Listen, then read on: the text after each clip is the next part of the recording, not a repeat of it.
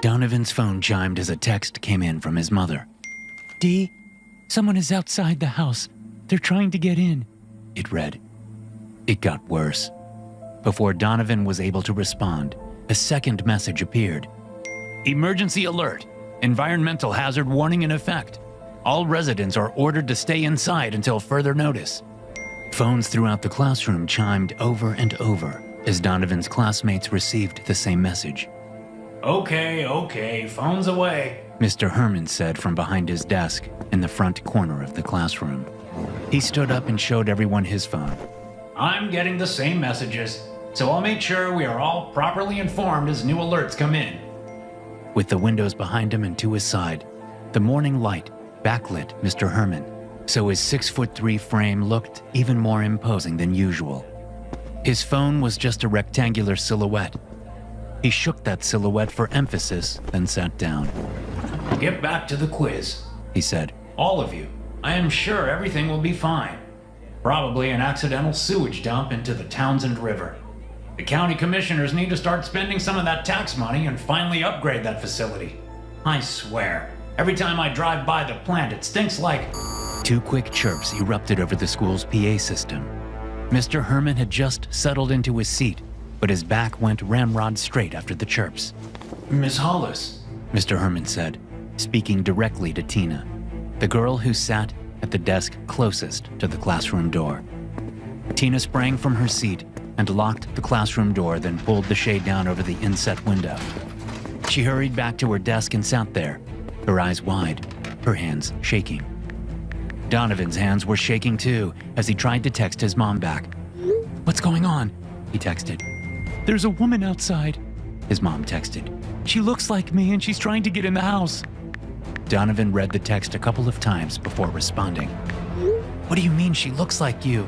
he texted. The three dots floated and floated. "She looks exactly like me. She's even wearing my clothes, the ones I have on right now." "Call 911, Donovan texted. This wasn't the first time his mom had a mental freakout. Donovan's dad called the moments her fragile state. Donovan sent 3 question marks when his mom didn't respond. 911 won't pick up. The line just rings." "Call Dad," Donovan replied. "I'm in the middle of a quiz."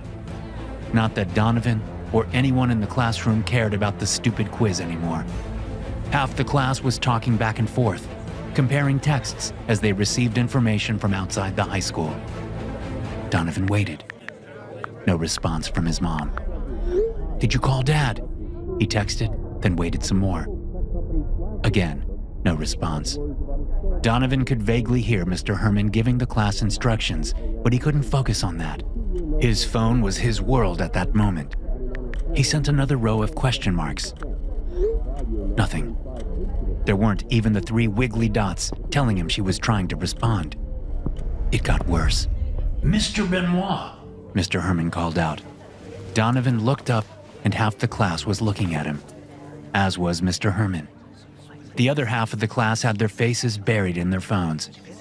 "Mr. Benoit and everyone else," Mr. Herman said, "please put your phones away." "My dad says people are acting strange," Missy Collins announced, holding up her phone. "My big bro is saying the same thing," Daniel Atwako said. "He's the assistant manager at the Stop and Save on Morgan Street. They are closing down and locking the doors after the manager went nuts and trashed the chip aisle. There's a fire at the gas station on Crown Boulevard," Tim Verdun said. He leaned closer to his phone. "What the fuck? My sister just sent a picture of herself outside our front door." "Hey!" Mr. Herman shouted. All eyes went to him. "Put the phones away, now! We do not need rumors spreading." "Mr. Herman, these aren't rumors," Missy said. "My dad is saying the same thing. There's some guy outside his office that looks just like him, and more people are showing up." She read from her phone. "Everyone outside looks like someone from the office.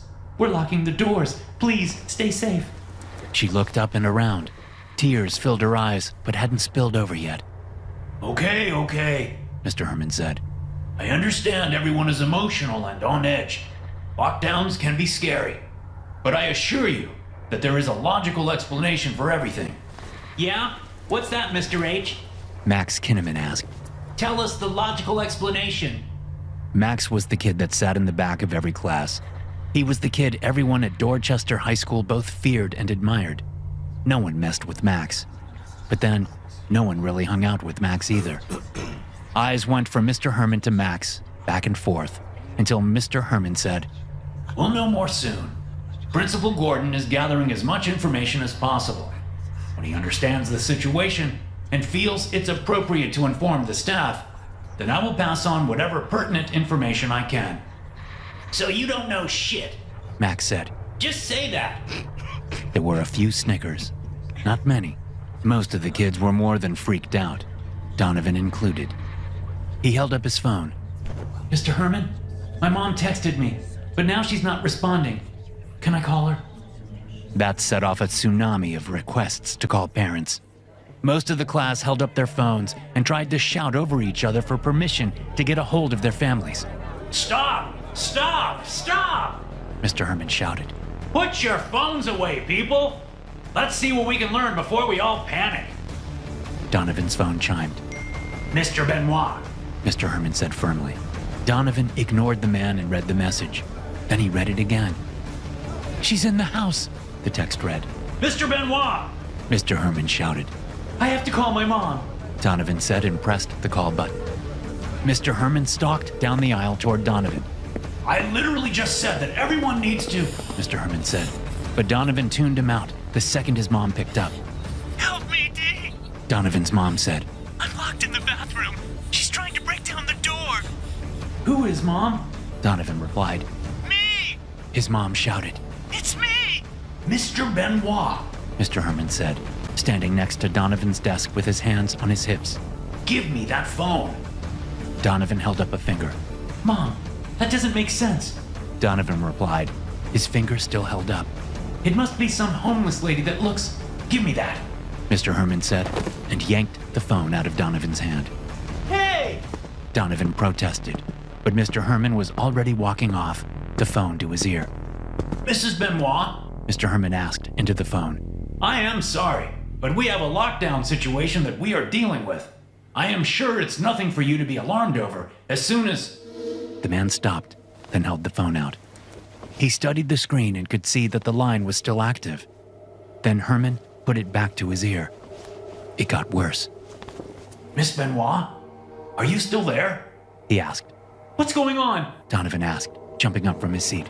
Miss Benoit? Yes, I can barely hear you. What is that noise? Are you in any... He stopped talking, and his entire frame went rigid. Donovan reached him and tapped him on the elbow. Mr. Herman turned around, and Donovan took 2 steps back, nearly tripping over his own feet. Mr. Herman's face was pale, and his eyes were wide. Then he slowly took the phone from his ear and pocketed it. What did she say? Donovan asked. Mr. Herman swallowed hard, then went and sat behind his desk. Donovan looked around, confused. He saw the same confusion on his classmates' faces. What's got your panties in a wad, Mr. H? Max asked from the back of the room. Nothing, Mr. Herman said. He shifted his focus to Donovan. I'll hold on to your phone for now, Mr. Benoit. Everyone else, please put yours away, or I will confiscate them. What did she say? Donovan asked again. What's going on? Sit down, please, Mr. Benoit, Mr. Herman said. Donovan did not sit down. He approached Mr. Herman's desk. That's when he got a good look at just how pale Mr. Herman had gone, and beads of sweat formed on the man's forehead. Give me my phone, Donovan said. Sit down, Mr. Benoit, Mr. Herman said, but his voice was less than convincing. Give it to me, Donovan insisted. Now, goddammit! A girl in the 3rd row started crying. That set off 3 other students. Mr. Herman looked shell-shocked and completely at a loss as to what he should do. Keep your voice down, Mr. Herman said to Donovan. And do not take that tone with me, Mr. Benoit. I'll let it go this time due to what I just... Donovan waited, but Mr. Herman did not continue. Give him his phone, Mr. H. Max called out from the back of the classroom. Sit down, Mr. Benoit, Mr. Herman said once more, ignoring Max. Now, please. No, Donovan said. Give me my phone. I need to call my mom back. Mr. Herman swallowed hard and shook his head. You should go sit down. Missy Collins stood up from her desk and walked toward the windows. Miss Collins, Mr. Herman shouted. you need to sit back down. Everyone, sit down. What's Principal Gordon doing? She asked. The whole class turned to the classroom windows that overlooked a huge common area. Standing in the middle of the commons was a man dressed in a blue suit, just like the one Donovan had seen Principal Gordon wearing that morning as he greeted the students when they arrived and walked through the front doors. But there was something wrong with the suit. What's he got all over him? Boyd Tustin asked. Boyd was a linebacker on the football team, so when he stood up, everyone behind him shouted for him to sit down and stop blocking the view. He shrugged and sat his huge bulk down. Fucking hell! Max said. Mr. Kinnaman! Mr. Herman shouted. Language! Fuck language! Max said and stood up. He pointed out to the commons. That's fucking blood all over his suit! The entire class went into a panic. Half of them got on the ground and under their desks. The other half stood up and moved closer to the windows for a better look. Donovan joined the students at the windows. Everyone, please! Mr. Herman cried out, but it had no effect. No one was listening to him anymore. It got worse. The students at the windows gasped and backed away almost in unison. Some had their hands to their mouths. Some had their phones up and were immediately recording. Well, that's fucking weird, Max said, standing right next to Donovan. I didn't know Gordon had a twin brother. A what? Mr. Herman asked, and finally joined the students at the windows. He doesn't. Principal Gordon has a sister, and she lives in Oklahoma. Tell him that, Max said and pointed out the window. Principal Gordon stood in the middle of the commons, his body still, his blue suit covered in dark stains. From the east side of the commons, a man moved slowly toward Principal Gordon. The new man looked exactly the same, except his suit wasn't stained at all. To Gordon, see? Max said to Mr. Herman. Oh shit, Donovan said. he's right. You think, Benoit? Max responded. That's, strange. Mr. Herman said. He was no longer focused on the class. His attention was solely on the two Principal Gordons as one approached the other. What's he saying? Donovan asked as the approaching Gordon spoke to the one standing still. He looks just as confused as us. Clean Gordon is our Gordon. Max said. What does that even mean? Daniel asked from Donovan's other side. Use your eyes, Atwako. Max said, pointing out the window. One is covered in blood and standing there like a fucking zombie. And the other one is not covered in blood and is acting like Gordon should act. He doesn't have a twin. Mr. Herman mumbled. It got worse. Yeah, well, these fuckers do. Boyd said, holding up his phone so everyone close to him could see the video. This is happening at the Burger Shack. People are fighting each other. Like, fighting themselves. Jesus Christ! Tim said, staring at the screen. That's Eloise Muntner. She graduated last year. And look, she's... Those looking at Boyd's phone screamed, and all took an involuntary step back, like the phone itself would attack them. She popped her fucking head off, Tim said, and sat down hard in the closest chair. Her head? She just popped it off. No, Mr. Herman said, shaking his head back and forth. No, it's a TikTok prank. Yes, TikTok. That's the problem. I think... Mr. Herman? Missy said, putting her hand on his elbow since she couldn't reach his shoulder. Why don't you sit down, Mr. Herman? Missy steered the stunned teacher back to his desk. Good thing it's not an active shooter, Daniel said, watching Missy walk Mr. Herman back to his desk. because Herman is already checked out. We're on our own. No shit, Max said. He laughed. Then he stopped. Oh man, the Gordons are facing off. This should be good. Clean Gordon had reached Bloody Gordon. Clean kept a good couple of feet between them, but was actively talking to and gesturing at the other man. The students could see Clean Gordon's mouth moving, but couldn't hear anything he was saying. Gotta be weird to see yourself covered in blood. Max said. What the hell do you think he's even saying? Daniel asked. Oh, fuck! Donovan shouted. Bloody Gordon lunged at Clean Gordon and grabbed him around the neck with one hand. Clean Gordon shouted and swatted at Bloody Gordon as he was lifted up off his feet. Clean Gordon's face turned bright red, then dark purple. Then snap! Suddenly, at a very wrong angle, Clean Gordon's head wobbled onto his right shoulder. The whole class screamed. They weren't the only ones. Other classrooms that looked out onto the commons could be heard screaming too as they witnessed the brutal death of their principal. Bloody Gordon kept squeezing and squeezing until the dead principal's neck was completely crushed into mush. Then with a flick and twist, the dead man's head popped off and went flying across the commons.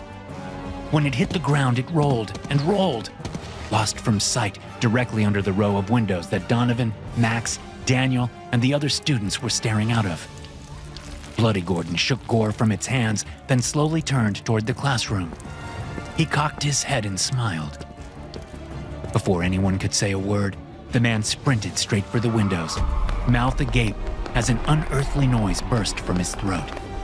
Students scrambled backwards, bumping into desks and overturning chairs in their mad escape away from the windows. Even Donovan, Max, and Daniel retreated as the crazy man raced toward them. Then slam!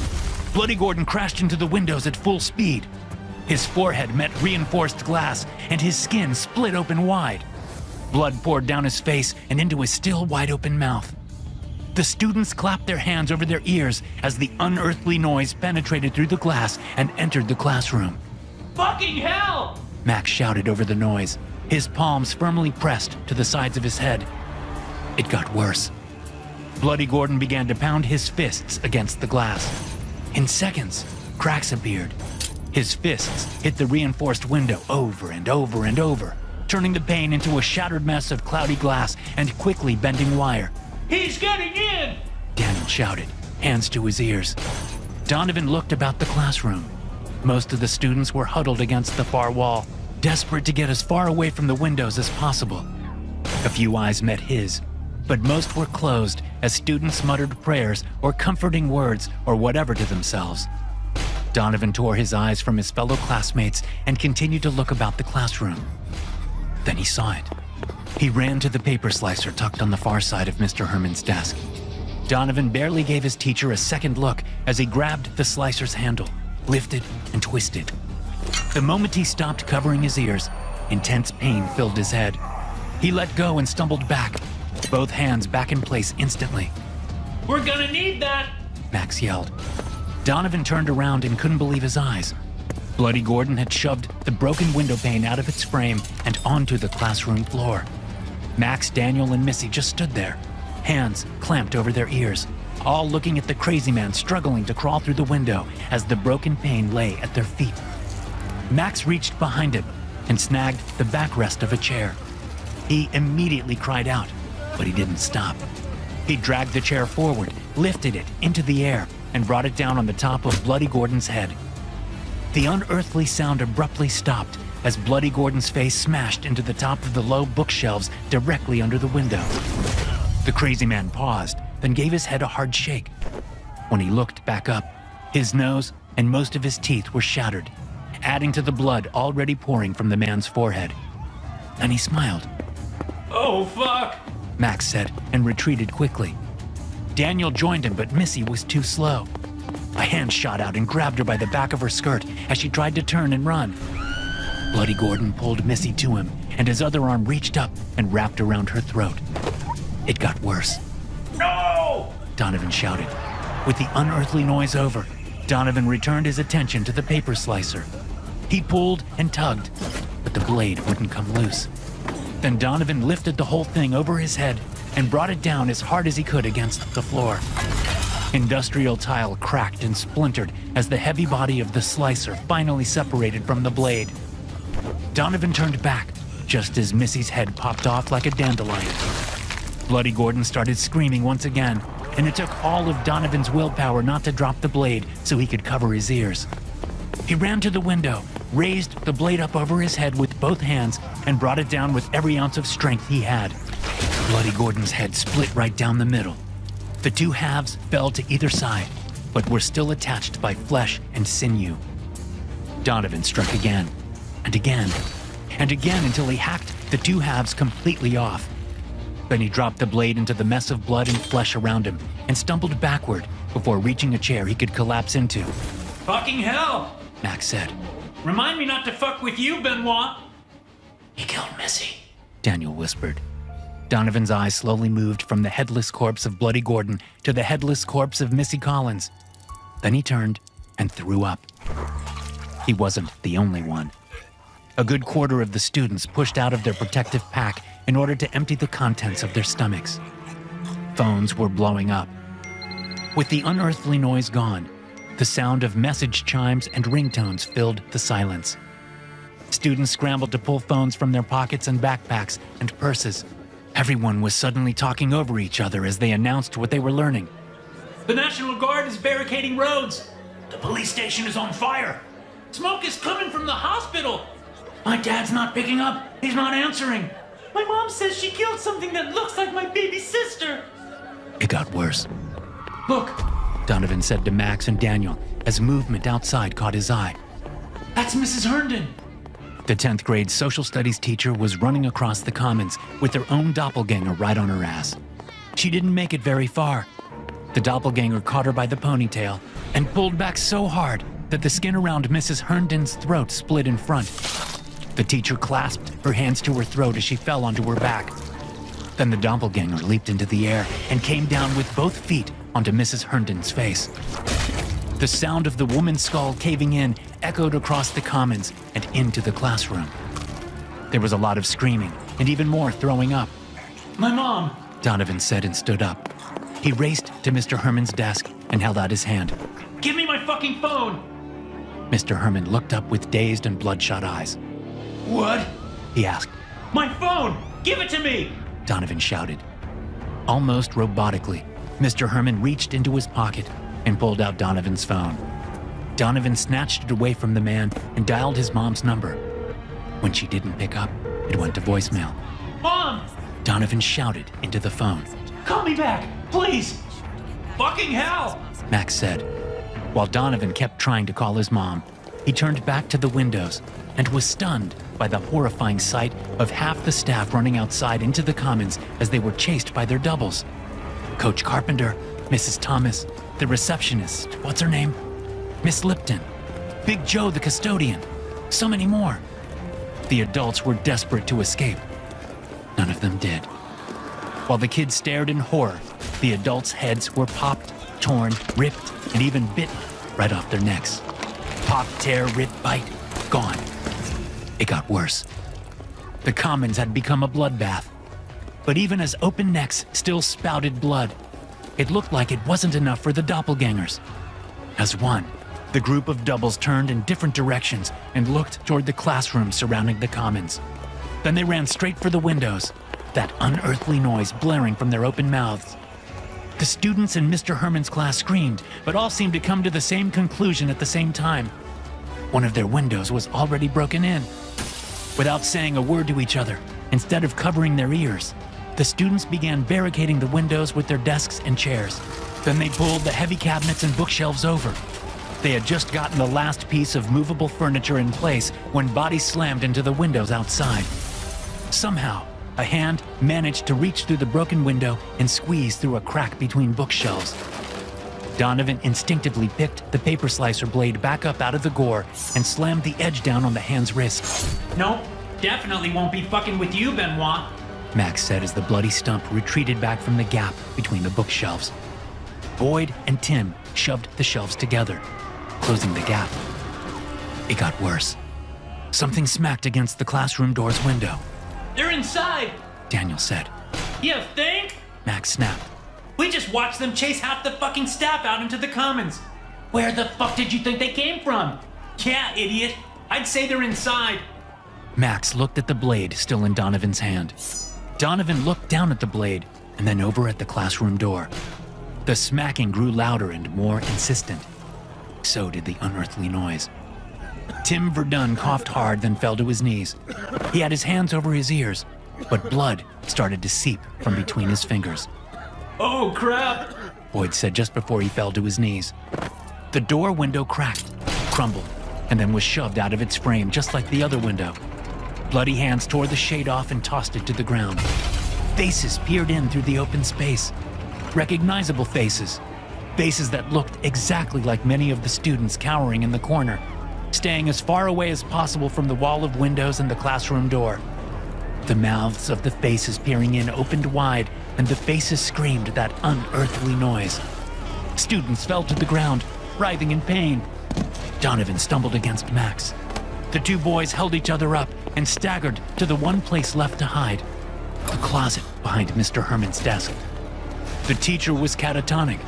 He sat there in his desk chair and stared at the barricade as it shook and shuddered. The pieces of furniture began to teeter and scoot. Then a bookshelf toppled over and a head appeared. Mr. Herman's.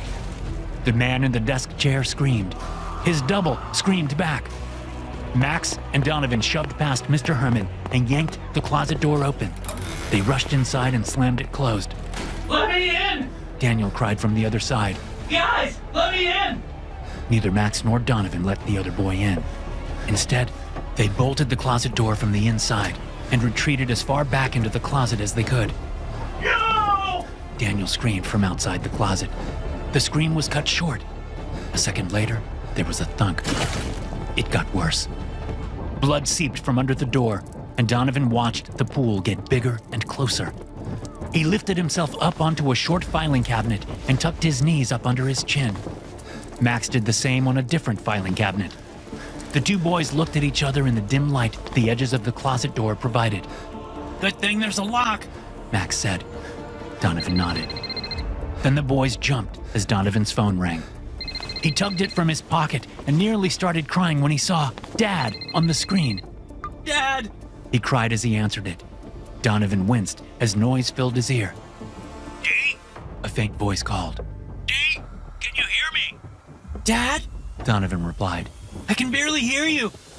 Dee, the National Guard has the town cordoned off. I can't get home. Donovan's dad shouted over the phone. I can't get a hold of your mom. What is going on? I don't know. Donovan said. People are killing each other, and they look just like everyone else. He's not going to understand what you mean. Max said, knees to his chin, eyes on the blood still pooling from under the door.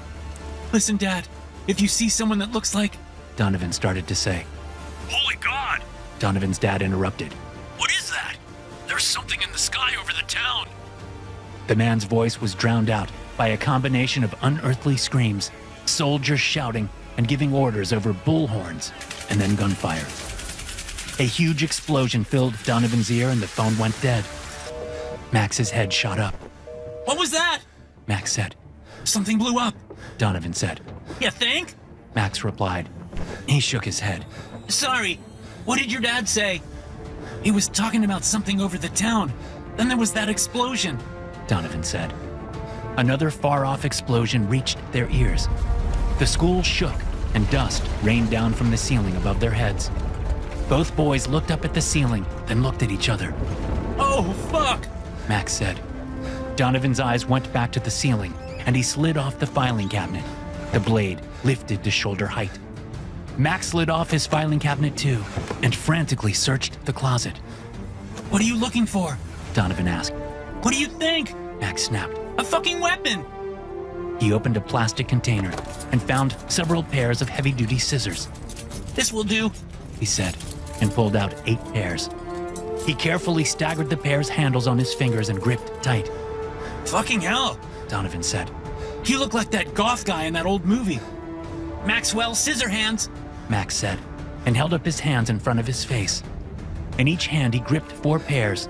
The handles staggered so that they overlapped, turning his hands into spiked weapons. Then he joined Donovan and stared up at the ceiling. Another explosion rocked the school, and more dust rained down. But the dust didn't stop falling after the explosion had settled. The two boys looked at each other and nodded. They knew what was up there. They waited and waited. It got worse. The closet door was ripped off its hinges. The bolt snapped in half. Donovan and Max's attention was pulled from the ceiling into the doorless opening. Half the football team stood outside the closet. They'd shoved Mr. Herman's desk away for more room. All of them were coated in blood. A figure slipped through the mob and smiled at the two boys. It was Boyd Tustin, or Boyd Tustin's double. And the double was just as huge as Boyd, of course. Fucking hell! Max said and took 2 steps back. Donovan didn't. He turned and squared off with the Boyd double. Fuck you! Donovan said. Blade held up. The Boyd double's smile widened. The doubles of the football team opened their mouths and screamed. Donovan cringed at the unearthly sound. Fucking kill it, Benoit! Max shouted. Do it! Before Donovan could strike, the ceiling exploded into a shower of broken mineral fibers. Max cried out. Donovan couldn't help himself and glanced over his shoulder. Max was pulled up into the ceiling, kicking and screaming. He punched upward over and over with his scissor fists, and blood sprayed down into the closet. Then he was gone, and his screaming suddenly stopped. Max's head fell from the open ceiling and landed at Donovan's feet. Hands yanked Donovan from the closet and tossed him across the classroom. He slammed into a desk and fell into a heap. When he tried to stand up, he realized he'd lost the blade. He also realized that the room was filled with headless corpses and bloody doppelgangers. Donovan was only able to get to one knee as the unearthly sound tried to beat him down. Warmth dripped down Donovan's left cheek and jawline. He realized he was bleeding and couldn't hear out of that ear. His eardrum must have burst. But Donovan also realized that the pain from the unearthly sound was less. A lot less. Without hesitation, Donovan snagged a stray pencil from the floor and jammed it into his right ear. Pain exploded and he cried out as he pulled the pencil free. The unearthly sound became a whisper. Donovan stood up. The Boyd double crossed the room, the copies of the football players right behind him. Donovan sprinted to where the blade lay and threw himself at it. He slid in an inch of blood and gore and just managed to snag the blade as his ankles were grabbed and he was pulled to the center of the classroom. Without even looking, Donovan whipped his arm back and the blade came to a shoulder-jarring stop. Although still a whisper, Donovan could hear the unearthly screams intensify. He was lifted off the ground and spun around, his face coming nose to nose with Boyd's double, the paper slicer's blade embedded in its rib cage. Donovan knew what was going to come next. He'd watched it happen to his classmates. He'd feared it had happened to his mother, possibly his father. Donovan refused to let it happen to him. He pulled the blade free just as the Boyd double's other hand closed around his neck. The pressure was intense, and Donovan's airflow was instantly restricted. With black motes swimming across his vision, Donovan lifted the blade up and then hacked and hacked and hacked with what strength he had left. He fell to the ground hard, and he would have been knocked unconscious if the thick carpet of gore hadn't lessened the impact. The Boyd double stood over him, one arm missing, as well as most of his face. The football doubles pounced, but Donovan wriggled his way out of their clutches. He was coated in so much gore that the doubles couldn't get a solid grip on him. With no other option available, Donovan slashed with the blade again and again, then slipped and slid his way to the wall of broken windows. He threw himself outside into the commons and rolled for several feet before getting back up and limping toward the east hallway. Navigating the corpses and body parts that blanketed the commons was not easy. Donovan could hardly take a step without risking being tripped up by severed heads and limbs. He finally reached the far side of the commons and pulled open the hallway door. Inside was nothing but a sea of blood and offal that came nearly up over his ankles. Donovan waded in and waded through, doing more slipping than walking. When he reached the front office, Donovan risked looking back over his shoulder. The football double stood at the doors to the outside commons, watching him. Fuck you! He shouted, and even in his own head the words sounded like he was screaming through thick cotton. The football doubles didn't move an inch. Donovan wasn't about to waste the opportunity. He fled past the office and out the school's front entrance, blade held out like it could ward off the devil himself. The scene outside was nothing short of pure chaos. Crashed cars filled the parking lot, as well as the street out front. Parents were either running for their lives, screaming for their children, or fighting versions of themselves. A few students had made it out of the school like Donovan had, but they were quickly overpowered by either their own doubles or doubles of their parents, or just random doppelgangers who were happy to pop the heads off anyone they could capture. Donovan turned and ran. He sprinted around the crashed cars. He dodged and avoided doubles that jumped out at him from behind crumpled fenders and stacks of dead bodies. He raced past a woman punching her double in the face over and over. He skirted a mob of doubles that had a hold of Coach Wilson's arms and legs and were pulling in opposite directions. Donovan ran and ran. When he was finally several blocks from the school, he slipped into an alleyway between a hardware store and a hair salon. Explosions and gunfire filled the air from the town limits, intense enough that even Donovan could hear them. The boy stood there in the shadows of the alley, his body waving back and forth, and he just stared out into the street. More crashed cars, more dead bodies, but luckily, no doubles in sight. Donovan took a deep breath and knew what he had to do. He needed to get home. But before he could leave the alley, a black sedan screeched to a halt, blocking his way. The driver's side window rolled down, and Donovan's dad began shouting at him. Donovan hesitated. He hadn't seen any of the doubles drive cars, but then he'd been trapped in a classroom all morning, so he had no idea what the things were capable of. When Donovan didn't move, his dad opened his car door and stepped out into the mouth of the alleyway. He gestured wildly for Donovan to come to him. But before he could take a step, he was tackled to the ground. That got Donovan moving. He sprinted to the rolling, fighting forms on the ground and raised the blade over his head, then paused. He had no idea which was which. One was real, and the other was a double, but they were so intertwined in their fighting that Donovan couldn't tell the difference. Before he could act, a massive shadow overtook the street. Donovan looked up and gasped. He didn't know what he was looking at. Whatever it was covered in lights and spires and spikes and flaming ports. The unearthly screams the doubles made started to make sense to Donovan, or as much sense as anything could make. A hand grabbed Donovan by the shoulder and whirled him around. The blade was knocked from his grip. Donovan could only stand there, stunned, as he stared into his own face. It got worse. Hey, are you a coffee lover looking for a great way to support the show? Then you've got to check out NoSleepCoffee.com. We started the No Sleep Coffee Company with one goal in mind, keeping you wide awake through our darkest stories. We roast fresh, specialty-grade coffee to order, shipped straight to your door. It's perfect for late-night binging, long drives, or any time you need that extra kick. And with the holidays already here, it's the perfect gift for the coffee lovers in your life. And because you're part of the Dr. No Sleep family, you can get 20% off your first order with promo code NOSLEEP20. That's promo code NOSLEEP20 for 20% off at NoSleepCoffee.com. Thanks so much for supporting the show and for keeping the nightmares brewing. Now back to the story. Here they come, I say, pressing the transmitter to my ear while listening to Thomas narrate their ascent. The medic, Sandra, stands nearby, watching the watery surface of the entrance pool. I stare at the water, heart careening around in my chest as I wait for Addison to surface. It's just a little leak, I tell myself repeatedly. Just a little leak in the leg of her pressure suit, that's all. But the fact is, until she's up here in the station once again, the leak could prove fatal. The suits are designed to prevent catastrophic implosion if one component weakens. But the pressure down here is so immense, there's no telling what can happen.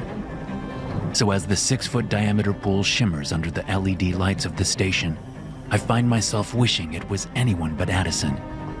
It's a horrible thing to do, wishing this kind of danger on someone else, but I can't help it. I've come to the realization that I love Addison, and what's worse is I haven't even told her. Dim lights emerge in the dark ocean under the station. They're hard to see because of the overhead lights reflecting off the pool's surface. But I crouch down and squint as they get closer. They're the twin lights on her pressure suit's helmet. "I'm coming in," Addison says over the channel, voice shaky in my ear. I ready the straps from the hoist. Relief starts to expand in my chest. Then her helmet breaks the surface, and I breathe an "oh, thank God" sigh as I reach out and connect the hooks to the shoulders of her suit. We share a look through the thick visor, and I have the urge to tell her I'm in love with her right now over the transmitter, allowing everyone to hear. I would surely get fired and sent back to the surface, but at this point, I think it would be worth it.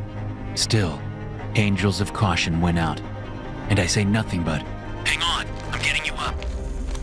using the hoist controls, I pull Addison out of the pool and stand her up in the staging area where robotic clamps come out and secure the heavy suit so it doesn't topple.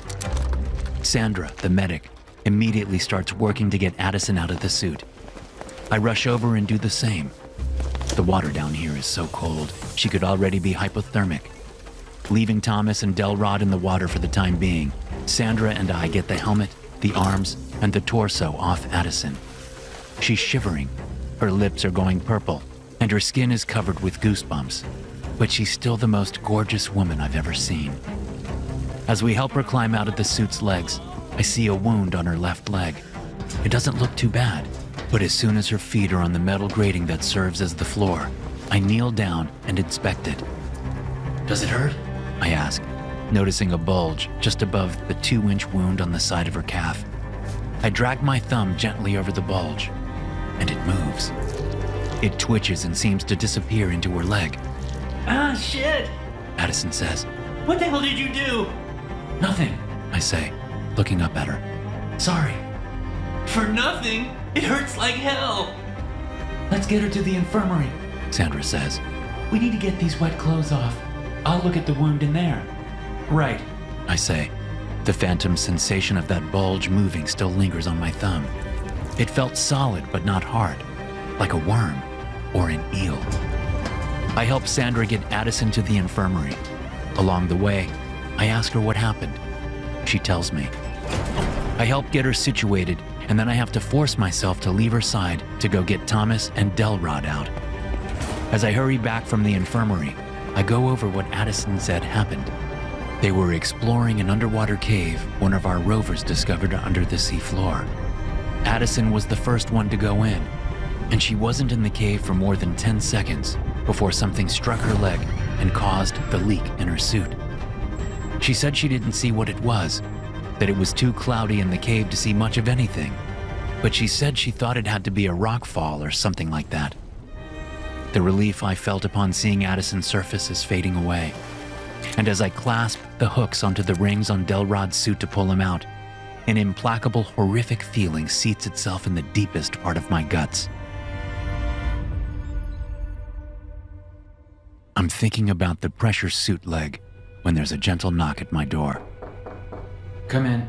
I say absently, thinking about the small hole in the high-density reinforced knee joint of the pressure suit. The hole that no rock could have caused. The hole that not even a bullet could have caused. Certainly there are no bullets that small and that powerful. Addison pokes her head in, still looking like she's freezing, but she smiles that same hungry smile I've seen a half dozen times before and hope to see 1,000 more. You busy? She asks. I shake my head. Not at all. Come on in. She's wearing a tank top and yoga pants, but my eyes flick down to the bulge of the bandage on the outside of her left calf. Did I just imagine what I felt earlier? Is that possible? I shift, trying to pull my finger out. Then I scream, feeling one of the wire-like appendages dig into my finger. It's so strong, so sharp. I yank again and scream again, and then I pull my hand out, but my middle finger is gone. There's only a messy nub there, with pink bone visible for a moment before blood obscures it. Addison screams and pulls her yoga pants down to her knees, reaching down to look, to see what's happening down there. I tumble off the bunk and smack my head on the wall. The world goes swimmy for a minute, but I look back up at Addison and see that 3 of her fingers are gone now, the nubs spurting blood. As I stagger to my feet, I catch a glimpse of what's happening, but the image isn't coherent. It doesn't make any sense. The only thing my mind thinks to call them is tentacles, but instead of suction cups, the shimmery purple-black appendages seem to have little saw teeth on their undersides. Get it out! Addison screams as she lurches from the bed and runs to my cabin door, yanking it open and stumbling out into the hall. I move after her, Sure, I don't want to touch her, but knowing I have to do something to help the woman I love. Our screams have drawn the others. Sandra turns the corner up ahead, with Thomas behind her. Delrod is poking his head out of his cabin back behind us, looking frightened. Sandra and Thomas freeze when they see Addison with her pants around her knees and her thighs splattered with blood. Addison looks at them and stops running, suddenly doubling over, gripping her stomach. What's left of her ripped-off fingers drip blood onto the floor. What the hell happened? Sandra asked, looking accusingly at me. She starts toward Addison. Don't touch her! I shout. Sandra ignores me, getting to her knees in front of Addison and reaching out with one hand. The moment Sandra's hand touches Addison's shoulder, the injured woman's head whips up and 4 wire-thin tentacles shoot out of Addison's mouth, gripping Sandra's head with their little razor-sharp ridges. Sandra tries to scream, but it just comes out as a muffled gargle. She grips Addison's shoulders and tries to pull away, but the tentacles are already ripping at her face. Addison is trying to push Sandra away too, both of them fighting against the creature. When they finally succeed, Sandra falls back, but she does so without a face. The creature greedily devours the skin it ripped from Sandra's head, pulling it into Addison's mouth before disappearing. Sandra, now writhing on the floor, is screaming. Her shouts sound like they should be tearing her lungs apart. But I'm more concerned with Addison as she turns around and lurches toward me. Help me! She cries, cheeks and lips smeared with Sandra's blood. I back away, shaking my head, hot tears rolling down my face. I try to form the words, "Stay away!"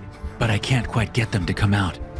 Delrod steps out of his cabin to my right, holding something in his hands, looking scared. Before my shocked and reeling mind can comprehend what I'm seeing, Delrod squeezes the trigger on the object in his hands. The spear gun kicks as the spear shoots out and impales Addison through the chest. No! I scream, but I make no move to help Addison as she stumbles back and falls to the floor. The 3 of us, me and Delrod at one end of the hall and Thomas at the other, stand and watch as Addison twitches for 30 seconds before she finally stills. Sandra has stopped screaming and passed out. The 3 of us stand and stare at the 2 women. I can't speak for the other 2, but my mind seems vapor-locked, unable to complete a coherent thought. It's only when Thomas starts forward that I complete a thought. No! I shout. Stay away from her! We have to help Sandra. Thomas says. I know he's right, but I look at how close Addison and Sandra are on the floor, and I don't like it, not one bit. Still, after pausing briefly, Thomas starts forward, and I don't stop him. As he's about to kneel beside Sandra, Addison's throat bulges. Thin tentacles emerge from her mouth. Thomas sees this happening and backpedals away from Sandra. The creature emerges with the quickness of a spider, flinging itself out of Addison's mouth and onto Sandra's bloodied head. It's not like any creature I've ever seen. It only has 6 tentacles, and they're extremely thin, only thickening near a tiny, oval-shaped body that looks as if it has no eyes and a suction cup-like mouth. I blink, and it's gone, scurrying into Sandra's mouth and down her throat like a rat into a hole. Delrod and I look at each other, then at Thomas. Understanding passes wordlessly between us. Hayden, get her feet. Delrod says to me. Thomas, her arms. We'll lock her in the decompression chamber until we can figure out what the hell it is and what we should do. Thomas and I start toward Sandra, but Delrod stops us. Wait, He says. let me get my scaling knife first, just in case. He drops the spear gun, the line still attached to the spear sticking out of Addison's chest. He ducks back into his cabin. Moments later, he's back with a thin-tipped, sharp-looking knife in one hand. Thomas and I pick Sandra up. She's still unconscious, which is for the better. I adjust my grip on her ankle with my injured hand, wincing as we start toward the decompression chamber. Both Thomas and I stare at her throat and mouth, looking for the telltale bulge of the creature. Delrod follows behind us, knife ready. Just outside the decompression chamber, I shout. It's coming! I drop her legs, and Thomas drops her arms. Her head cracks against the hard metal floor, but it's the least of our worries because the creature is coming out. Thomas jumps into the decompression chamber and slams the door, locking us out. The creature scurries along the length of Sandra's body as I back up, bumping into Delrod, who's trying to see what's happening. The creature launches itself at my face, but I get my hand up. It latches onto my hand, tentacles tightening and barbs cutting through my flesh. I scream, but make a fist, trying to grip the thing. I whip around, holding my hand out toward Delrod. Kill it! I shout. The creature is trying to crawl up my arm to get to my mouth, so I bring my other hand up and snag a couple of the tentacles. I feel the sharp barbs sink into my flesh, and I have to grit my teeth against the pain, knowing it isn't even close to being done. Delrod hesitates, but I scream at him again. Do it! He jabs the knife at the creature, but it's so thin that he does more damage to my hand. Still, the creature writhes, cutting into my fingers as it tries to escape. Delrod stabs again and again. The creature rips my pinky off and the index finger on my other hand before Delrod manages to hack 2 tentacles off. He keeps stabbing and slicing until it's hard to tell where the creature is under all my blood, but I urge him to keep going. I can feel the thing weakening. Both my hands are fairly mangled when the creature finally loosens its grip and drops off. I don't waste any time, stomping on what's left of the thing until it's nothing but mush on the floor. I put my back against the wall and slide down, hitting the floor hard as I hold my mangled hands to my chest. Delrod runs to get some bandages. I'm left in the hall with Sandra. I look over and see the pool of blood surrounding her head. Her chest is no longer moving. But the creature is dead. The fucking thing is dead. Still, I can't help the tears that come flowing forth as I realize something truly horrible. I never told Addison that I love her. The rotor noise makes it impossible to hear each other, despite the fact I was promised we'd be traveling in one of those stealth helicopters. Hell knows I paid a fortune for the damn perk. Oh yes, Mr. Lawson. This is stealth. The pilot had assured me and my group before we took off from the rundown airport just outside the containment zone. They will not hear us coming. I have serious doubts about that, as I watched 2 of my colleagues struggle to hold a conversation. We weren't even offered headphones, so we could talk over the radio or comms or whatever they call it. We've spent maybe 2 hours in the air when the pilot shouts something and gives us all a thumbs up. What did he say? Torsten Collins asks as he leans across the bench seat to shout close to my ear. I don't know. I shout back, then pat Torsten's arm and lean across the small gap between the 2 bench seats that make up the passenger hold of the helicopter. Our guide, Mikhail Goransky, has his eyes closed, and I go to tap him on the knee. His hand shoots out and grips my wrist just as my fingertips are about to touch his fatigues. He said we will arrive shortly. Mikhail says without opening his eyes. He lets go of my wrist. Sit back, relax. You have nothing to worry about. Never said I was worried. I shout over the rotor noise. His eyes open, and he fixes me with a hard stare. The ice blue of his irises catches what little light the hold has, and I smile at him, giving him that grin that has won me hundreds of court cases back in Connecticut. Mikhail doesn't grin back. You sound worried. Mikhail says. How can you tell over all this stealth? I laugh. He doesn't laugh. Mikhail's a tough cookie, that's for sure.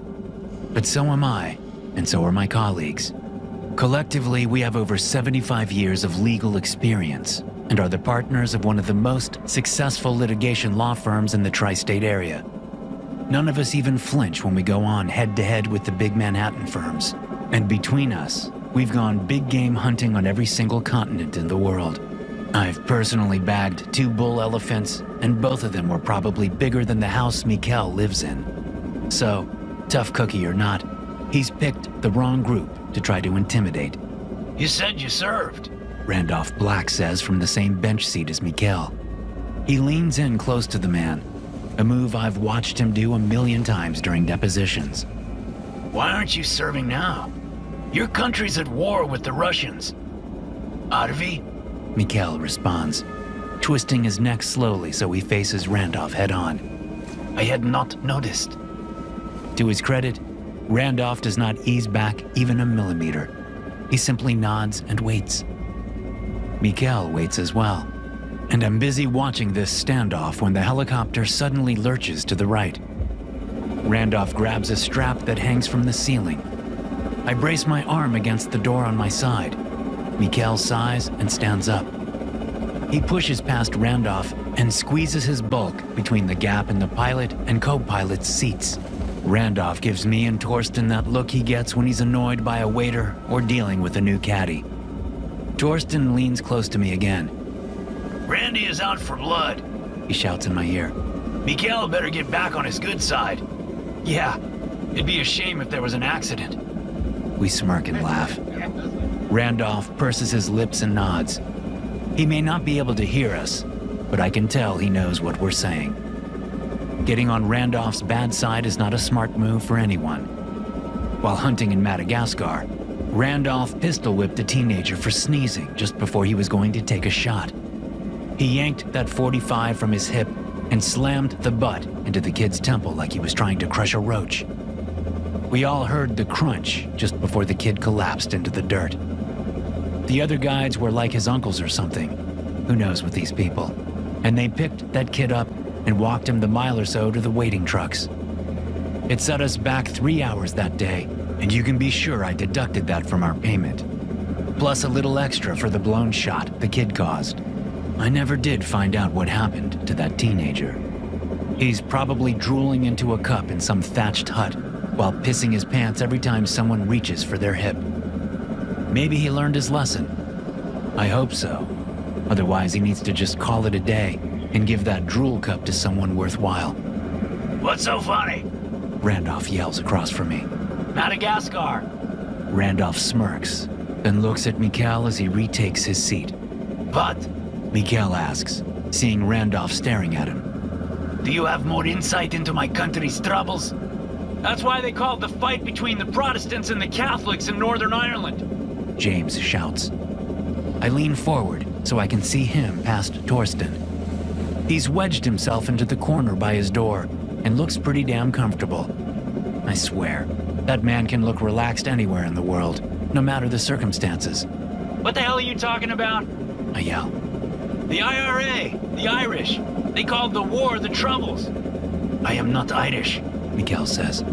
No, I suppose you aren't. James responds with a nod. Just making a comment on your comment. Comments on comments, Randolph says and pumps his fist in the air. Comments on comments. The rest of us shout and pump our own fists. Except for Torsten. He's half a second late. What was that? Mikhail asks, looking back and forth between us. He doesn't look confused. He doesn't even look interested in our answer. For my decades of observing human behavior, I'd say he's the kind of guy who doesn't like to be left out of something. It's an inside joke. I tell him. He frowns. A joke only the four of us understand. Although Torsten always fucks it up. A waste of a joke then if only 4 people know it, Mikhail says, and closes his eyes as he leans back against the seat. He will land very soon. How soon? Torsten asks. Very soon. Mikhail replies. Do not worry. No one is worried. I snap. Randolph frowns at me. I roll my eyes. He rolls his. Good. Randolph says to Mikhail. We didn't pay for a helicopter ride. We paid to hunt some wolves. Mikhail doesn't respond. Hey, did you hear me? Randolph says louder. We're paying to hunt wolves, so we better get to that sooner rather than later. Mikhail holds up his right thumb, then lets it fall back into his lap. Randolph and I roll our eyes at each other again. Some people inflate their place in life, and Mikhail seems to be one of the unfortunates who believes his place is on equal footing with those who pay for his services. It'd be awful if he accidentally found out how wrong he is. The rotor noise changes, and the smooth but loud whir turns to a high-pitched whine. See? Mikhail says. You'll get yours sooner, rather than later. That's not exactly the correct response to that phrase, Torsten says. Mikhail shrugs. The helicopter banks to the right, then begins to slowly turn until we are over what looks like an empty field. It's hard to tell in the darkness. My assumption is proven correct the moment we touch down, and Mikhail rushes to open the passenger hold and drops a set of steps for us. All I can see is dead grass lit up by the almost full moon above. I hop out and stay low until I'm free of the rotor space. Then I straighten up and look around. Yep, nothing but an empty field. I wonder what grew here. James asks, sauntering up to me. You know, before. Before the nuclear plant went boom? Randolph asks, joining us. It didn't go boom. Torsten says from right behind Randolph. It melted down, causing a chain reaction, which did in turn cause several large explosions. But it wasn't like the nuclear accident was an explosion itself. There was no mushroom cloud. How many of us here asked for all that useless information? I replied, looking at my colleagues. Raise your hand if that's what you care about right now. I only care about bagging some mutant wolves, Randolph says. Same. James says. I make a sad, mocking face and look at Torsten. Sorry, Torsty, but no one gives a shit about trivia time. I say. You guys are assholes. Torsten responds, but not in a hurt way. And they aren't mutants. They just live in a high radiation zone. Good to know. Randolph replies. I still only care about bagging mutant wolves. I swear. Torsten says with an exaggerated sigh. Torsten's used to getting picked on. There is always one in a group, and Torsten's our one. The helicopter completely powers down, and we wait out in the middle of the empty field for Mikkel, the pilot and co-pilot, to unload our gear. We all check our watches, any one of which costs more than the helicopter we flew in on. 6 minutes. Randolph says. 4. Torsten says. I'll go with 4 too. I say. You can't do that. Torsten protests. Pick your own damn number, Tim. Fine. I say and flip him off. 4 minutes, 30 seconds. I'll take 5. James says. We continue to stare at our watches until the last of our bags are placed in front of us. I win. Randolph says. 6 minutes and 8 seconds. You time us? Mikkel asks, not even close to out of breath from hustling back and forth from the helicopter with our hunting gear. You think we are a game? Everything is a game, Randolph says. especially you. I see. Mikkel says, then kneels next to a ratty old canvas duffel bag that is definitely not owned by any of us. The man unzips the bag and carefully pulls out a rifle wrapped in an oilcloth, which he sets in the field's damp, dead grass. We all share a look. You hunting with us? Randolph asks. With you? Mikkel replies. No. And what's with the rig? James asks. Mikkel doesn't respond. He unrolls the oilcloth and reveals an immaculate Winchester 308. Nice looking gun, Torsten says. Is it enough for wolves? I'd want a little more punch. The 308 does what it needs to do, Mikkel says as he slowly and carefully inspects his weapon from stock to barrel. Jesus, are we playing bet the rifle? Or are we going to hunt some goddamn Chernobyl wolves? Randolph snaps, then steps past Mikkel to his gun case. Tempus fugit, people. That means time flies. Torsten says to Mikkel. Mikkel looks up and raises an eyebrow at Torsten. Yes, I speak Latin. Mikkel says. Omni bonum lisqui expectant. Yeah, well, we didn't pay to wait for the good to come to us, did we? Randolph says. In fact, we sure as hell did not pay to wait at all. Let's get a move on. Of course. Mikkel says and stands up. With his rifle slung, Mikkel bends and rolls up his oilcloth. He holds it out, and the co-pilot runs over and picks up the duffel bag, then takes the oilcloth from him as he gives Mikkel a slight nod. We all share another look, but none of us say anything as we quickly move to our respective gun cases. I place my thumb against the first lock pad and it flips open. I do that 3 more times along the front of the case until I have the entire thing unlocked and opened. Inside sits my baby. Originally, it was a stock Azure Safari Lux, but I have added a few special modifications making the gun one of a kind, in my opinion. Both James and Torsten use a version of the Krieghof Classic. They've modified theirs too. But for Randolph, who just can't be run-of-the-mill, as he likes to say, he sports a Rigby Rising Bite double rifle that he had custom fitted. He traveled to and from his gunsmith in Vienna for over a year before they had the measurements precisely dialed in. From the distance between his cheekbone to the end of his chin, to taking a silicone mold of his shoulder in various outfits, he made sure the gun fit him and him alone. Then, even after all that, it was another 18 months before the gun could be built. Then, and I'm not shitting you, he spent 6 more months of back and forth travel as they made sure the build was completed to specifications. And the Rigby company is in the UK. He could have gone directly to them in London, but that's not Randolph. No, Randolph has a gunsmith in Vienna, so he flies to Vienna. And we're talking Vienna, Austria, not Vienna, Virginia, in case there's any misunderstanding. What do you like to kill with that? Mikhail asks Randolph. Anything in my sights. Randolph replies, standing up with the rifle casually hanging from the crook of his right arm. Then he slowly brings it up so the barrel is aimed dead center on Mikhail's chest. Our guide says nothing. How much do we need to carry in? Torsten asks Mikhail. None. Mikhail says without turning away from Randolph. The helicopter will meet us at their first stop. They will carry everything for you.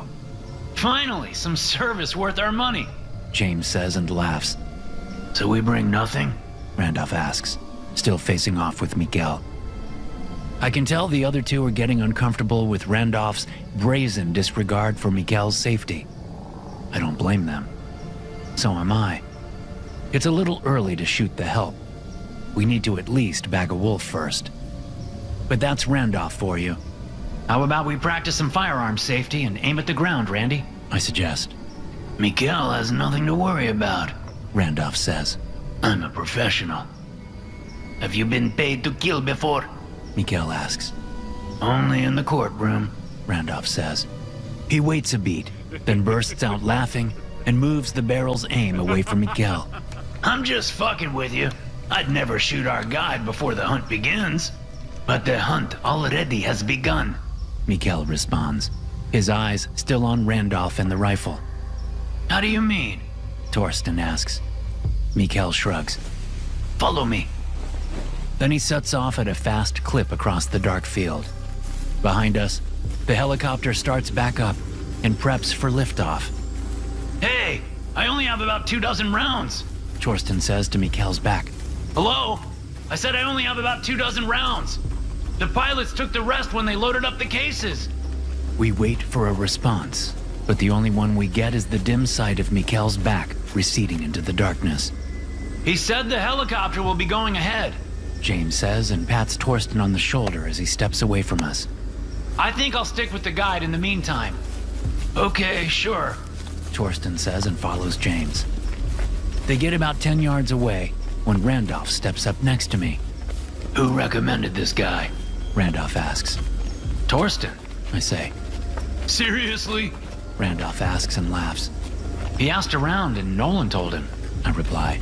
Apparently, Nolan says he's the best hunter in this part of Ukraine and knows the patterns of the Chernobyl wolves better than anyone.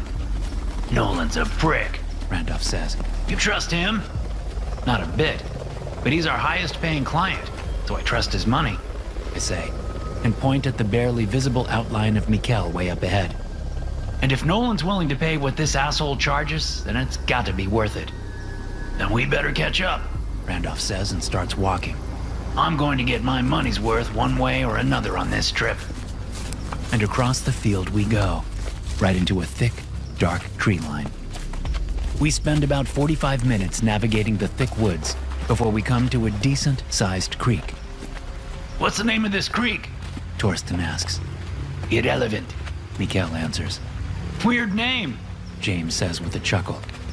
Might be good to know in case we get separated. I say. We won't.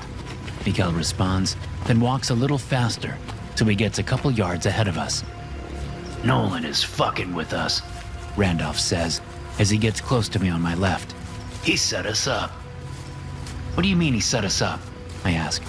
What the fuck are you talking about? That guy, Randolph says and nods at Mikhail. There has been something off about him ever since we met him. I think he's working for Nolan. What? That's crazy. I say. I paid this guy myself. I checked him out. He's fully bonded by Rutherfordton and McGuire. They don't fuck around, Randy. Doesn't matter, Randolph says. I smell a setup, and I'm never wrong. Especially when it comes to dangerous pricks like Nolan. Yeah, but why would he do that? I ask. Why would he set us up for anything? Because of the Krakauer deal going south. Randolph replies. He said he didn't blame us for that. I say, and look at Randolph. Randolph shrugs. His secretary says he was rage pissed at us for days after the deal fell through. His secretary? I ask, and it hits me. Jesus, Randy, are you banging her? Every Thursday at the Omni. Randolph says proudly.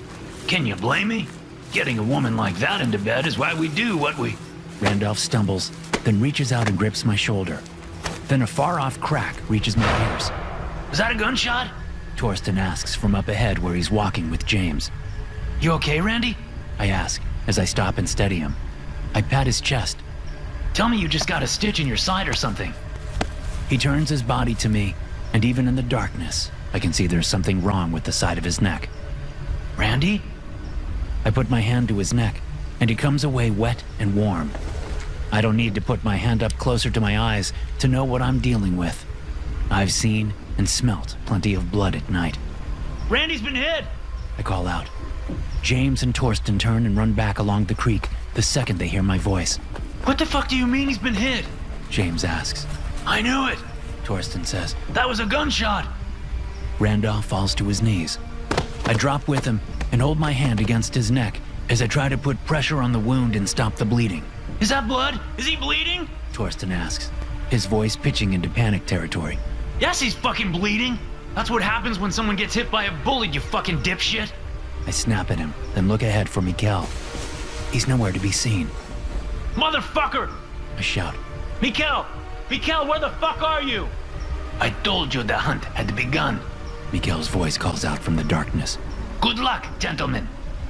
Oh shit. I say just as Randolph's eyes roll up into his head and he collapses against me. I think Randy was fucking right. About what? James asks. Nolan set us up. I reply as I check for a pulse, but there's nothing there. Randolph is gone. Without saying a word, I ease Randolph to the dirt and slip his rifle free from around his shoulder. Then I go through his pockets and take all the ammunition he has on him. What are you doing? Torsten asks. Making sure I have enough firepower to win this shit. Did neither of you hear Mikkel? We're the prey, you fucking idiot. I say and quickly step off the creek path and into the cover of the trees. Why in the hell would Nolan go after us? James asks with a chuckle. Was it something we said? Are you fucking high? Torsten asks James. Of course. James replies. Wait, Tim? Where the fuck did you go? Torsten calls out. I don't answer him. I'm already out of his sight line. 3 makes for easy targets. 1 is harder to spot. Plus, Torsten really is an idiot, and James is just a dumbass most of the time. I'm neither of those things. What I am, now that Randolph is dead, is the best fucking hunter in our group, and I have no plan on becoming prey, even if someone as powerful as Nolan is after us. It does make me pause and wonder if Nolan is hunting us because of our fuck-up with the Krakauer deal, or if he's hunting us because maybe he wasn't so keen on Randolph banging his favorite secretary.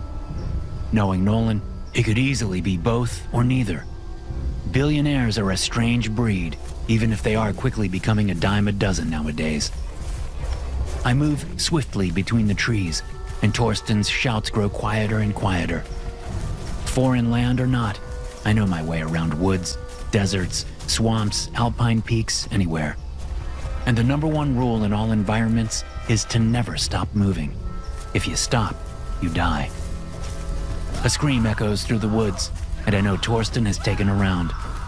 James would have just mumbled some witty regret and died. Torsten's the screamer. And he's still screaming as I put more and more distance between us.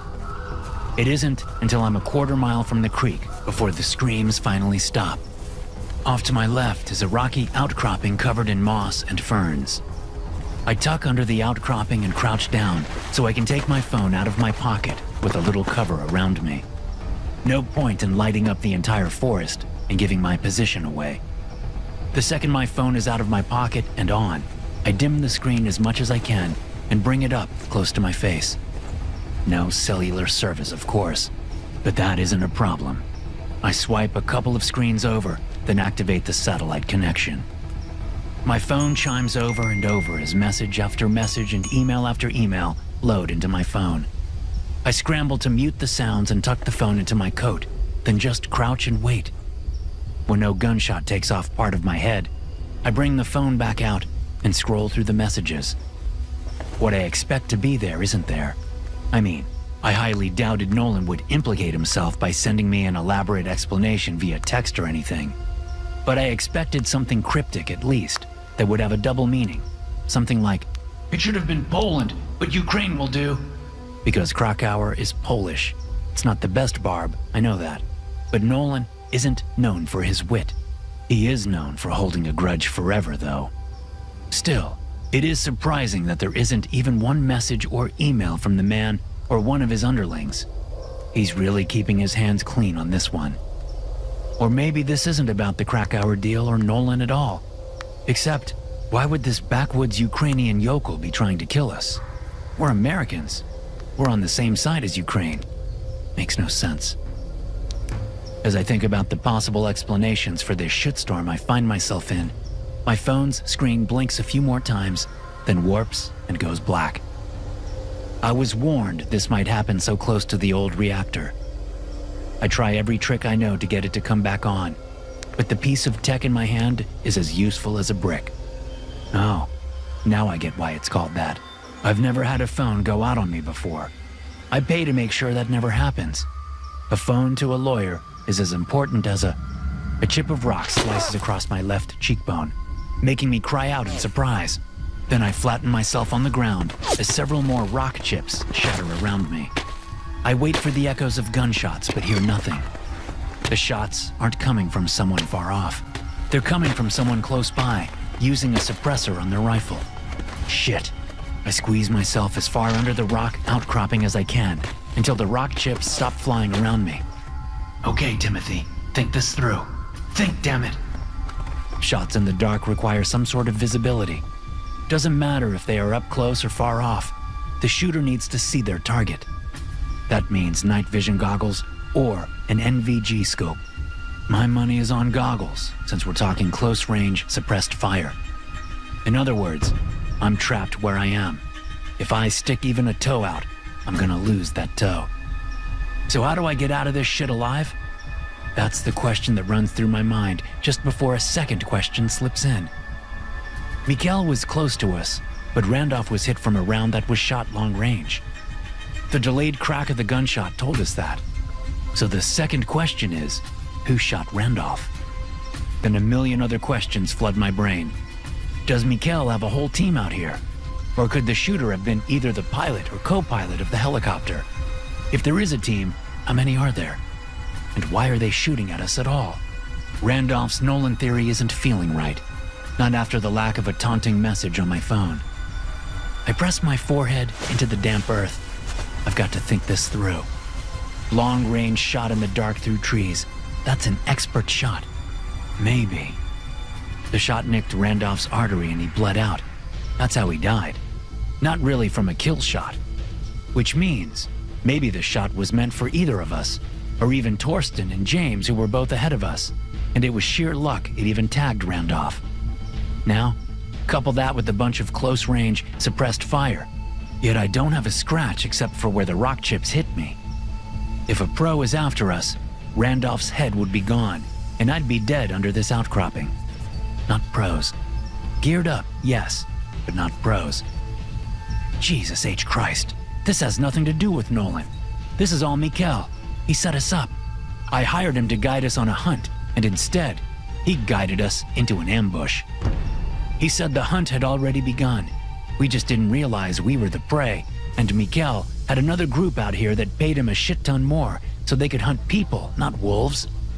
Well, fucking hell, I would have paid more if I knew that was an option. Quiet voices reach my ears, and I slowly roll over so my rifle is free. Randolph's rifle is pinned under me, but that doesn't matter. I'm only going to get one shot anyway. The voices get closer, and I instantly can tell they aren't American. Maybe Ukrainian? The language sounds familiar, except... Fuck. No, it's Russian. The language is Russian. I know a little from some of my work back home, and it's definitely Russian. But not pros, so not Russian soldiers. Although, maybe Russian soldiers are shitshots anyway. Slowly, so I don't rustle any leaves, I adjust my position and brace my back against the rock while I bring my rifle up further. The world around me is almost pitch black. Almost. Just ahead, possibly about 6 yards from the outcropping, there's a break in the trees above, and the hint of moonlight filters down into the forest. If they aren't pros, then they'll avoid that because of the light. NVGs seem self-explanatory, but I've watched honest-to-God geniuses temporarily blind themselves by looking in the wrong direction. I could get lucky and maybe that will happen, but I'm more so banking on whoever it is to come around the moonlight. I adjust my aim and wait. A twig snaps to my left and I fire. The sound is deafening in the close space, so I have no idea if I hit someone or not, since I can't hear any screaming. But I have no choice except to flee, since I just gave my position away. With my rifle in one hand, I scramble out from under the rocks and crawl my ass as far and fast as I can into the shadows before I get to my feet and run. Something hits my neck and I almost fall on my face, but my feet stay under me, so I keep going. After a few seconds of still being alive, I reach up and barely feel any wetness. Most likely I caught some tree bark, as whoever is back there fires after me. And I say fires because I can see bark ahead of me chipping off trees and turning into woody shrapnel. For sure not pros. I'd have more than a few rounds in the dead center of my back if they were pros. And from the amount of gunfire coming at me, I am more than certain it is a they and not a single shooter. The trees thin and the moonlight grows stronger. I begin to weave in and out of the trees instead of running straight out. I need the cover now that I'm even more exposed. I skid to a stop just before I tumble over the edge of a steep drop. Down below is a river whose name I can't remember. Privet or Privyat or Prinyat, or who cares? Dirt kicks up at my feet and I can hear the gunshots now. My ears are still ringing pretty bad, but sounds are finally getting through. Sounds like shouting from at least 3 different men. Shouting in Russian for sure. I turn and run alongside the edge of the drop until I reach a good-sized thicket of bushes. Slipping in there, I sling my rifle over my shoulder and switch it out for Randolph's. It may be fitted to him, but it's still the best rifle I have. Better than mine, which has always bugged me until now. Squeezing myself between the tangled branches of the bushes, I try to make myself as invisible as possible.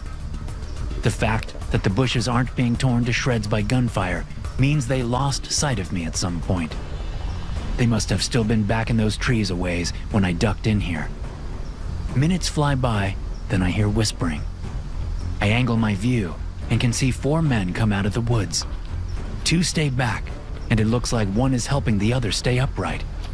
Maybe I did hit someone when I fired blind back at the outcropping.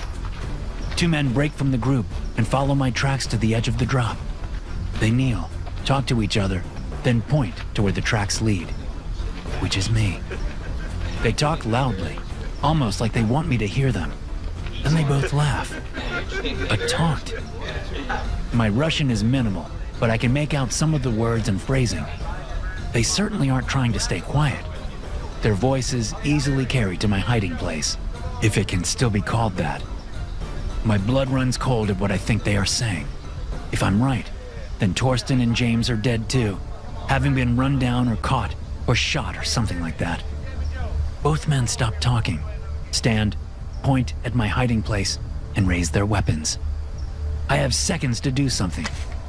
But before I take aim and fire, several things happen all at once. A wolf howls from not too far away. One of the 4 men drops to a knee and slumps low as he clutches his side. His buddy, who had been helping him stand, crouches next to him, asking him questions in Russian. The man shakes his head and cries out. The 2 men that were about to open fire on me lower their weapons as they walk back to check on their friend. Then a chorus of wolf howls fills the air and the 2 men pause. Their weapons back up, and now swinging back and forth as the howls echo around them. Then Mikhail steps out of the woods about 30 yards away from them. I can tell that none of the Russians have a clue he's even there, though he isn't trying to hide himself, and he's walking straight at them. Finally, one of the Russians notices Mikhail and calls out to him. Mikhail raises a hand in greeting but doesn't respond. The Russian calls out again, and Mikhail shakes his head as he points at his ear. The Russian looks annoyed at the gesture and stomps toward Mikhail, closing the distance between them. The Russian on the ground cries out again, then fully slumps onto his side. The moonlight illuminates the man's blood-soaked shirt. Yeah, I definitely got him. Good for me. With obvious panic in his voice, the Russian kneeling by the wounded man calls out to the one walking toward Mikhail. That Russian pauses and looks back over his shoulder, then nods. When he turns back, Mikhail is right there in front of him. The wolves howl again, and before any of the Russians can move a muscle, Mikhail grabs the Russian in front of him and yanks him closer, sinking his teeth into the man's neck. Blood spurts high into the air, looking like a black geyser in the moonlight. The Russians, not wounded, stare at the scene for a second, then they scramble for their weapons. But they are too late. A dozen massive wolves break from the tree line and attack the Russians with a ferocity that makes my knees weak. I've seen some shit. I've done some shit. But what the wolves do to those Russians is beyond description. I know wolves, and these do not act like regular wolves. There is no circling, there's no testing their prey's defenses, there's no communication or coordination between them. All I see is raw, brutal violence as the wolves take down the Russians and tear them limb from limb. The dead grass at the edge of the drop is stained deep black by the time the Russians stop screaming. With his chest coated in blood, Mikhail walks away from the Russians he killed and over to the feeding pack. One of the wolves breaks off and approaches him. Its hackles up. Mikhail shows empty hands and slowly bends a knee. He holds his empty hands out to the approaching wolf and lowers his head. Growling deep in its throat, the wolf gets closer and closer to Mikhail, then finally places its nose to one of Mikhail's hands. With a yip and a sharp bark, the wolf stops growling, then runs past Mikhail to the dead Russian. Two other wolves join the first one, and they tear into the body with enthusiasm. I just wait here in the bushes and try to keep from pissing myself. Not because of embarrassment or even discomfort, but because if I let my bladder loose, those wolves will smell my urine instantly. And considering the smallest of the wolves is bigger than me, I do not want them getting curious about my location. 30 minutes slip by as the wolves continue to feast. Then an hour. 2 hours. Nearly 3 hours go by before the wolves have satiated their appetites and, one by one, they slip back into the forest. Across the river, a sliver of light appears. It's already nearly dawn. Daylight is not going to be my friend. I need to move and get back into the cover of the trees before the sun fully rises, or I'll be the easiest thing in the world to spot. My only problem is Mikhail is still here. He's slowly going through the Russians' gear and consolidating everything he wants into one of their packs. What I need is for him to turn his back so I can get away. But no matter what he does or how long he takes, he's always facing in my direction. Could I put a round between his eyes at this distance? Not even a question on that one. Can I do it silently and fast enough that Mikhail can't defend himself? Yeah, that's the real question right there. And considering my luck so far in this trip, I'm not pushing it. Finally, as pinks and purples and oranges light up the sky across the river, Mikhail finishes scavenging the corpses. He stands, stretches, and unslings his rifle. Slowly, like he's in a dream, he puts the rifle to his shoulder, sights down the barrel, and takes aim right at my position. Then he fires, and a branch about 2 inches from my head snaps in half. Come out, Mr. Timothy Lawson, Mikhail says as he lowers his rifle. I do not ask twice. Without even having to think it over, I extract myself from the bushes with my hands up and a rifle hanging from each shoulder. I don't know what your deal is, but there has to be a way to work this out. I shout. There is. Mikhail says and walks toward me. Come closer. I hesitate. I do not ask twice. He says again. I walk closer to him, my hands still up. When we are about a yard apart, he stops and gestures for me to stop as well. Then he looks me up and down and smiles. You survive well, He says. I am surprised. I'm surprised to have a bunch of fucking Russians shooting at me. I shout. He cocks his head and I calm myself down. I need to remember what situation I'm in and not let my anger get the better of me. How much did they pay you? I ask, once I know I'm under control. Mikhail laughs. You always ask that. He must see the confusion on my face because he continues. The men like you. Then men like these Russian pigs. The men who believe money solves everything. Always asking how much I get paid. May I ask you a question? I'd be a fool to say no. I reply. Is it a game? All this money? He asks. A game? No, it's life. I answer as I start to lower my hands. He shakes his head and I keep my hands up. But yes, in a way, it is a game. Money tells us who is winning. Winning what? Mikhail asks. Life, I say. money equals status and power. It gives you access to places you wouldn't normally get to see. It allows for experiences others do not get to enjoy. Like this experience? Mikhail asks. Are you glad you get to enjoy it while others do not? To be honest, no, I'm not glad at all. He shakes his head and laughs. Americans, Russians, you are all the same. He says. The silence falls between us. Then I clear my throat. May I ask a question? I say. He nods. The wolves, I say slowly, trying to find the right words.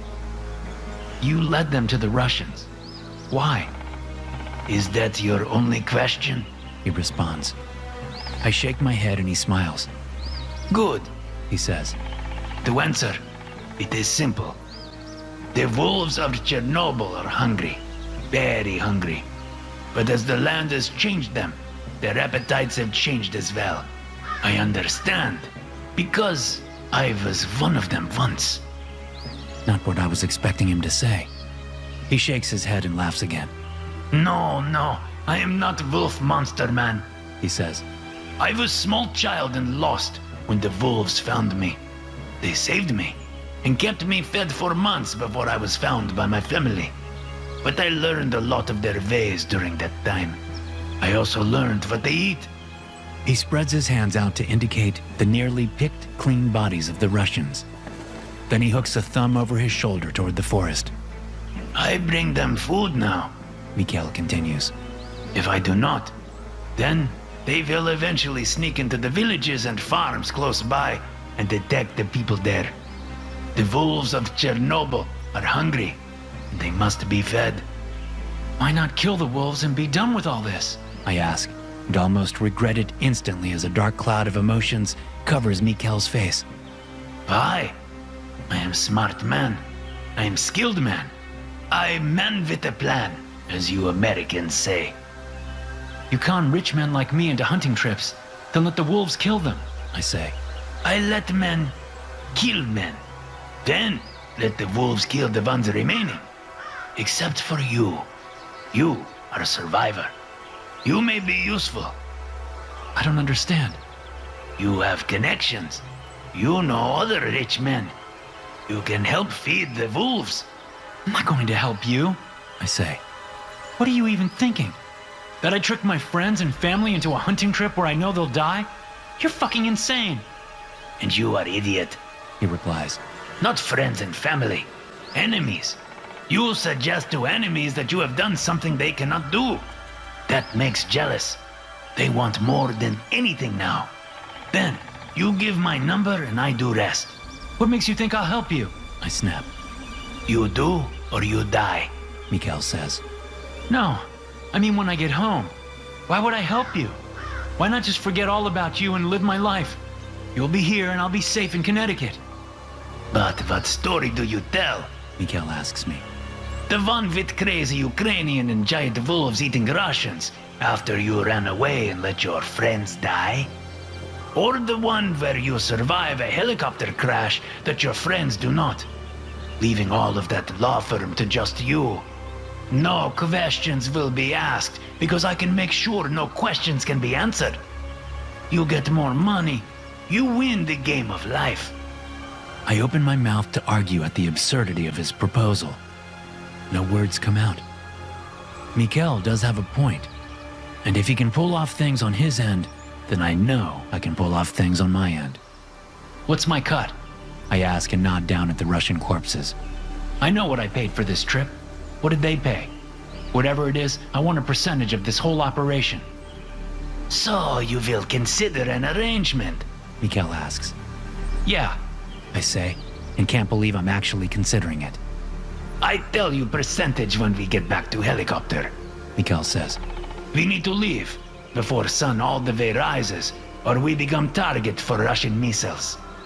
Then he turns from me and walks off into the woods. I struggle to keep up, but manage it for the most part. I only stumble and trip a couple of times along the way. Mikhail never pauses to see if I'm following or flat on my face. When we arrive at the field, I almost want to cry at the sight of the helicopter. It never left. That was all part of the ruse. But then we cross the field, and as we get closer, I realize I can see legs dangling out the side of the passenger hold door. I stop, and Mikhail stops without looking back. He's testing me, seeing if I'll break. Fuck that. This Ukrainian prick can't break me. I walk again and Mikhail walks again. Then we reach the passenger hold and I see Randolph's body stacked on top of James's body. Where's Torsten? I ask. Here. Torsten says from behind me. I whirl around and come eye to eye with the barrel of his rifle. Torsten? I ask, looking down the barrel at his scrunched up face. What the fuck, man? Did he ask for a percentage like I told you he would? Torsten says. What are you talking about? Yes. Mikhail says, and I realize the question was for him and not me. But it got him to walk here like you also said it would. Better than carrying his sorry ass. Torsten says with a smirk. Torsten, what is happening? I'm taking over the firm. It took me a long time to find Mikhail and his operation, but I did, and it's all gone exactly to plan. I said it would. Mikhail says. So all of this was bullshit? I snap. Mikhail's story about the wolves? Him needing someone to introduce him to Rich Marks? All of that was so I'd walk back to this helicopter on my own 2 feet? All of it true. Mikhail says. All of it. Torsten agrees. Mikhail's story really moves me. I like wolves. You like wolves? I nearly shout. You fucking have your partners murdered, and that's what you say? That you fucking like wolves? Yes. Torsten says. Why are you surprised? You guys have been making fun of me for years. You have always thought of me as the weak one. You have always shit on me. Well, fuck you, Tim. Fuck Randy and fuck James. Maybe I am weak, and maybe stories about wolves move me. But guess what? Fucking what? I don't have to take your shit anymore, he says. And the wolves of Chernobyl are very, very hungry. So I'm thinking they still need some food. The muzzle flash comes before I can respond. They're leaving! Lonnie cries, looking out the porthole window. They're all leaving us here! Let me see, I say, bringing the radio down from my mouth. I crowd next to the nurse and peer out, seeing lifeboats shooting off into space from the other side of the prison. The prison station is shaped like a giant capital H, with minimum security on one side, our side, and maximum security on the crossbar. The other side of the H is all admin and living quarters for the staff. It's also where all the staff lifeboats are. See? She says, on the verge of tears. They're leaving us here to die. I'm sure they're not all leaving, I say, but the way my legs shake and my fingers go numb tells me that maybe they are. Maybe that's why I can't get anyone on the radio. Still staring out the window across the station, watching more and more lifeboats jettison, I bring the radio to my mouth again. Hello, is anyone there? This is Austin, one of the nurses that arrived today. I'm in the medium security wing with another nurse. Is anyone there? Lonnie shifts her hazel eyes from the window to me as we wait for a reply. None comes. Shit! We need to get over there and get on a boat. I say. No way! There's a riot happening in the maximum security wing. We need to wait until they send help and get things back under control. They've deserted the station, Lonnie. Remember how long it took us to get here? There won't be any help coming for at least 48 hours. By then, I trail off, hoping I don't have to spell it out for her. But if all the guards have fled, then it's only a matter of time before the entire prison is controlled by the inmates. And this employee break room in a secured hallway isn't going to keep them out for long. Lonnie trembles. do you know what they'll do to me if they catch me? Her fear-stretched eyes swim with horrible visions of her possible future. I know, but if we sit here and wait, there's a virtual guarantee that they'll find us. But I've worked prison jobs before. I was in the middle of a riot once. Our only chance is to move fast and get off this station before they organize and take over. Right now, we can use the chaos to our advantage. What about the virus? She asks meekly. The virus. It's the whole reason we're even here. A strange sickness that swept through about a quarter of the prison, overloading their on-site medical staff. So they requested a couple of additional bodies to help. Now, here we are. And, of course, a nasty riot erupts just a couple of hours after we arrive. But riots don't generally cause the entire staff to evacuate. I try not to think about all the crazy things we heard over the radio before it went silent. Impossible things. No, best not to think about that. It's enough to drive you crazy. I consider her question, What about the virus? for a long moment before answering. We're both up to date on all our shots. So long as we wear our masks, I think we'll be okay. But we need to get out of these scrubs and into some prison whites. I think we passed a laundry facility on the way up here. You ready? Lonnie doesn't look ready, but she nods. I take her hand and we head out of the break room. 10 minutes later, we're both wearing prison whites and surgical masks. I even found a do-rag for Lonnie to wear. It's not much, but maybe it will keep these male prisoners from noticing she's a woman at a glance. Since we're on a staff floor and several levels up from the H crossbar, which leads us to the admin side of the station, we have to travel down 3 levels before we can go across to safety. There are elevators, but we decide to take the stairs. I don't know about Lonnie, but visions of elevator doors opening to reveal a floor full of bloodthirsty criminals is enough to make me want to avoid any elevators. As we get to the floor we want, the unmistakable sound of a commotion comes through the stairwell door. Men shouting and screaming, footsteps pounding the composite metal floors. With our backs against the stairwell wall, I ease forward and peer through the mesh-reinforced window into the hallway. I see a guard I recognize. His name is Palomo, and he's the one who escorted us from the med bay where we were working to the break room once the riot started getting out of hand. He left us in the break room, telling us to stay put and wait for someone to come get us. Seeing him through the window gives me a little hope, but it's quickly dashed as I realize what's happening. Palomo limp runs down the hallway, followed closely by hooting prisoners, free from their cells. About a quarter of them wear surgical masks, given to them by the medical staff in an effort to slow the spread of the mysterious virus. One of them has a collapsible baton, surely taken from Palomo himself, and the others carry prison shanks of various shapes, sizes, and makes. Palomo makes for the stairwell door, causing a jolt of panic as I realize he's about to give our position away. But before he makes it to the door, the prisoner with the baton smacks him in the back of the head. The guard falls to the floor, and the crazed prisoners descend on him, bashing and kicking and stabbing. They keep at it until well after I'm sure Palomo is dead. For a moment, I'm sure some of the prisoners are going to come through the door, but something happens deeper in the hallway, drawing their attention. There are shouts of alarm as men call out to each other. Fear sweeps through the prisoners, most of whom are now splashed in Palomo's blood. As one, they turn and run down the hall, heading away from where Lonnie and I need to go. I keep watching, hoping to see a throng of well-armed guards pushing the prisoners back. But what I see coming down the hall after the prisoners causes my knees to go weak and my stomach to contract.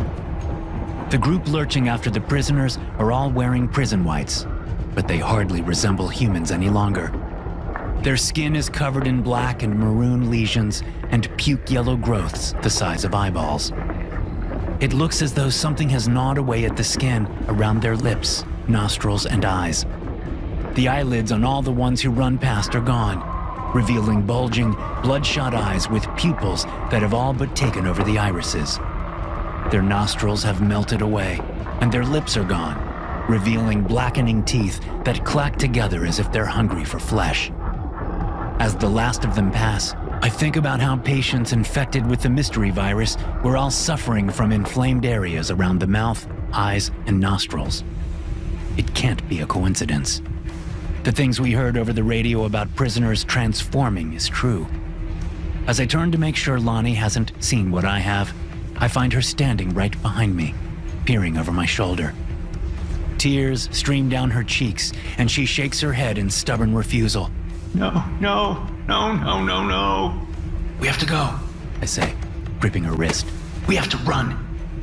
She's still shaking her head and saying no when I open the door and pull her out into the hallway. As I step over Palomo's body, I notice his keycard attached by a clip to his shirt pocket. Not sure if we'll need it or not, I stoop and yank it off before dragging Lonnie down the hallway. We pass through a sally port, kind of an airlock with two gates that should never both be opened at the same time to prevent prisoners from going where they shouldn't. But both gates are open, which speaks to how bad things have gotten. After the sally port, we step into the main cell block of the prison, a long, straight section which is the crossbar of the H. The floor ahead of us, lined on both sides with open cells, is a mess of detritus and bodies. Bludgeoned or stabbed guards and prisoners litter the floor here and there. A couple of them are still alive, but just barely. Other than the dead and injured, I see no one between us and the other sally port, far on the other side. But there's a strange sound coming from the balconies above. It's a chorus of grunts and growls and low metallic bangs. This section of the prison is 5 stories tall. The bottom floor, where we are, is overlooked by 4 stories of facing cells and their accompanying walkways. But we're still under a section of the 2nd floor walkway, so we can't see what's causing the chorus of odd sounds. But as we step out from under the walkway, we look up. The walkways above are walled off with metal mesh to prevent inmates from jumping or throwing each other off. But those mesh barriers are bulging as throngs of infected prisoners try to force their way through. They must be locked on their respective floors, trying to get free. Either that, or they've lost all ability to reason, driven only by base instincts to spread their infections to as many people as possible. They stare at us with their bloodshot, lidless eyes. Their lipless mouths reveal quickly rotting teeth, parted in grim anticipation. Pustules pop and leak foul yellow-green goo as they press up against each other. Pausing to gape at this stunning sight, I see something that will stay with me until I die, which may not be long. One of the infected prisoners has his face pressed up against the mesh, and he's being pushed from behind by dozens of other prisoners. The pressure is so great that the skin of the man's degrading nose and cheeks is being cut into by the mesh. Blood pours down the metal and drips to the floor. The sound of stressed metal giving way fills the corridor in a shriek, and a section of mesh fencing 2 stories up gives way, allowing a wave of infected to pour through. Run! I scream, even as I'm moving on shaky legs. Lonnie, who seems to have reverted to a childlike state as a kind of self-defense mechanism, doesn't need to be told twice. She runs right along with me. But the problem is we have no choice but to pass the wave of infected now hitting the floor with sickening crunches and thuds. Dozens of bodies crash to the floor, their limbs snapping, skulls rupturing. But as we're finally coming abreast of them, the first bodies have made a cushion for the ones following. Several infected men roll off the growing pile and dart after us. Legs pistoning, arms pumping, eyes wide, I run and dare not look back. I keep my eyes fixed on the sally port door, which is open, The next door in the sequence is closed, but that doesn't matter. As long as we can get inside and close that first door, we've got a chance. We near it. Slapping footsteps behind us get closer and closer, but we're almost there. I jump over a dead prisoner on the floor, slipping in his blood, but managing to keep to my feet. Just a few more yards. A large prisoner suddenly appears ahead, between us and the door. His lidless eyes look like they belong on some unblinking deep-sea creature, not a human being. He has blood all over his mouth and chest, and the skin of his shirtless upper body looks like a desert city after a bombing campaign.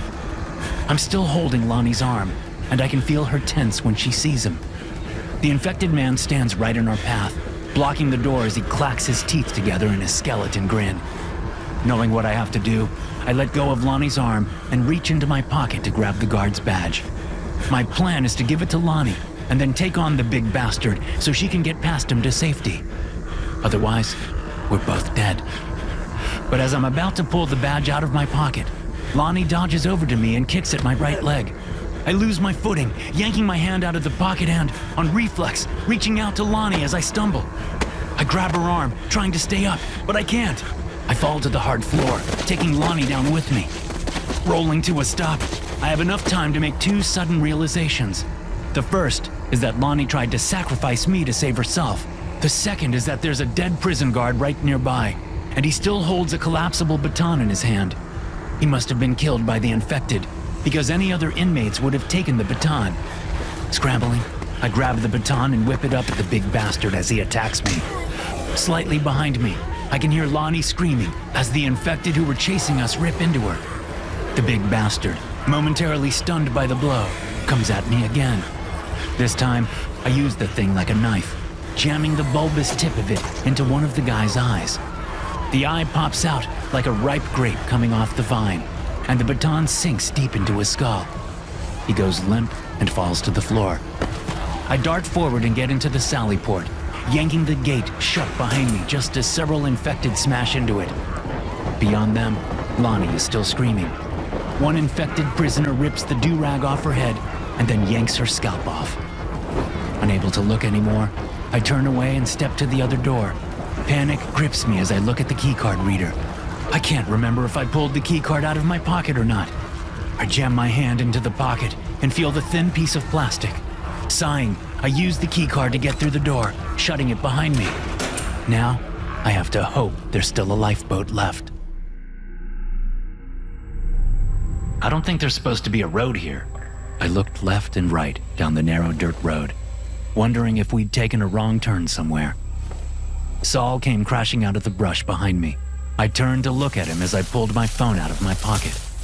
Huffing, he yanked a severed pine branch from where it had snagged in his backpack strap and threw it angrily to the road. I thought we were supposed to be following a trail. You've had me bushwhacking for the last 2 miles. I couldn't help but smile. There's a trail. You're just too damn big for it. My half-brother brushed pine needles off him and shook his enormous head angrily. As a lineman for a Division I football team, it wasn't the hiking that got to him. It was the fighting his way through the trees. How about we take this road for a while? He suggested. See where it goes. We can mark the trail here and come back to it. I studied the map I'd downloaded onto my phone, unable to find any sign of a dirt road. Weeds and grass grew in a line up the center, indicating that it was in disuse. Taking pity on my brother, I agreed, and we started up the road. Not even a mile later, the road dead-ended at a wall of granite with a huge, rusted door set in the middle of it. Stopping in the middle of the road, Saul and I shared a look of excitement. We have to check it out, Saul said. It's not every day you stumble across a freaking underground bunker. I couldn't have agreed more. I smiled and started forward. The door was hinged on each side, so it would open in the middle. One was fully closed, while the other was open about a foot. There was a complicated-looking metal handle on one side and a locking mechanism on the other, complete with a ring that would lock the two components in place when the doors were flush with each other. But there was no sign of any chain or lock anywhere. Still, I glanced at the ground and saw some tracks. I stuck a hand out and stopped my brother before we trampled them. Look, Imprints had been left in the dirt under the slight overhang that would keep that patch of ground out of the rain. The prints had been left by what looked like a pair of hiking boots. I guess we aren't the first here. Saul said, starting forward. Before I could stop him, he trampled the prints and opened one side of the door wide on squealing hinges. Shaking my head, I decided I was overreacting, my imagination getting the better of me. But I could have sworn the tracks only led inside. There were none coming out. The crunching of dirt under our boots soon gave way to the muted slap of synthetic rubber on concrete. About 20 yards into the bunker, the space opened up on our right in a large parking area. The walls were concrete, and large concrete pillars stood in a line, holding the ceiling up a good 15 feet overhead. The only vehicle in the place was an ancient-looking World War II-era Jeep. It sat on cinder blocks, its tires long gone. The hood stood propped open like the mouth of some prehistoric creature that had been fossilized and long ago untombed from its stony grave. We ventured over, our footsteps echoing down the corridor that stretched before us, off into a black void. The only thing left in the Jeep's engine compartment was the engine itself. Everything else had been stripped out, probably shortly after the Second World War ended. Saul slipped his backpack off and propped it against the Jeep. In the light coming through the door, I could see his smile. What are you doing? Let's explore for a bit. Leave our packs here to give our shoulders a break. I looked into the dark distance, thinking about the boot prints. I was being ridiculous. I just didn't see the outgoing prints, that was all. Besides, Saul was with me. While I was pretty average in every way, Saul could handle all comers. I'd seen the guy squat over 500 pounds before. He had hands the size of baseball mitts. Yeah, okay. I slid my pack off and dug out my flashlight. Saul got his flashlight out, and we ventured farther into the bunker, breathing the stale air and holding the dark back as we went.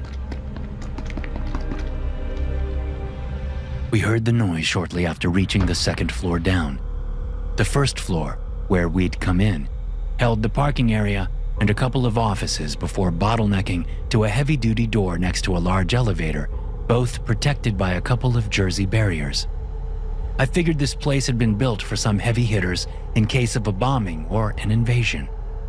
The Jersey barriers were where the foot soldiers would crouch to fire at the enemy, preventing them from getting to the door or elevator, the last line of defense. With no power, the elevator didn't work, but the door was standing open. Beyond was a stairwell that led down to another floor we were determined to explore. But as soon as we stepped foot on the second floor, we heard a strange noise that caused my skin to tighten. It sounded at first like a snicker, like something was laughing at us. When it repeated, I realized it wasn't someone laughing. Quite the opposite. It was someone sobbing in such an odd and sped-up manner that it sounded like a hyena laughing. Both Saul and I whipped our flashlights toward where we thought the source of the noise was. We stood in a narrow concrete hall that stretched both left and right, with doorways branching off it at regular intervals. Our flashlights were trained to the right, but they couldn't reach far enough to see the end of the hallway. Hello? Saul shouted, causing me to jump. What are you doing? I whispered, grabbing his arm. He looked at me like I was insane. Someone's hurt. We don't know that. What if what? He asked. Help me! I jumped again at the hoarse and pain-filled male voice that echoed off the cold concrete walls. Without another word to me, Saul started off down the hall. I'm coming! Admonishing myself for my cowardice, I hustled after Saul. But it wasn't out of any altruistic intention. I wanted to stay close to him because I knew he could defend himself. Where are you? He shouted as I caught up to him. Down here! The man called. In the bathroom! Something clunked in the hallway behind us. We whipped around and pointed our flashlights that way, seeing nothing but empty hallway and dark doorways. Hello? Saul said. For the first time, I heard just a hint of fear in his voice. We're here to help. Help me, please! The shout got us moving again. Now we could see that the hallway took a sharp left up ahead. Saul kept his light on that, while I pointed mine into the rooms that branched off the hall. They were simple bedrooms, with ancient cots that folded down from the walls. Some of the rooms held crates or old equipment, but most of them were empty, except for the single, fold-down cot in each one. I sensed movement behind us and whipped my flashlight that way, glimpsing a figure darting into a room behind us.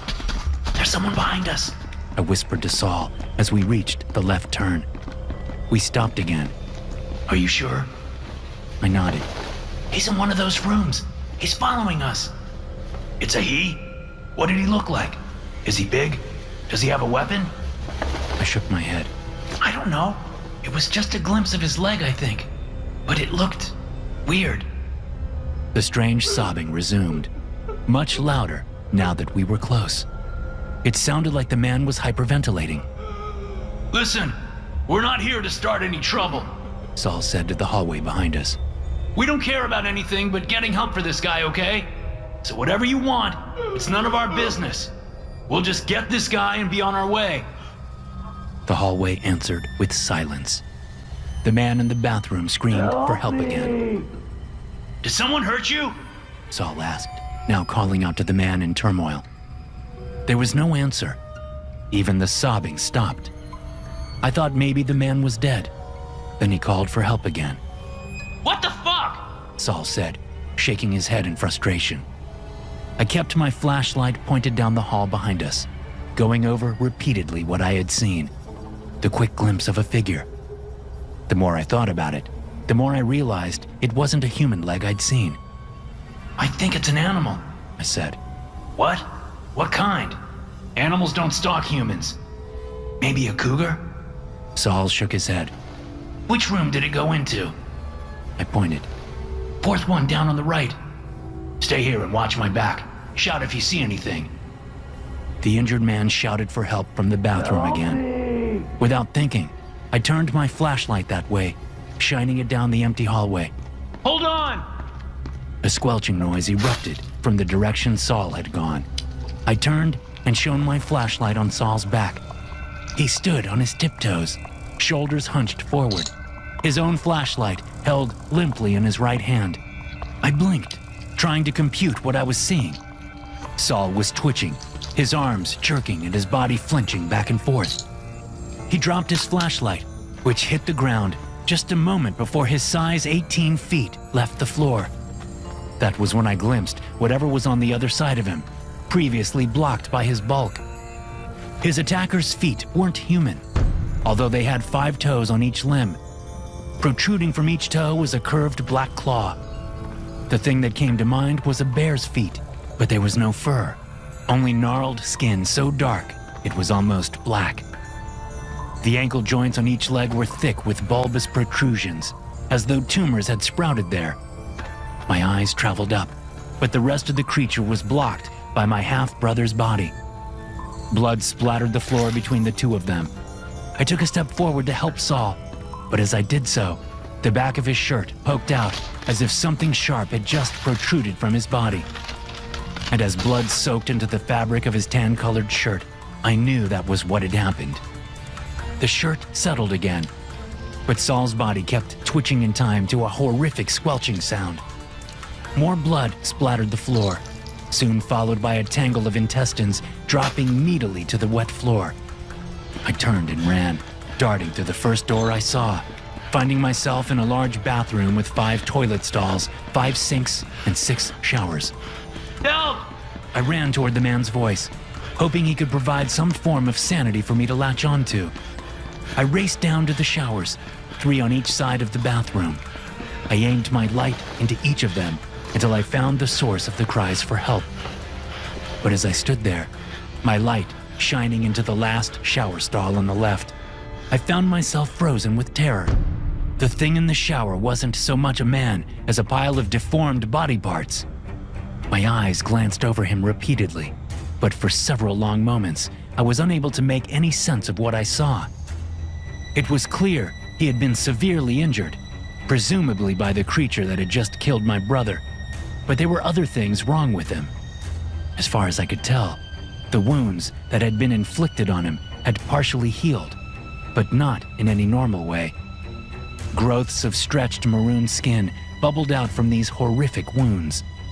His left arm, which had been nearly torn off at the shoulder, now stuck up from his body at an odd angle, held there by bulbous formations of that bumpy, strange-looking skin. The right arm was still in working order, and he held it out toward me, begging for help. His right foot was gone, but the skin had fused with his intact left leg at the calf. His clothes hung in blood-stained tatters from his body, but I could tell that the strange growths weren't only confined to his injuries. His clothes bulged with protrusions nearly everywhere I looked. But it was his face that shocked me the most. It looked as if the creature had slashed him across the left side of his head. That entire side was a mass of dark, deformed skin. His lifeless left eye protruded from a small mountain of flesh next to his half-deformed nose. His right eye still blinked, and the emotion there affected me deeply as my gaze finally rested on it. Help me, he said, still breathing rapidly. As I opened my mouth to ask him what had happened, there was movement from the bathroom door. Turning my flashlight that way, I saw an enormous creature that had most likely once been a bear. It was deformed in places, although not as bad as the man lying in the shower stall. The bear's skin was dark gray, its eyes full of confused rage, its blood-covered mouth hanging open to reveal a deformed and bulbous tongue. It paused for a moment, turning its head slightly away from the light. Then it dropped onto all fours and rushed toward me.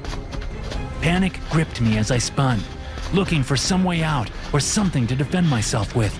Get behind me! The man said. Get behind me now! I had no other options, so in my panicked state, I did what he said, crowding into the shower, stepping on the man and tripping in my haste. He cried out in pain as I rolled over him. Then I was off and standing with my back in the shower corner. The bear creature stopped just outside the stall and reared up on its hind legs, letting loose a distorted roar that sounded as if it had come from deformed vocal cords. But it didn't move any closer. Its eyes looked from me to the deformed man and back again, its nose twitching. It roared once more, propelling the stench of rotten meat and slow death into my face. Then it backed away. Can you carry me? The man asked. If you can carry me, we can get out. It won't touch you if you carry me. Why? I asked, listening to the bear make its way back toward the bathroom door. I'm bad meat, he said, managing a little laugh at the end. I've been down here for days, and the thing hasn't come near me since it first attacked. It did this to you? Can you carry me or not? can you hold a flashlight? I asked, pressing the tool into his right hand. He gripped it. I squatted and got my arms underneath him, feeling moisture pass from his skin to mine. I levered him up so he was propped on his one good leg. Then I put my shoulder into his stomach and got him into a firefighter's carry. He cried out as I lifted him, but after that, he quieted down and managed to point the flashlight at my feet, even though his arm was hanging down behind my back. Go! He gasped. Hurry! I went, taking little steps, hoping my back didn't give out. As I reached the hallway outside the bathroom, I saw the bear to the right. On instinct, I turned the other way, heading farther into the bunker. Stop! The man cried. Not that way! There's some kind of chemical leaking out of storage barrels down there. You have to go the way you came. The thing is that way. It won't touch you, I promise. I turned around and headed toward the bear creature. My heart slammed around in my chest as I faced off against the thing. I wanted to drop the man right there and run the other way, weird chemicals or not. But I doubted there was an exit that way. So I steadied myself and took a step toward the creature. It grunted and backed away, nose twitching. I took another step, and the creature kept its distance. I worked my way down the hallway in this manner until I came to Saul's body. I didn't want to look. but I had to navigate around the gory mess, clenching my teeth against my crushing sense of loss. Then I was past, and the bear had backed itself into one of the rooms on the right. The stairs were difficult, and by the time we reached the top, my legs were shaking. But there wasn't much farther to go. I could hear the bear behind us, but by then, I knew the man was right. It wouldn't attack. It was afraid of him. When we got outside into the sunshine, I turned and shut the main door to the bunker, shifting the handle so it was fastened. It wasn't locked, but I had to take the chance that the bear wouldn't be able to open it from the inside. I couldn't carry the man any farther. I set him down as gently as I could on the side of the road and then stood up. I wiped the sweat off my face with one hand. My eyes were stinging from sweat, so I wiped at them with the backs of my hands. It didn't help. I pulled out my phone, and as I stepped away from him, searching for a signal, I realized my skin was starting to burn where I'd touched the man. I looked down at my bare arms and saw a little red bubble slowly forming there. I could feel the man's one good eye on me, mouth open and anguish building. I looked at him. A single tear traveled down from his one good eye. I'm sorry. I just wanted to see the sky one more time. I'm sorry. I looked back at my arms, thinking about how he had mentioned dangerous chemicals. He must have crawled or limped into the spilled chemicals right after the bear attacked him, and he still had some of the stuff on him. The burn was turning into a searing pain that seemed to sink deeper into my arms, even as it traveled through my body.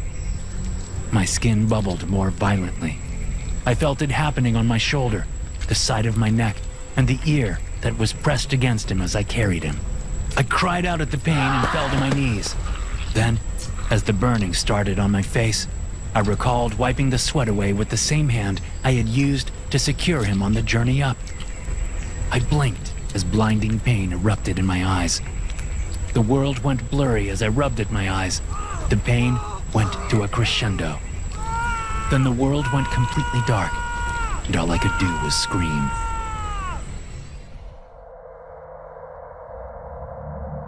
We've got movement on our 6.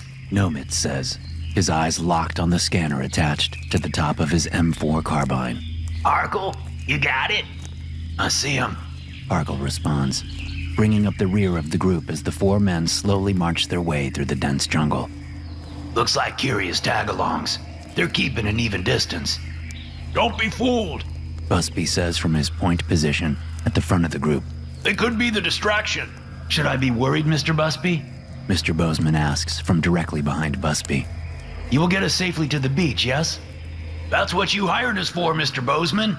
Busby replies, his M4 swinging evenly from left to right to left, as he makes sure their path is clear of any hostiles. We got you in safely, and we'll get you out safely. I would hope so, Mr. Bozeman says, as he tugs on the sweat-soaked collar of his overly expensive safari-style shirt. The amount I paid you for your services was not insubstantial. My safe return is of the utmost importance. I know it is, Mr. Bozeman, so if you could maybe be quiet and let us do our jobs, then we'll make sure you get every penny's worth. Busby says just before coming to a halt and raising a fist. He drops into a crouch, reaching behind him without looking back to pull Mr. Bozeman down into a crouch with him. Arkle and Nomitz follow suit and drop down too. What you seeing, Busby? Nomitz whispers. Not sure. Busby whispers back, his eyes studying the foliage that surrounds them all. Thought I saw movement. Not picking up anything on the scanners. Nomitz says. Our 6 is still clear. Arkle adds. We need to keep moving, Mr. Bozeman says in a loud voice. The ship will not wait forever, Mr. Busby. I have important samples that must be... Be quiet. Busby snaps, keeping his voice low. I will not be spoken to in that tone, Mr. Busby. Mr. Bozeman continues. When I hire security, I expect them to show a decent amount of respect. I will not tolerate... Do you want to fucking live, asshole? Busby snarls as he turns and stares at Mr. Bozeman. Mr. Bozeman swallows hard, eyes the M4 that Busby grips, and nods. Then be quiet. When Busby turns himself back around, Mr. Bozeman glares at the back of the man's head, rage in his eyes. Bogies on our 6 are leaving. Harkle whispers. Moving away. What? Busby asks. They're moving away fast. Harkle says. Like really fast. Something has them spooked. Nomad says. Something has me spooked. Busby says. The group wait for a solid minute before Busby shakes his head and stands up, his eyes studying the landscape. Let's keep going, Busby says. Finally, Mr. Bozeman mutters. Busby doesn't respond. His attention is on the path in front of him and any possible danger that may strike. They trudge through the dense jungle, the security operators on high alert. Mr. Bozeman, on the other hand, is only half paying attention to his surroundings. His eyes keep going to the heavy-duty canvas bag strapped across his shoulders and hanging by his right hip. A bag filled with samples of gold, emeralds, and the holy grail of natural resource finds, lithium. The gold deposit he found is enough to fund operations for a century, at least. The emeralds could be just as lucrative.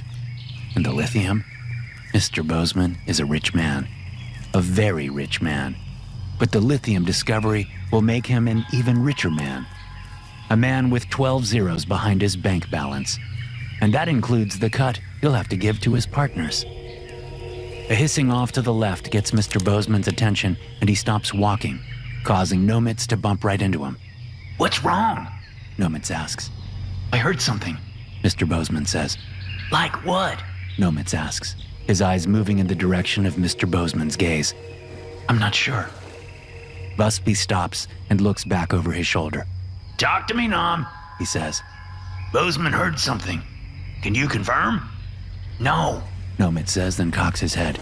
but I think the jungle has. They all listen hard to the sound of absolute nothing. No birds, no tree frogs, no small animals rustling the leaves on the jungle floor, no insects, nothing. What's the call, boss? Nomitz asks Busby. Harkle? Busby asks. I'm seeing nothing.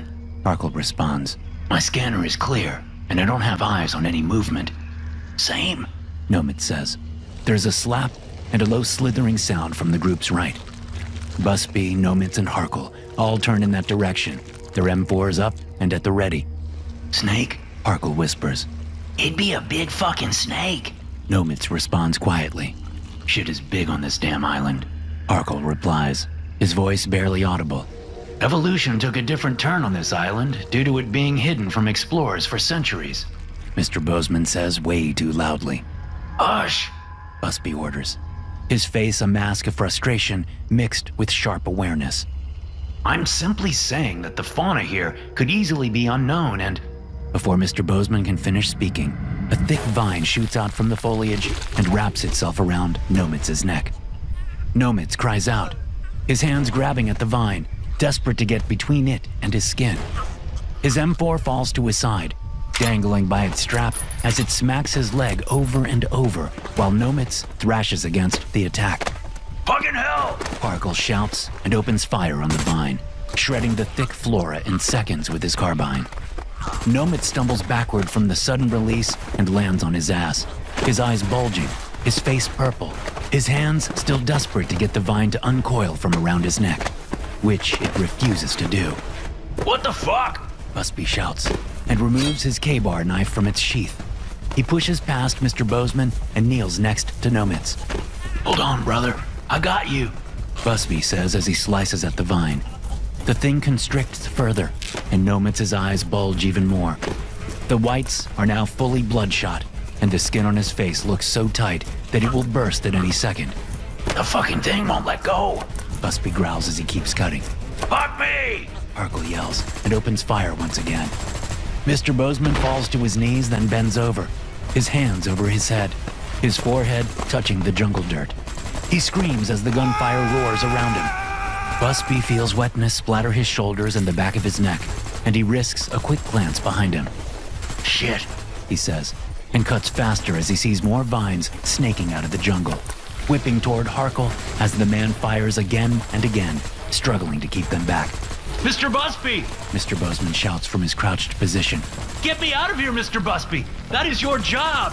I'm not gonna let my man die, you son of a... Busby shouts, just as Nomitz's head explodes from the pressure. Brain and bone and blood splatter Busby, and he coughs out a hunk of gray matter just before a vine snatches him by the upper part of his left arm. Fuck this! Busby yells and swipes down fast with his knife, slicing through the vine before it can pull him into the jungle. He stabs at what's left of the vine attached to his arm, twists, and cuts downward, extracting his arm from the still constricting hunk of flora. Boss! Parkle yells and Busby jumps to his feet, spinning with his M4 up. Parkle has vines tangled around both ankles. The man stares at Busby and starts to yell something just as his feet are pulled out from under him and he's dragged screaming into the jungle's depths. Move, move, move! Busby shouts, yanking Mr. Bozeman to his feet and shoving him in the direction they had been going. Do not stop moving unless I tell you. Mr. Bozeman replies with a terrified squeak as a vine just misses his head. Busby slashes down, severing the vine from its root. He then jumps over the flopping piece as it still tries to grab for him as he and Mr. Bozeman flee. Help! Mr. Bozeman shouts when a vine snatches his bag and yanks him off his feet.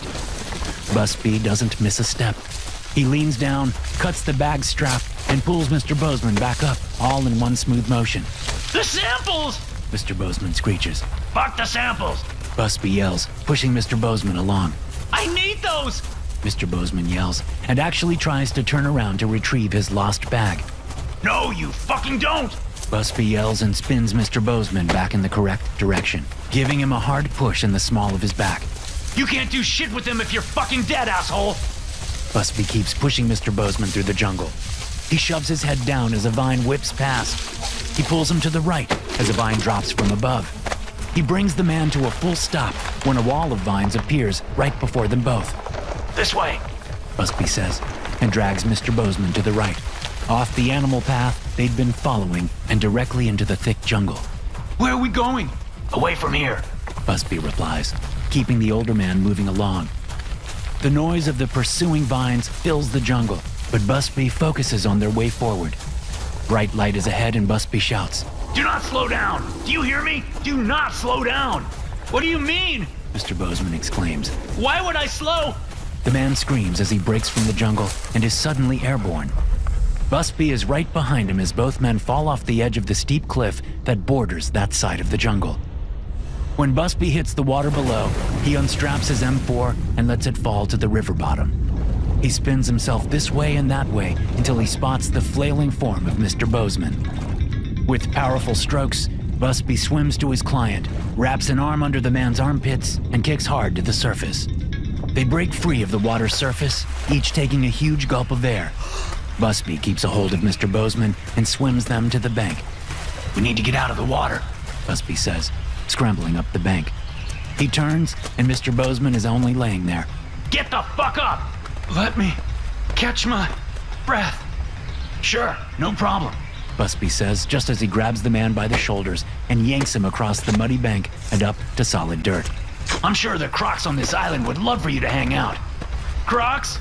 Crocs, Busby says, and points to several webbed footprints in the riverbank's mud. Busby looks up at the sky, studying the angle of the sun. Come on, this way. Where are we going? The beach and our raft, Busby says. Unless you want to stay here. I do not. Busby pulls a .45 semi-automatic handgun from the holster on his hip. He shakes some of the water away and pulls back the slide, chambering around. Will it even fire? It's never let me down yet. Yes, but it's wet. Will it? It'll fucking fire. Busby snarls. Get to jogging, Mr. Bozeman. We're almost free of this hell. Mr. Bozeman eyes the handgun, then nods, turns, and starts jogging in the direction Busby is pointing. The jungle is thick, but not as thick as it was when the vines attacked. Soon it becomes sparser and sparser, as the distant sound of waves crashing on sand begins to take over the close-up jungle sounds. When the two men reach a patch of low-lying palms, Busby grabs Mr. Bozeman's shoulder and stops him. Get down, He hisses, and yanks the man to his knees behind the branches. What is it? We're not alone, Busby says. There were 4 men, all armed, standing next to the raft. There were? How? No one knows we even found this island. The ship's captain must have called someone. I'm guessing you got cheap and didn't pay the man as much as he would have liked. He was paid the appropriate amount for the work he was contracted to do, which obviously wasn't enough. He rubs his face and sighs. All right, I have a plan. Busby says. I think I can get us out of this. How do you plan to do that? Busby leans to the side and racks the gun's slide again, then ejects the magazine. He grunts and slaps a new magazine into the gun, then racks the slide once more. Hollow points, he says, and offers the gun to Mr. Bozeman. If my plan doesn't work and they come toward you, just point and fire until it's empty, then run like hell. Mr. Bozeman eyes the gun, then takes it quickly. What will you do? Busby turns his head and peers through the palm fronds at the distant shapes of the men on the beach, standing next to the Zodiac raft he and his team used to bring Mr. Bozeman ashore. I'm going to walk toward them with my hands waving, like I'm asking for help, Busby says. Hopefully, they'll see I'm unarmed and won't open fire. I'm sure they'll want to know where you are, so I should have a little wiggle room. Wiggle room for what? I'll still have my knife. Then the cold steel of the .45 is pressed to his temple. I would like you to hand me the knife too, Mr. Busby, Mr. Bozeman says. Are you fucking kidding me? Busby asks, without moving a muscle. I'm afraid so, Mr. Bozeman says. Unfortunately, the discovery of this island must remain secret. You know the riches it possesses. The knowledge cannot get out. I'm not gonna say a word, asshole, Busby replies. You paid me to keep you alive and to keep my mouth shut. I am sorry, Mr. Bozeman says, his finger on the trigger. I'm just not a trusting man, and we are talking trillions of dollars in profit. Well, you do what you have to do. Mr. Bozeman squeezes the trigger. The only noise the gun makes is a dry click. Busby spins on Mr. Bozeman and slides his knife blade up through the soft flesh under Mr. Bozeman's chin, up through his mouth and into his brain. Busby stares the man in his eyes as the life leaves him. Then he yanks his knife free and wipes it on Mr. Bozeman's expensive safari shirt before he stands up. As he pushes through the palm fronds, he shouts, Double cross achieved! The men by the raft all turn his way, rifles up. Then they relax and lower the weapons. When Busby gets to the raft, one of the men asks, He dead? Just like his partners wanted, Busby says, and sits down on the side of the raft. I gave him a chance not to be an asshole like they asked me to. He didn't take it. Your team? The man asks Busby. Gone, Busby says and sighs. Same with the samples. He taps his forehead. But I know exactly where every deposit we found is. Lithium? The man asks. Lithium. Busby replies. You're about to be one wealthy motherfucker, The man says and laughs. Don't forget us little guys when you get your payout. Busby looks at the man and then looks back at the jungle. Oh, trust me, Busby says. they're gonna need every hired gun available with this place. As acclaimed scientist, Dr. Vincent Kroll stepped from the driverless taxi and assisted his female companion out onto the sidewalk. The crowd outside closed in on the police barricade. People jostled each other to get a better view and to snap pictures. Most of the gathered crowd outside the back entrance of the concert hall that night were excited, having read online about the upcoming performance. But others were angry, hateful, violent even. Protesters held up middle fingers at the scientist, spit on the sidewalk, and shouted obscenities. One man was carrying a placard on a pole, and as they were led inside the building, Dr. Kroll glanced back and looked at the protesters' sign. It read, "God made them bones. You made them clones." Beneath these words, a cartoon image of an ugly caveman was overlaid with a red circle and a red line through it. As the doors shut behind them, the noises of the crowd in the street died away, and the sounds of the concert's preparation rose up. Techies setting up lights, instruments being tuned, opera singers exercising their voices. Kroll turned to his female companion. Are you doing all right, Pandora? The young woman did not answer, except she turned and looked up at the scientist who had created her. To others, the gaze of her small, dark eyes might look empty, vacant, stupid even. But Vincent Kroll knew better. He withered under her stare, shuddering, and brought a shaky hand up toward the side pocket of his suit. He had a flask of liquor in that pocket, but before he could pull it out and begin his evening ritual of dulling his inner pain with drunkenness, someone approached them in the hall. You're here! Excellent! A tall man with a lavender-dyed pompadour and a matching tuxedo extended a hand to Dr. Kroll. So very nice to see you in person after all our virtual rehearsals. I'm Dieter Zhao, Board of Directors here at the Symphony. We are delighted to have you both here. This will truly be an historic performance, and such a fine way for the arts community here to hearken in the 22nd century in style, wouldn't you say? Zhao's eyes hovered briefly over Dr. Kroll's suit, which was old and rather threadbare. People always assumed someone as famous as Vincent Kroll would be extremely wealthy, which couldn't have been further from the truth. He was now more in debt than ever. We're happy to be here. Kroll lied. And while I have you, about her payment? Oh, that will all be handled, don't you worry, Dr. Kroll. Now then. Zhao cleared his throat, and with a strange expression of mingled awe and trepidation, he turned and looked down at Pandora. She was to be the star soloist of tonight's concert, and the stakes were high. The classical music world was abuzz with anticipation, awaiting the performance of this unlikely new artist. Pandora was just over 4 feet tall. Her hair, eyes, and skin were all the same shade of deep brown. Her head was large and elongated, her face flat and rather plain, her jaw jutting. Her forehead was rather small and slanted, ending in a jutting brow with bushy eyebrows. The heavy brow cast a shadow over her face and the harsh light of the hallway. Remarkable! Gushed Zhao, after staring at her for a whole 10 seconds. It is remarkable. A real live Gen 2 Og in the flesh. My hat is off to you, Dr. Kroll. It's beautiful. A muscle twitched angrily in the scientist's gaunt face. She. I beg your pardon? She is beautiful, Mr. Zhao, not it. And please refrain from using the derogatory term Og in my presence. Neanderthal clones, such as Pandora here, are human persons, both legally and scientifically. Ah, well, of course. I meant no offense. Please do accept my apologies. Now, come along. I'll lead you and her to the dressing room. Our seamstress has done her best with the costume based on the on Pandora's unique measurements. Zhao spun on his heels and started down the hall. Kroll nodded to Pandora, then the two of them fell in step behind Zhao. Are you an aficionado of the opera, Dr. Kroll? Zhao asked as they walked, pausing briefly at a mirror to adjust his absurd pompadour hairdo. Fan of opera? Me? No, not at all. Pity. Well, tonight represents the finale of our current showcase of the finest arias in opera history.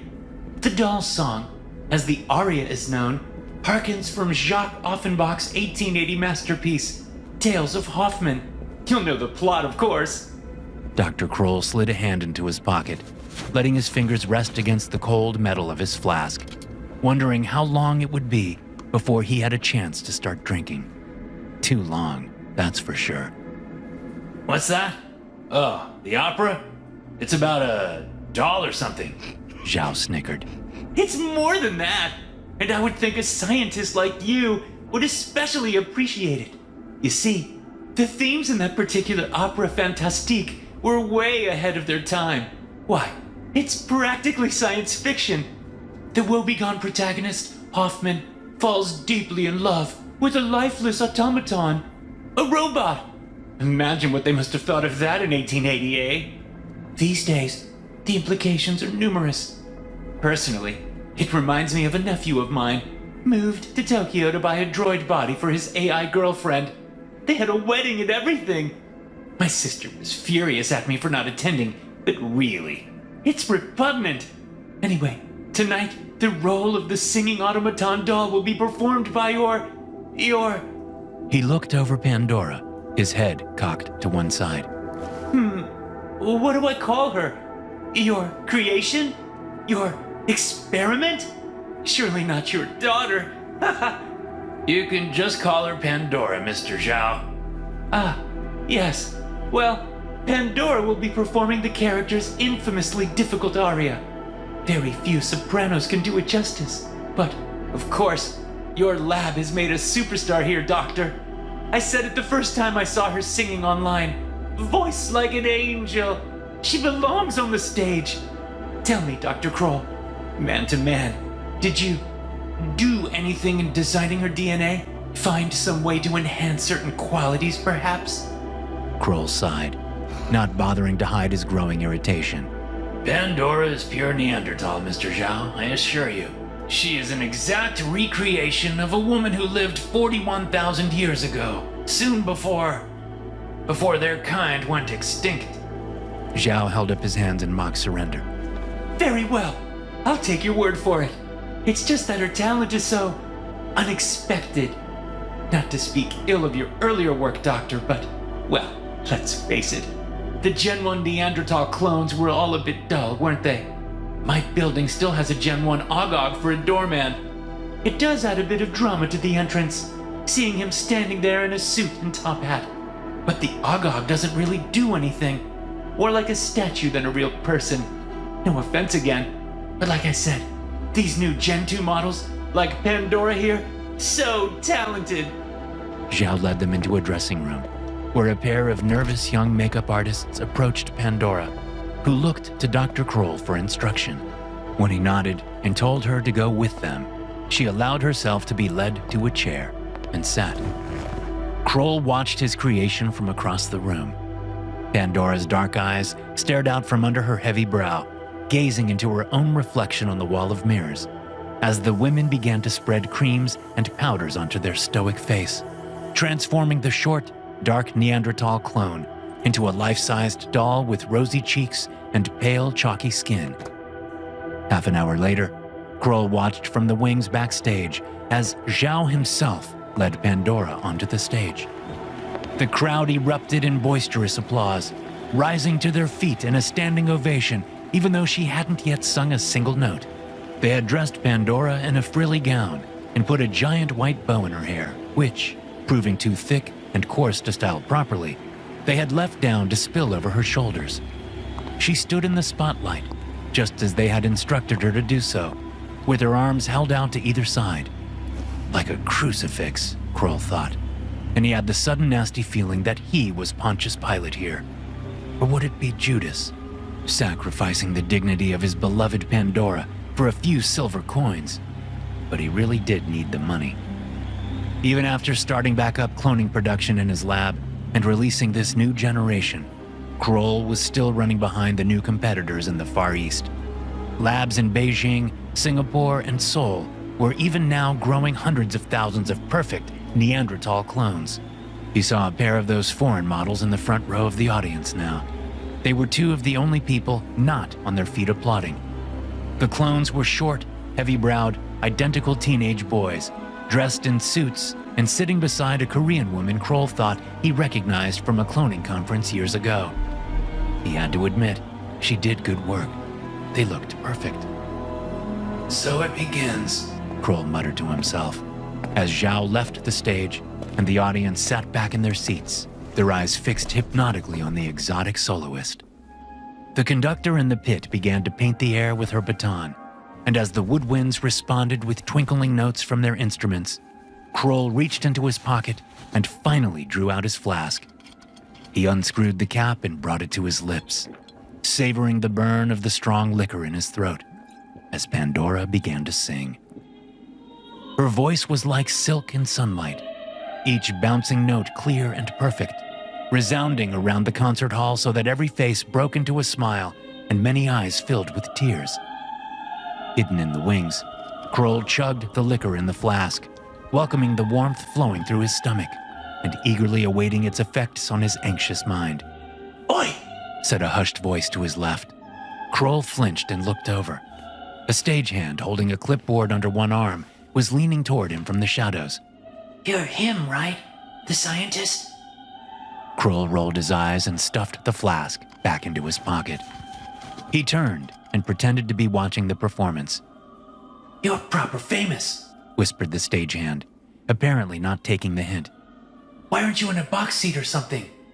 Oh, Christ, mumbled Kroll, and he went ahead and pulled out the flask for another long sip, no longer caring how he might be perceived.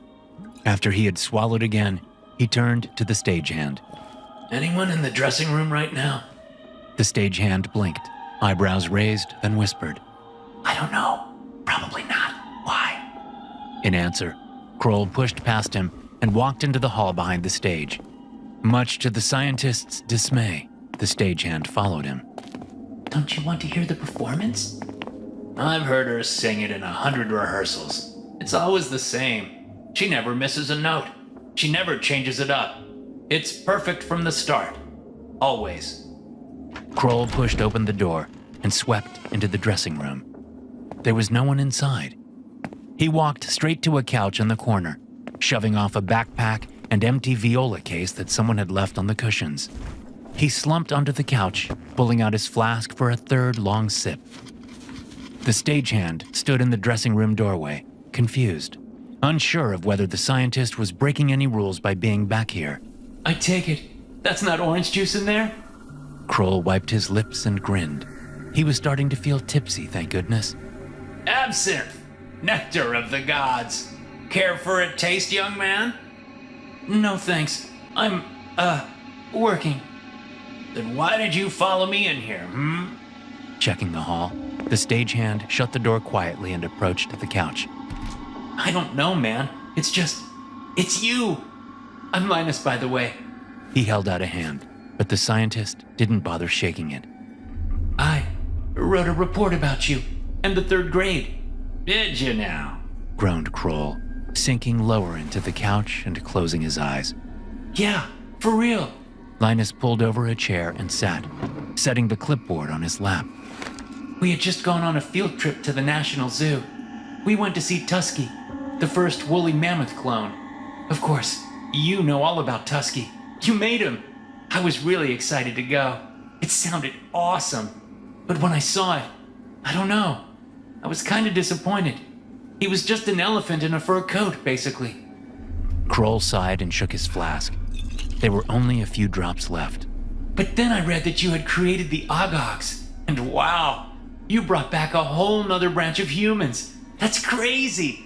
And I know a lot of people weren't impressed by the Gen 1s because they were so docile and dumb and stuff. But I still thought it was cool. And now, with the Gen 2s? Crazy. Everyone I read about is more impressive than the last. There's that one Ogog in Japan that's breaking all those Olympic records. And the math savant, you know, that engineer who keeps making those insane architecture designs. And you practically broke the internet when your little Pandora singer out there went viral. A true artist. That's what you made. You've created a race of geniuses with Gen 2. Even with his eyes closed, the room was swimming in Vincent Kroll's mind. He was properly drunk now, and savoring the loss of control, of shame, of fear. Pandora is not a Gen 2, he mumbled. What do you mean? Kroll could hear Pandora singing through the walls, muted, but still so beautiful. He thought about what it must have sounded like 41,000 years ago, back when Neanderthals wandered the world side by side with Homo sapiens. What music they must have made back then. What wonders. Why'd you say she isn't a Gen 2? What? Kroll opened his eyes. His vision was blurred. The room swirled around him. Oh, it's just... What you call Gen 1 was actually the 2nd. So, Pandora, she's technically Gen 3. Really? I've never heard that before.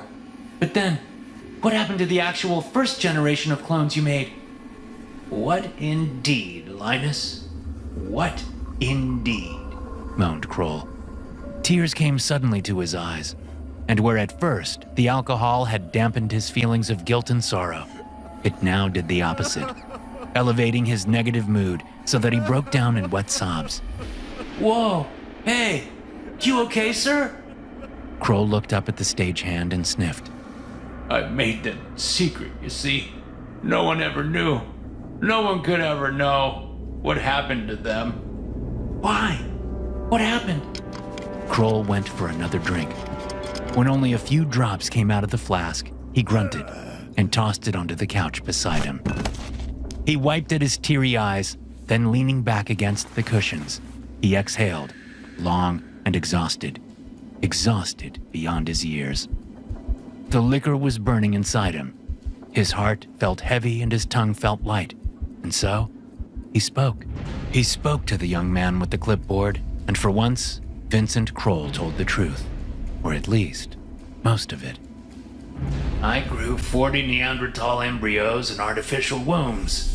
40. Every embryo survived, flourished, and came out strong. 40 perfect infant clones, red-faced and howling.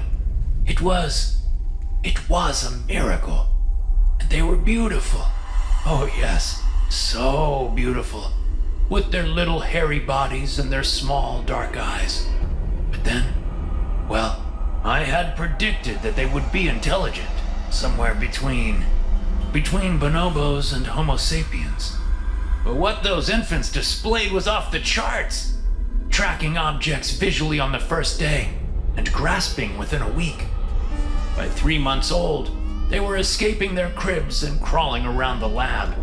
And by 6 months, they were speaking. I couldn't believe it. At first, I thought they were just babbling, but soon I realized it was language. But not English, no. It was their own language. Linus leaned closer. What do you mean? They were babies. Who taught them another language? Kroll shrugged, suppressing another bout of sobs and sucking in a breath to calm himself. No one. Maybe mimetic encoding in the DNA? But I don't think so.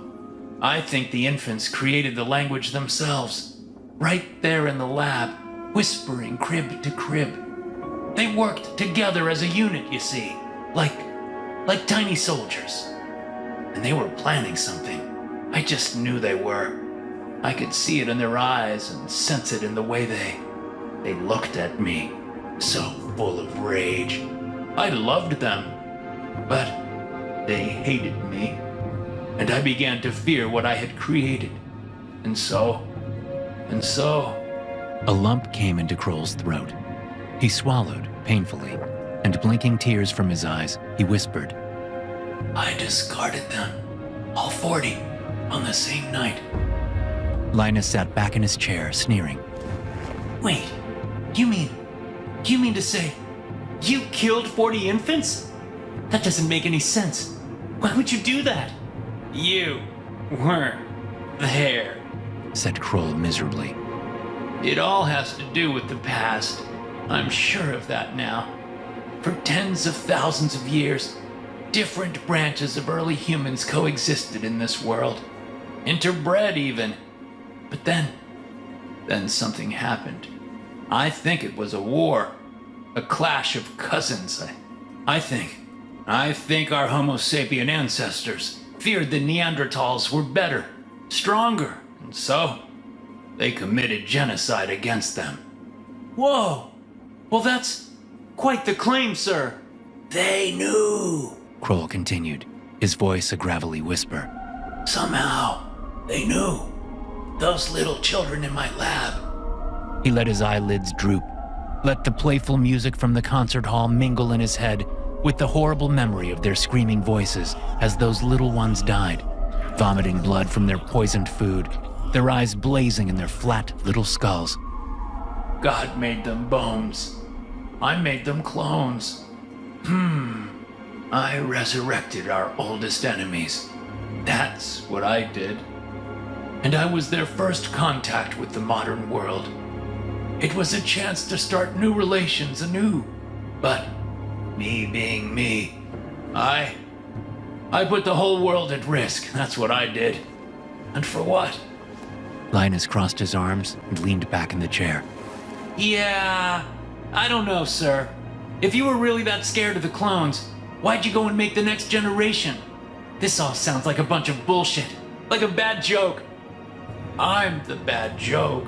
Kroll sat up on the couch, swooning and holding his head in his hands. I financial investors to satisfy, debts, so many debts. So I grew another batch, but I was careful that time. I polluted their genetics. I handicapped them, took away their will, their intelligence. I made them dull and docile.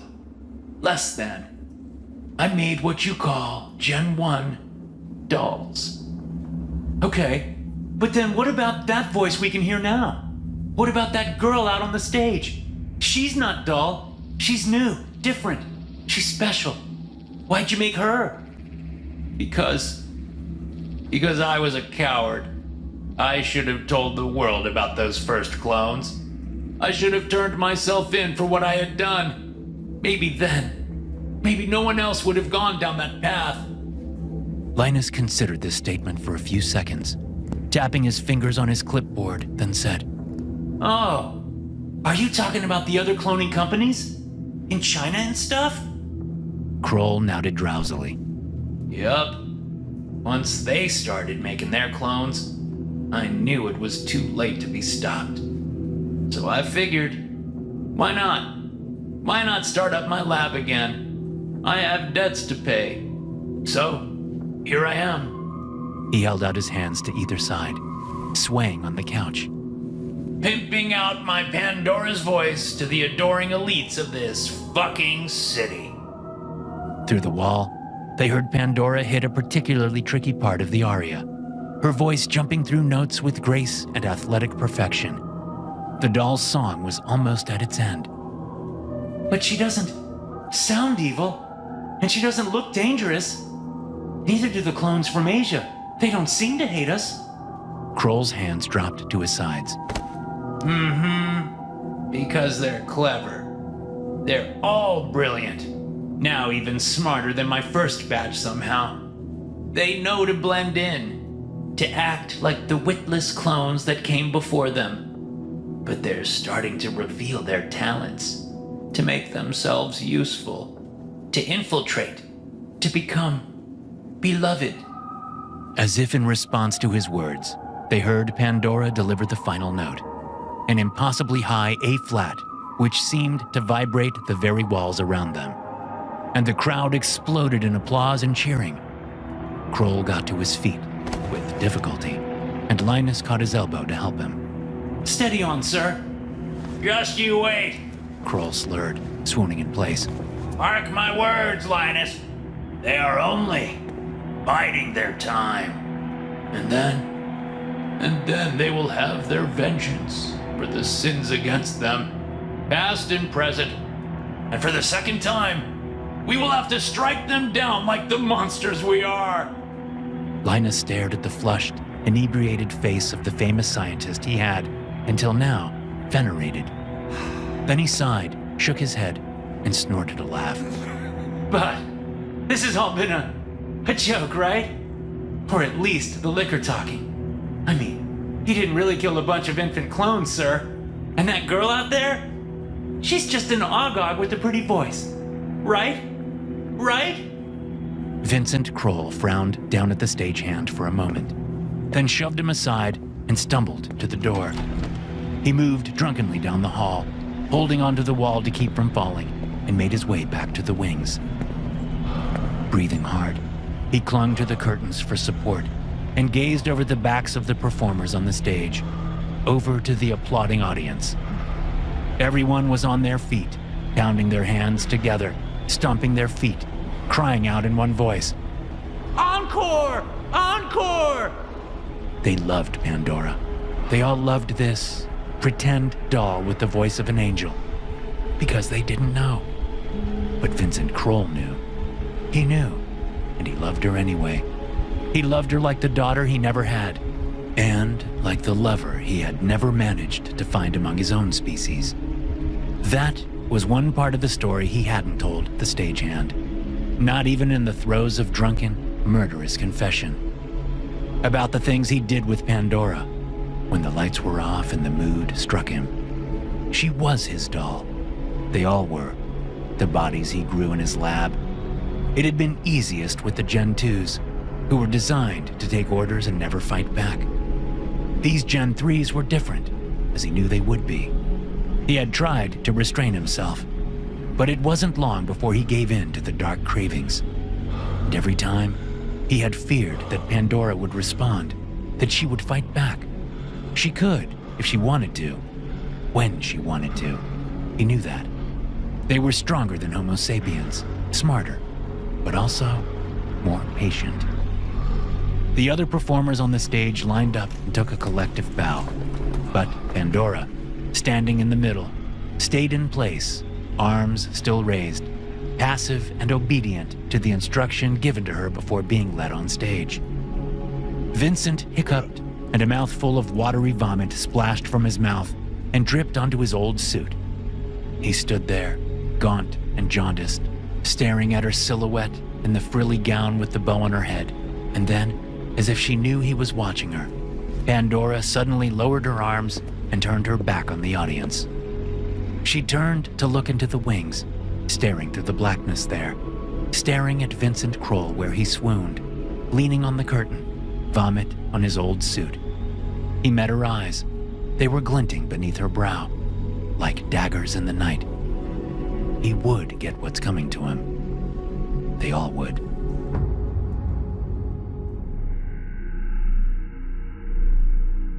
In sharp contrast to the home, a charming, colonial-era farmhouse built in the 1780s, the car in the driveway was brand new and a Bugatti. "Got any idea how much that costs?" asked Agent Yang, nodding at the sports car. Agent Price rolled her eyes. "Too much." The federal agents approached the front door, but as Price reached to push the buzzer, the door swung open on its own. The man inside looked to be in his mid-40s, but he was dressed like a college stoner, barefoot in an oversized t-shirt and sweatpants. His hair was a curly mess, his face unshaven, his eyes tired and sunken. "Good morning, sir," said Yang, pulling out his badge. "My name is Agent Yang and—" "Agent Joseph Yang. Yeah, I know," the man interrupted. "And you're Agent Natalie Price. And you guys work in the art crime division of the FBI. And you just want to ask me a couple of questions and blah, blah, blah." Leaving the door open, the man exhaled with a groan and turned. "Well, come in. And yes, my name is Milo Wysocki. And no, I do not have any weapons in the house," he called over his shoulder. The agents exchanged a look. Yang walked in first, one hand hovering near his holster as he checked around the door. Price was less cautious as she followed him. She hadn't sensed a dangerous vibe from Milo Wysocki, but there was something off about the man. She wondered if he was high. Milo headed into the living room and threw himself into an armchair. The agents entered behind him, scanning the place. The room was cluttered, antiques stacked wherever they could fit, polished chairs and end tables, beautifully framed paintings and mirrors, vases, pocket watches, jewelry of every sort. Mused Yang. Then he turned to Price. Well, you're the expert. You're the expert, Price. Milo interrupted again, now in a lazy impression of Agent Yang's voice. How about you put that art history degree to good use and prove your parents wrong about its usefulness in the workplace, eh? Yang was not amused. Mr. Wysocki, did someone tell you? No one told me you guys were coming, no. Broke in Milo. He leaned back in the chair. Know what happens next? Yang gets pissed. Price thinks it's all kind of funny. If I offer you something to drink, I might actually learn that you both like Diet Coke. And then... He sighed and pointed at the antiques around them. When we get to discussing my collection here, Price will say that it doesn't take an expert to see that everything in this room is a fake. Yang looked at his partner. Do you know what he's talking about? Price kept her gaze on Milo. Are they fakes? Milo shook his head. No, but you'll be right when you say they look to be in too good of condition to come from the period. You make a lot of astute observations, Natalie. Yang stepped forward, puffing out his chest so that his tie swung. Just what kind of game are you playing here? Milo slouched in the chair. It's not a game, man. Actually, it is like a game. Like a level I just can't seem to beat. Stop talking in riddles. Do you know why we're here? Dude, are you really gonna make me say it all again? Groaning, Milo looked at them with his exhausted eyes. Fine. Until a few months ago, I was a nobody. A wannabe antiquities dealer with a shitty rating on eBay. One day, I showed up at Christie's auction house down in New York with the trunk of my car filled with priceless colonial-era treasures, which I claimed to have acquired at various garage sales. They were hesitant, but everything checked out as legit. Then I showed up again and again and again and made way too much money, way too fast. Because I am an idiot. And now you're here to look into it all, to see if I'm a forger, or working with one in China or something. And He went quiet. You're what? Asked Price. He smiled weakly. I like you, Natalie. You're genuinely curious and open-minded. Not like...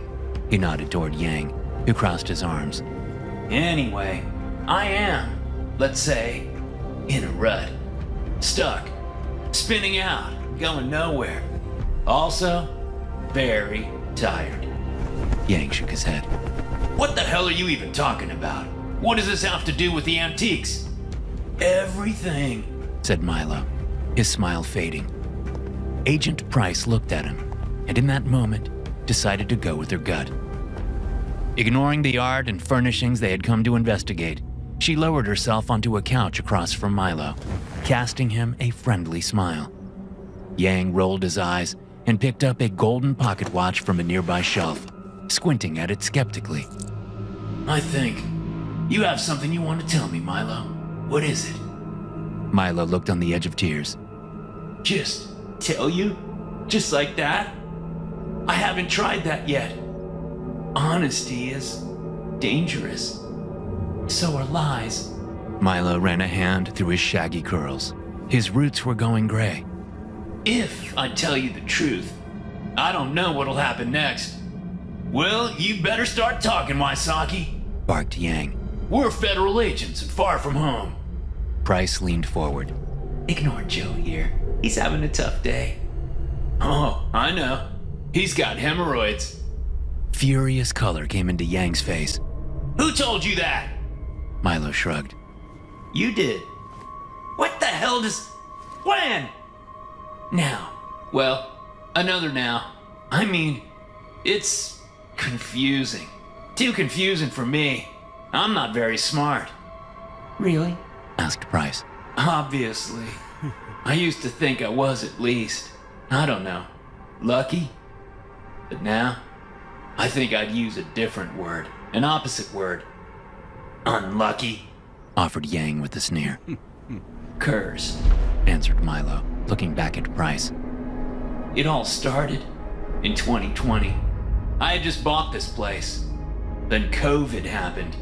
And I had a lot of time on my hands, so I started doing some renovations. Nothing crazy, just DIY changes here and there. That's when I found it. What did you find, Milo? On the armrests of his chair, Milo's hands balled into fists. The door. What door? Asked Yang. The one I always run to, throw open and dash inside whenever our conversation here makes me too nervous, like it's starting to now.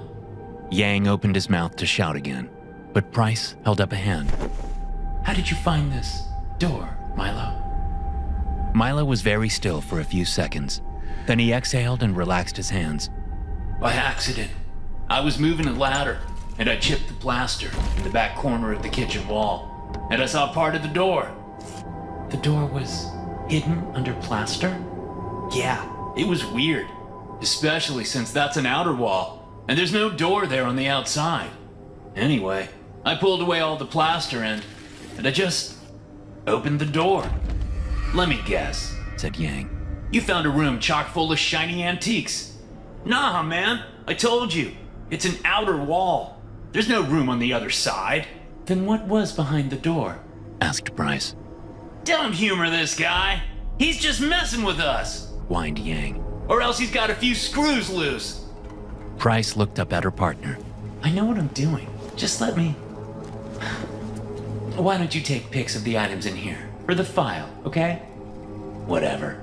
Yang grumbled, pulling out a small digital camera and walking to a table covered in silver dishes and cutlery. Just what I needed today.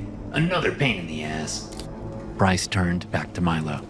Her partner wasn't wrong. This Milo guy wasn't making much sense.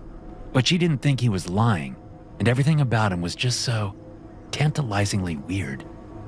Compared to most workdays, this one was proving to be rather intriguing. So, tell me, Milo, what did you see behind the door? A strange look came into his eyes. That's the thing. I didn't see anything.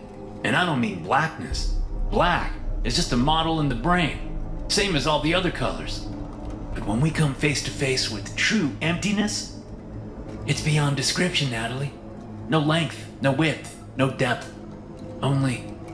Milo went quiet again. Only time? Asked Bryce, her eyebrows arched. That's what you've been alluding to, isn't it? That you somehow went into the past and brought these items back here with you.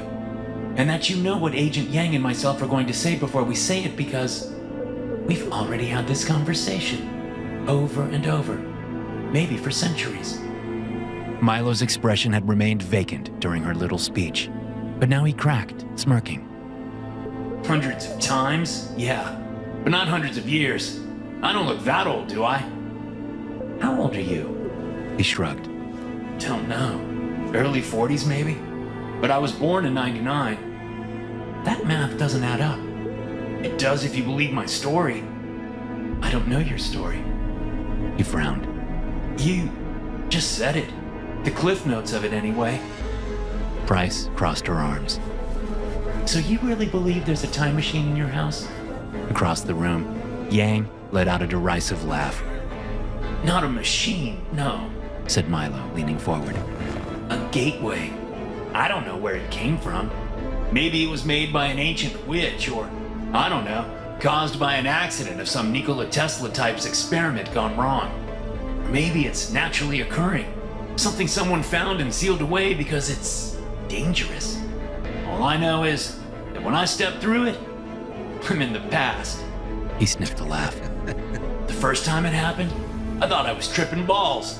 I went a little wild and somehow ended up snatching this lady's bonnet, I guess, and running across the field, being chased. And then I was back here, in the kitchen. And the bonnet? Reaching to a shelf above his chair, Milo grabbed something white and frilly and tossed it to Agent Bryce. She looked down at the old-fashioned bonnet, noting a burgundy stain on the lace. I could bring things back, see? So I started to, collect. I'd come back, sell the shit, go in again. But now it's gotten to now. So whenever I come back, it's to this moment. And you're in the driveway. And I don't know what to do, because I can't risk not being able to access it. I can't. You're afraid to be away from the door? His face twitched, and for the first time, Bryce sensed a deep despair in his eyes. You don't believe me. I don't know what to believe yet. Bryce admitted. Can you show us the door? No! He screamed the word, and Yang stomped over from where he was photographing paintings in a far corner. Watch yourself, Wasaki! It's all right, said Bryce, keeping her voice stable. Milo, can you at least tell us how you think it works? I don't know how it works, Natalie. Okay, that's okay. Well, I only know what I've seen in time travel movies and books, but do you think you changed the past? Or are your actions there something that already happened? He shrugged. I don't know. But the present is always the same when I return. I think maybe I'm the anchor. Like, since I'm the one traveling back, it's impossible for me to do anything that would alter the future in a way that would mean that I don't exist. But I'm not sure. And anyway, it doesn't matter what we think, because whatever is going to happen, happens. Yang cleared his throat. Well, I think we've heard quite enough of this malarkey. Agent Price, why don't you... Milo moved fast, jumping up from the armchair and sprinting into the hall. Hold it, Waisaki! We're not done here! Yelled Yang, starting to run after him. but quickly grabbing at the rear end of his pants and grimacing. Damn it! Get after him, Price! Price rose and hurried into the hall. Turning left, she saw Milo run around the corner into the kitchen, then heard a crash, and Milo grunted in pain. Running forward, she came into the kitchen and saw Milo spread out on the floor, holding his ankle. A stool lay toppled beside him, and his right foot was bent sharply at the ankle. Fuck! He howled, gritting his teeth. That's never happened before. It looks dislocated.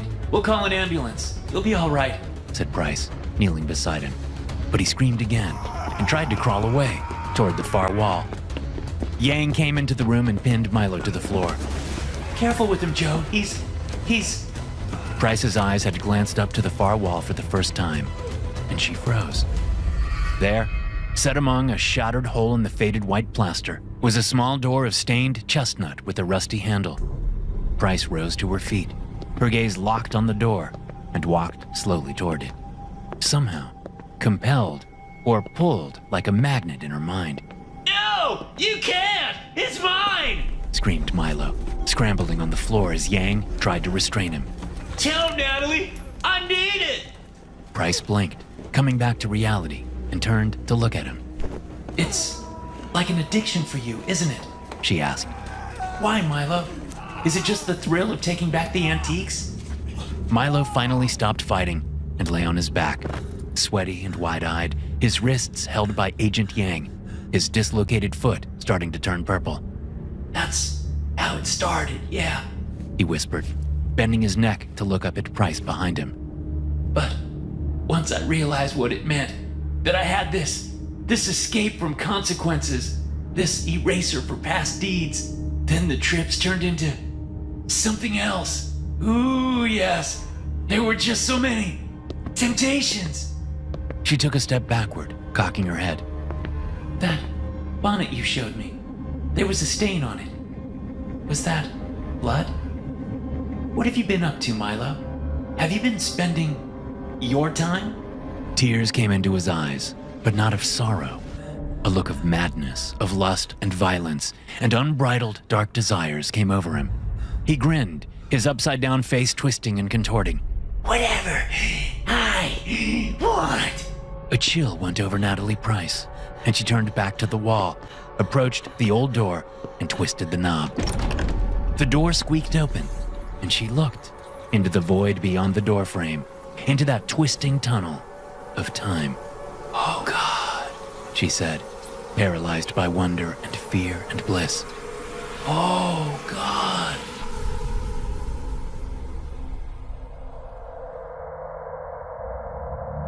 Housekeeping. The small voice calls from the other side of the door. I thought I'd put the Do Not Disturb sign on the knob, but I can see it sitting on the crappy table by the motel room's front window. Weird. I could have sworn I put it on last night, the second I got into the room. Hello? Housekeeping. I hear the jingle of keys, because a motel like this definitely doesn't have electronic key cards. And I rush to the door and press my hand flat against it. No, thank you. I respond in a voice that is a lot higher than my normal voice. I'm fine. Towels? No, thank you. Soaps or shampoo? No! I take a deep breath. Thank you. I'm good. Okay. Have a good day. I place my ear to the door and hear the cart's wheels squeak as the housekeeper moves on to the next room. It takes her a while, since I think there's only me and one other person staying here right now. At least, there was only one other car in the parking lot when I got here at 2 a.m. What time is it now? Hurrying to the bedside, I look for my phone. Then I stop and stand up straight. I don't have a phone. I chucked it a few towns back. Hard to remember things like that. My head is always fuzzy.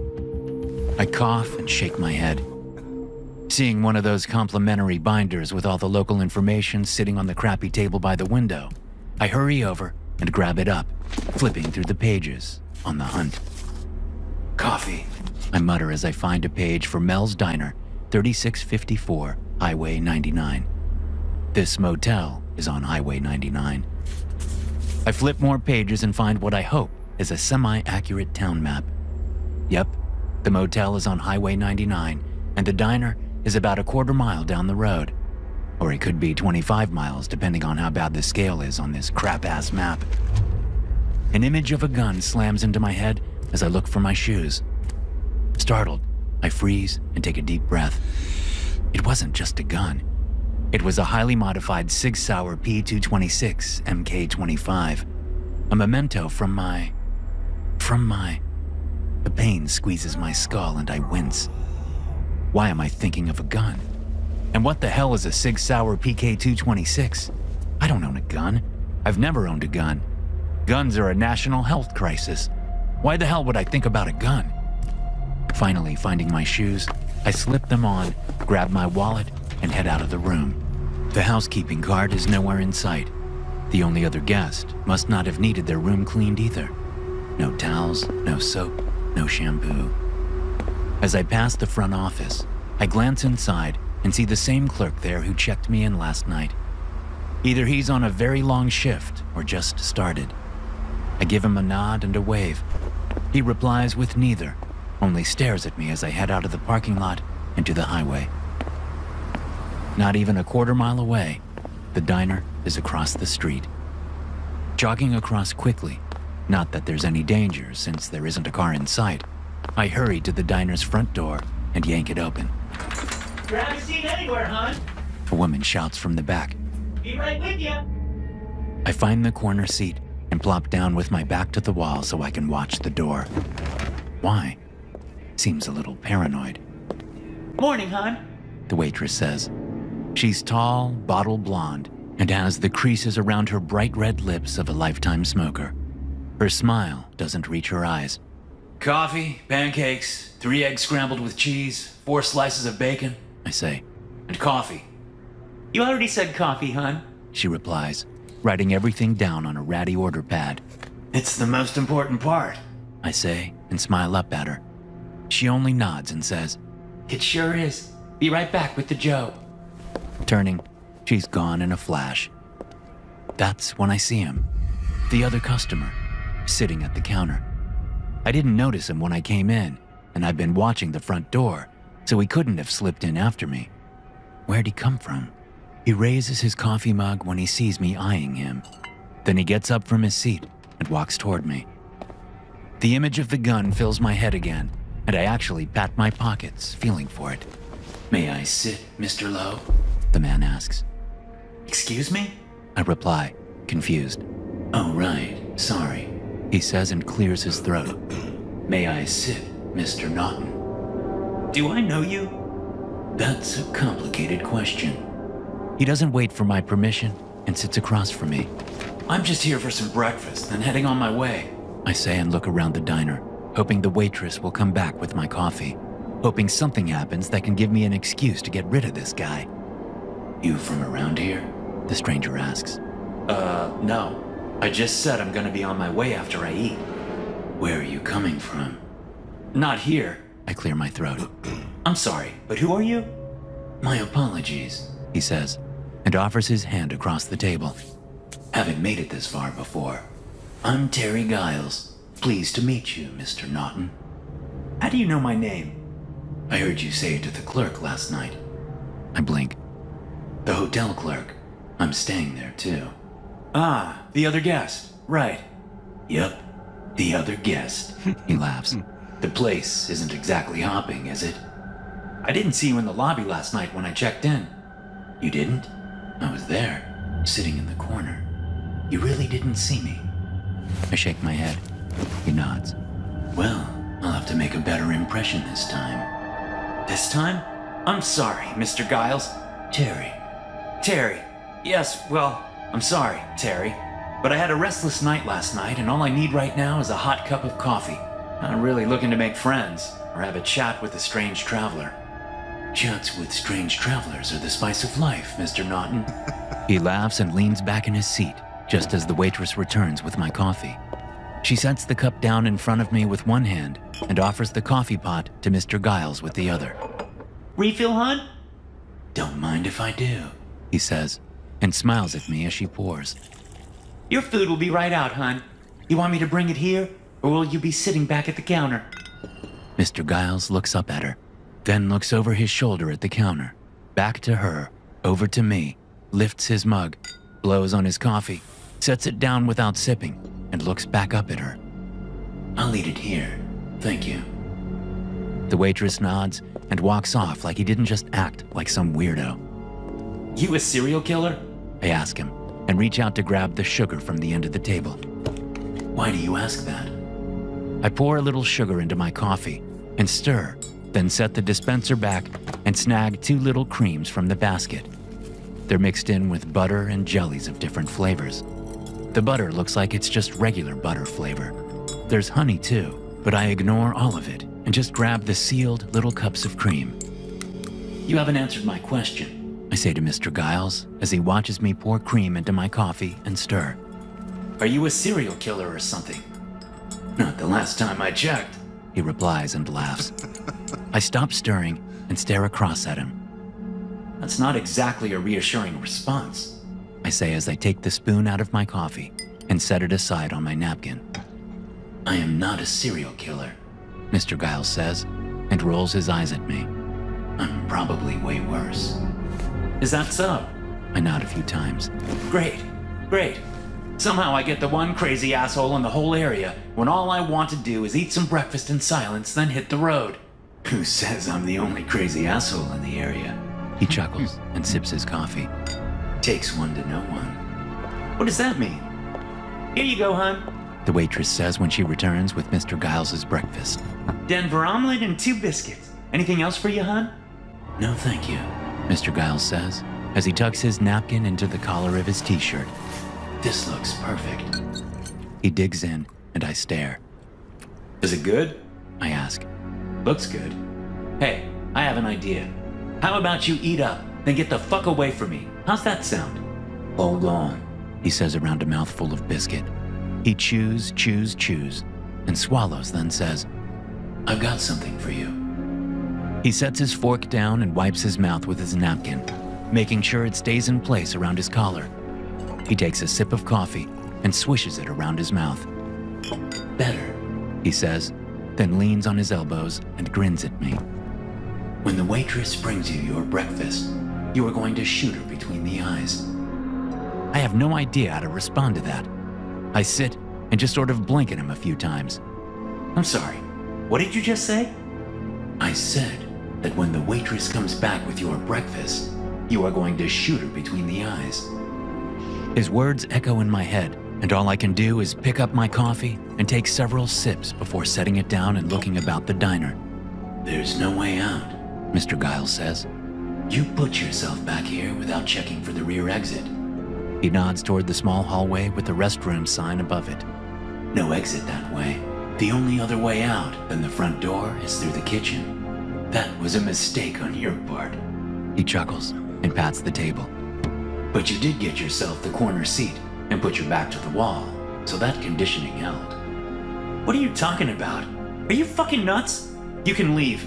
Get the fuck up out of my booth and go, or I start shouting for someone to call the police. You're not going to do that. I'm going to sit right here while you take this pistol and shoot the waitress between the eyes.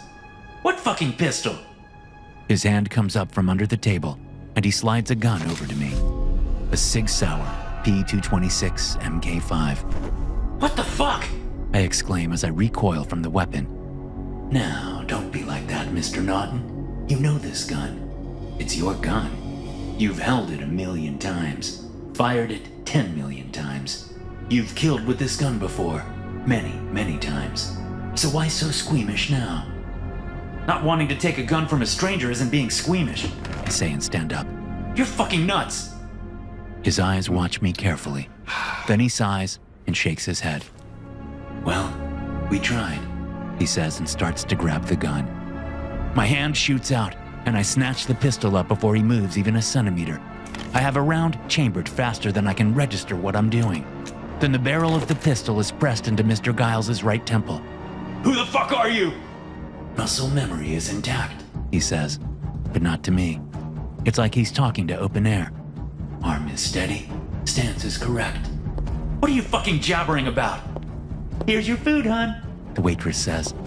Without a thought or hesitation, I pivot on my feet and aim the pistol at the waitress. Well, shit, she says as I fire. A red mark pops between her eyes, and her head rocks back. Her whole body follows, and she slams to the floor, landing on her back.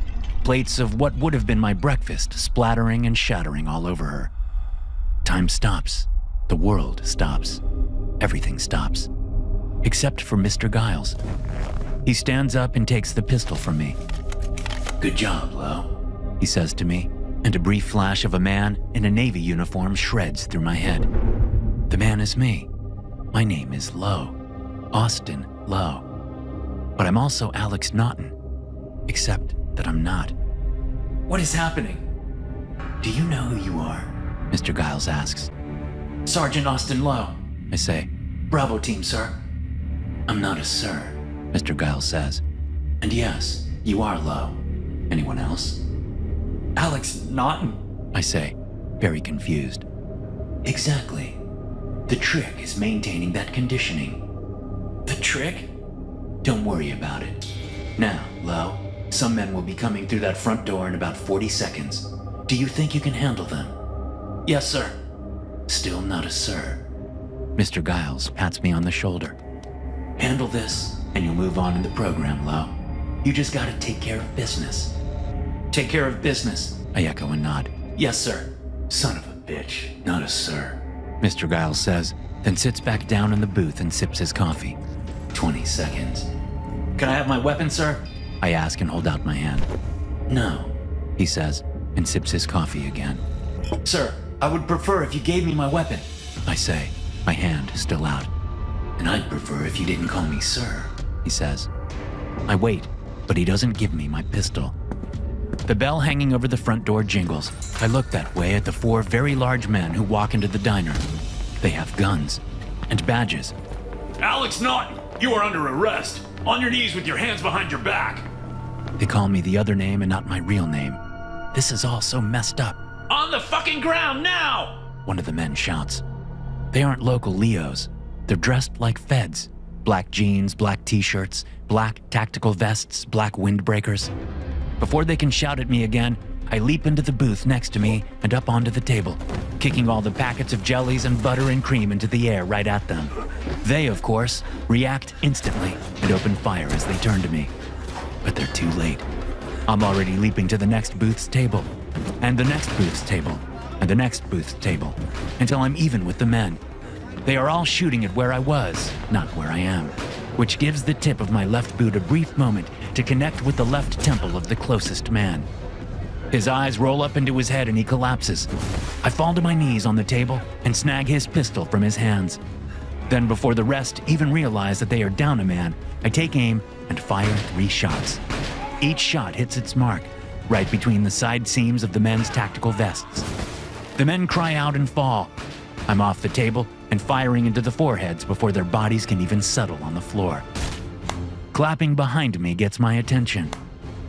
That went about as well as we could have hoped, Mr. Giles says, his hands slow clapping as he walks toward me.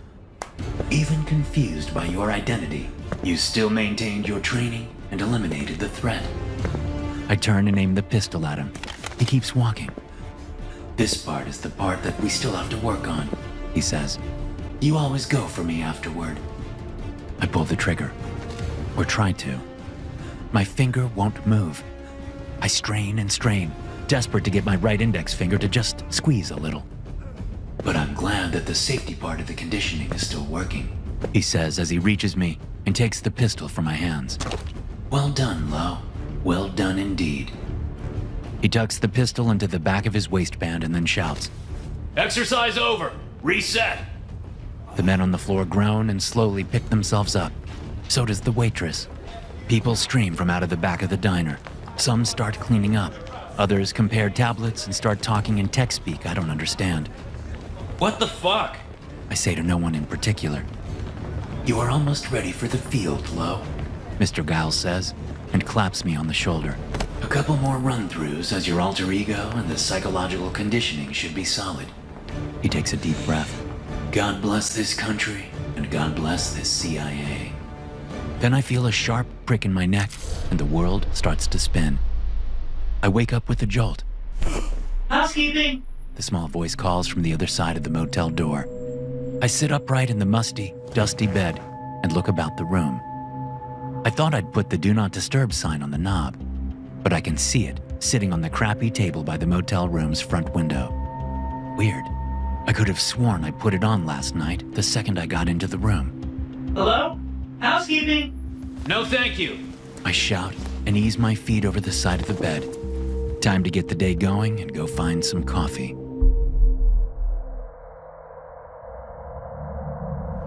I can't believe you bought this place without telling me. Rachel says as we pull up outside the abandoned theme park.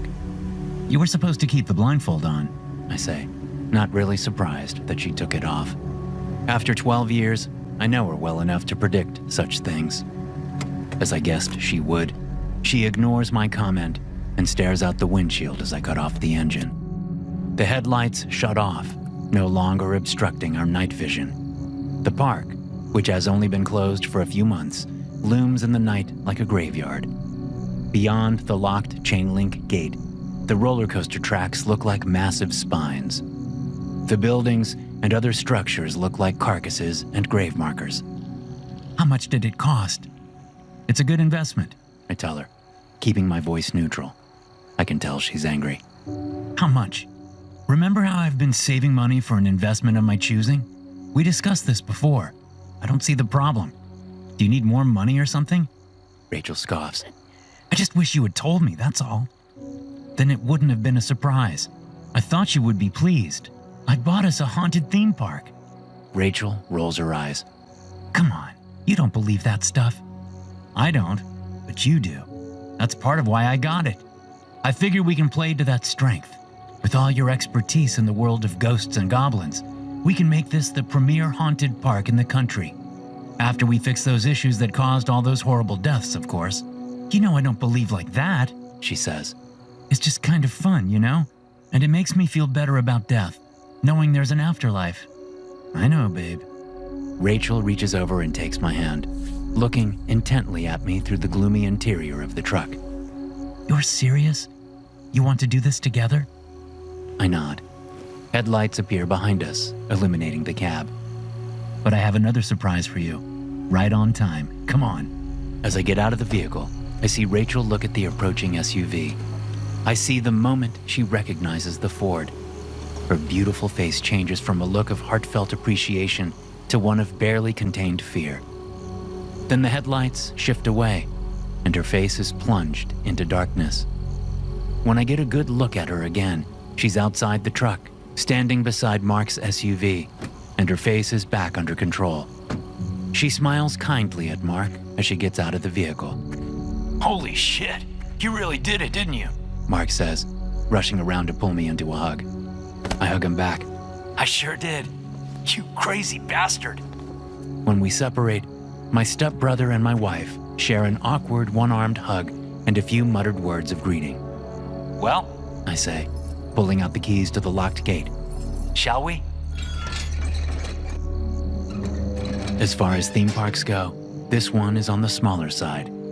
If it was any bigger, I wouldn't have been able to afford it. Built on a lakeside lot in the downtown of a struggling Appalachian community, Mystic Bay Park has a lot of history behind it. Not all of it good.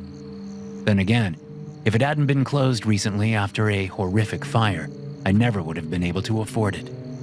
So I count myself lucky as I walk past the box office and start down the central aisle of the park. Rachel walks a few steps behind me and to my right, while Mark does the same on my left. Don't the lights work? Rachel asks, a little fear in her voice. It's so dark. I have an appointment to get the power turned back on Monday, but you're welcome to use the flashlight on your phone.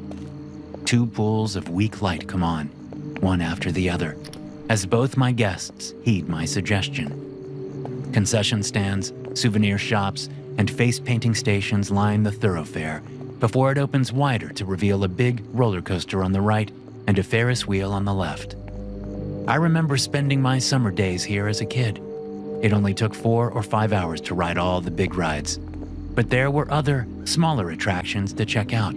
I got to know the place really well way back when. That was before my parents divorced, before my mom remarried Mark's dad, giving me the brother I always wanted, We soon moved 50 miles away to live with Mark and his dad, so my summers were no longer spent at Mystic Bay Park.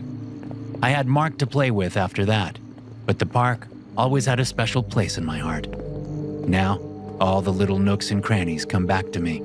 I spot a narrow alley that runs between a restroom and a cafe. Oh, let's go this way, I say, angling toward the dark alley without waiting for an answer.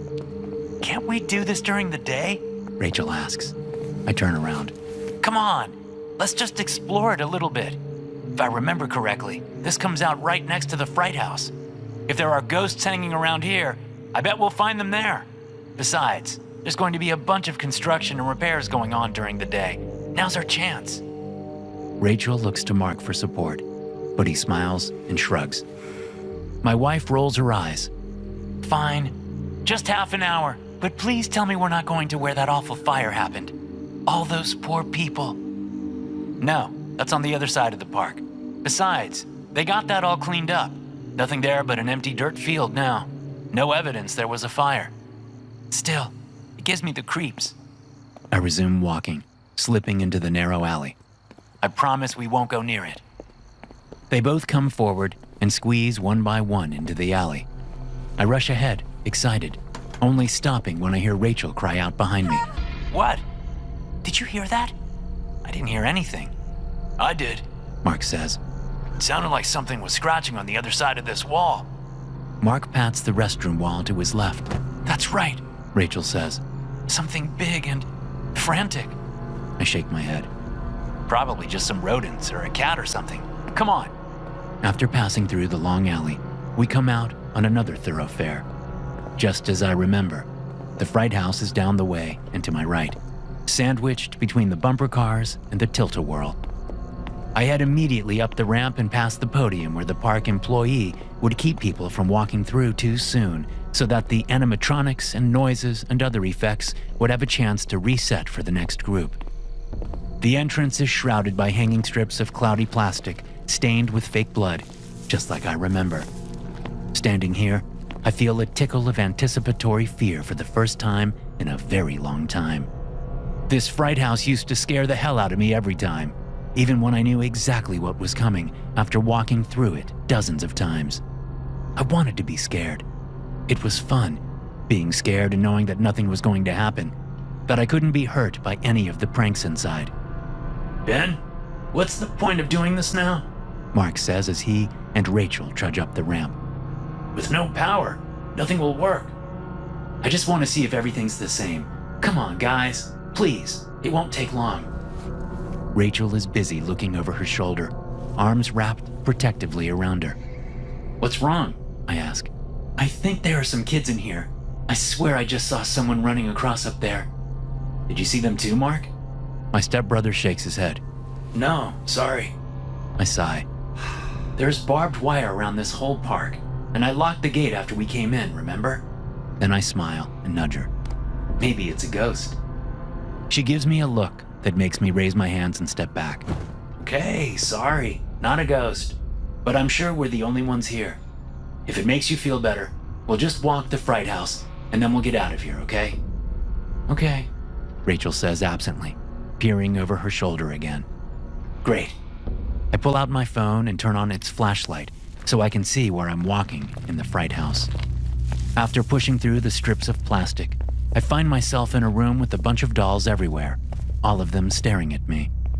There's a doorway on the other side, but to get to it, I'll have to go around a rather large and creepy-looking doll sitting in a rocking chair in the middle of the room. I remember that whenever you walk around the chair, it suddenly starts moving and a scream sounds from speakers overhead. That's bad enough, but when you get to the doorway on the other side, all the doll heads suddenly whip toward you. I smile at the memory. Very creepy. But, of course, nothing happens this time as we make our way through. The next room is clown-themed, and the one after that is littered with a maze of coffins on the floor that you have to walk past. God, I'm so glad the power is off right now, Rachel says as she makes her way through the coffins. A loud thud sounds from behind us, maybe coming from the clown room. We all turn that way, holding our breath. A coffin lid near Rachel twitches, jumping up a few inches and falling back down. Rachel shrieks and rushes away from it, wrapping her arms around Mark for protection. After a moment, she seems to realize what she's done, and she extricates herself from Mark, moving over to me and taking my hand. See, She says. there's kids in here. They're messing with us. With my heart thudding in my chest, I say, Who's in there? There's no answer from the coffin. Let's just go. Rachel says, trying to pull me deeper into the fright house. Yeah, but back the way we came is quicker. We both look to Mark, who stands near the coffin. My stepbrother seems like he's trying to keep a brave face, but I can tell he's scared. You mind opening it, Mark? I ask. I think they open up onto hydraulics underneath, so there's probably a way to get under there from outside. Mark swallows hard in the dark, his flashlight beam fixed on the coffin. Yeah, sure. Probably just kids. He eases over to the coffin and then looks back at us. Rachel's hand tightens on mine. Mark slowly extends his free hand forward and bangs hard on the top of the coffin, maybe trying to scare the kid he thinks is down there. Then he uses the same hand to yank the coffin lid open, jumping back a little as he does. When nothing comes rushing out at him, he eases back over and looks into the casket. He shines his light on a simple hydraulic column draped in black fabric. Then he leans farther down, looking to the right of the column. Yeah, there is a hole through the floor here, He says. It's... A severely burned arm shoots up through the hole and grabs Mark by the shirt, yanking him off balance and into the hole. He drops his phone and manages to get his hands onto the edge of the coffin, preventing himself from being pulled entirely into the hole. His muffled shouts fill my ears as he convulses, clearly trying to pull himself back up. Help him! Rachel shouts, shoving me toward him. I rush over and drop my phone onto the floor. I grab Mark by his belt and the back of his shirt and pull him out. He sits back on his knees on the floor, and I move around to get a better look at him. As soon as I see his face, I gasp and step back, my phone crunching underfoot. His face is a bloody mess of ripped flesh and gouged eyeballs. A gash on the side of his neck spits blood in time with his heartbeat. Behind me, Rachel screams. Mark opens his mouth to say something, the wrecked remains of one eye finding my face, but nothing comes out. Nothing but blood. He topples over and goes still. The wound that was spitting blood slows to a trickle as his heart fails. Another thud comes from the clown room. I step back once and then twice. Rachel screams at me to run, so that's what I do. I turn around and run deeper into the fright house with Rachel at my side. After the coffin room is a witch-themed room. We get through it without incident, but the thudding sound follows us, getting closer and more frequent. After the witch room, we pass through a butcher-themed room, but as we step foot into the next area, we freeze. The only light we have is from Rachel's phone. Mine is back on the floor next to Mark's body. Her flashlight illuminates a modest swath of the wide room, which is populated entirely by human-shaped figures shrouded in white or black sheets. Probably 30 or more figures with no clear path through them. This wasn't here when I was a kid. This room was a zombie graveyard with animatronic hands that would shoot out of graves as you passed. My heart goes wild in my chest, and all I can think about is the blood spitting out of Mark's wound before fading to a trickle. Another thud sounds behind us. Whatever it is getting closer. Rachel directs the flashlight down, illuminating 2 boot-clad feet at the base of the nearest shrouded figure. Then she shifts it again, seeing more feet and similar boots. Not every figure has boots visible. Some of the shrouds are long enough that we can't see anything. Rachel's hand tenses on my arm, and I suddenly become aware of heavy breathing behind us, on the other side of the strips of black cloth that serve as the door. Rachel pulls me forward, no doubt driven by sheer terror, thinking of nothing but running away from whoever or whatever is behind us. But as soon as we're 10 yards into the forest of shrouded figures, half a dozen of them move. Some of them simply twitch violently, while others dash toward us. Rachel screams and tries to whip her flashlight beam in every direction at once. Her nails dig into my forearm as she pulls me along. 2 black shrouded figures angle toward us, knocking over other figures as they come, cutting off our escape path.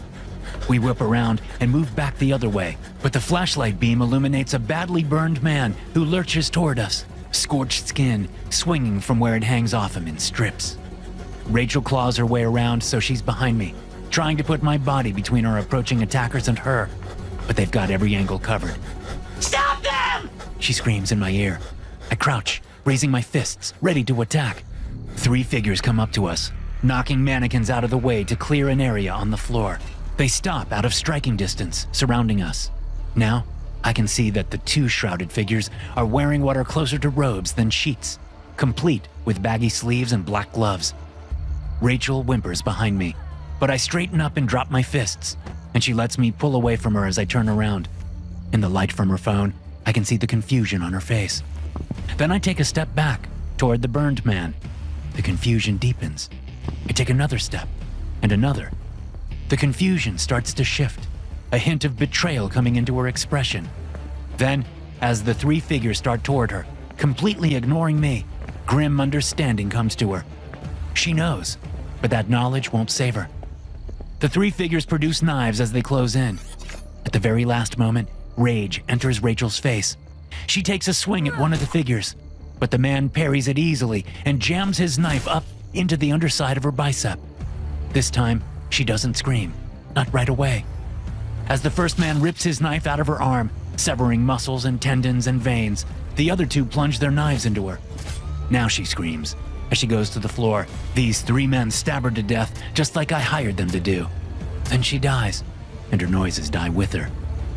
When it's done, the 4 of us stand around her dead body, which is only illuminated by the flashlight beam coming from Rachel's phone, still clutched in one lifeless hand. The 2 shrouded men pull their black hoods off, which feature see-through mesh at the eyes. I don't know these men's names, and that's fine. The man in the prosthetics speaks first. So what? They were sleeping together? That's what I figured too. Another one says, looking at me. Is that right? Your wife was cheating on you? Sighing, I turn to leave. Clean it up before morning. Sure thing, boss. The man in prosthetics says in a mocking tone. When I get to the doorway to the butcher room, I step behind a shrouded mannequin and reach into my back waistband, where I have a compact handgun and a concealed carry holster. Swiftly, I pull the handgun out, take 2 steps back toward the 3 men, aim, and fire. I empty the magazine, which holds 13 rounds. With 1 in the chamber, that makes 14.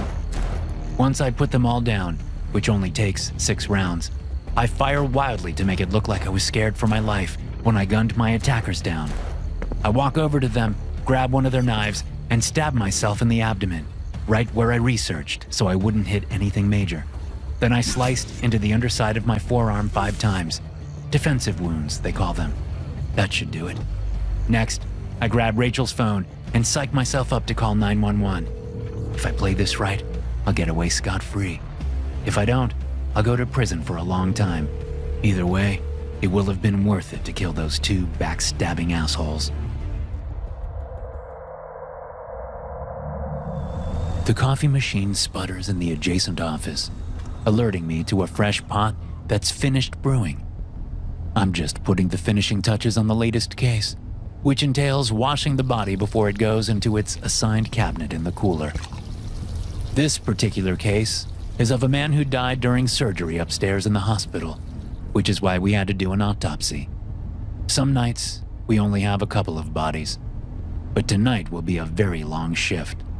We're backed up from a sudden influx. It happens sometimes, with no rhyme or reason. Dr. Larson, the forensic pathologist I work with, has gone out to get a late dinner before coming back to finish the shift.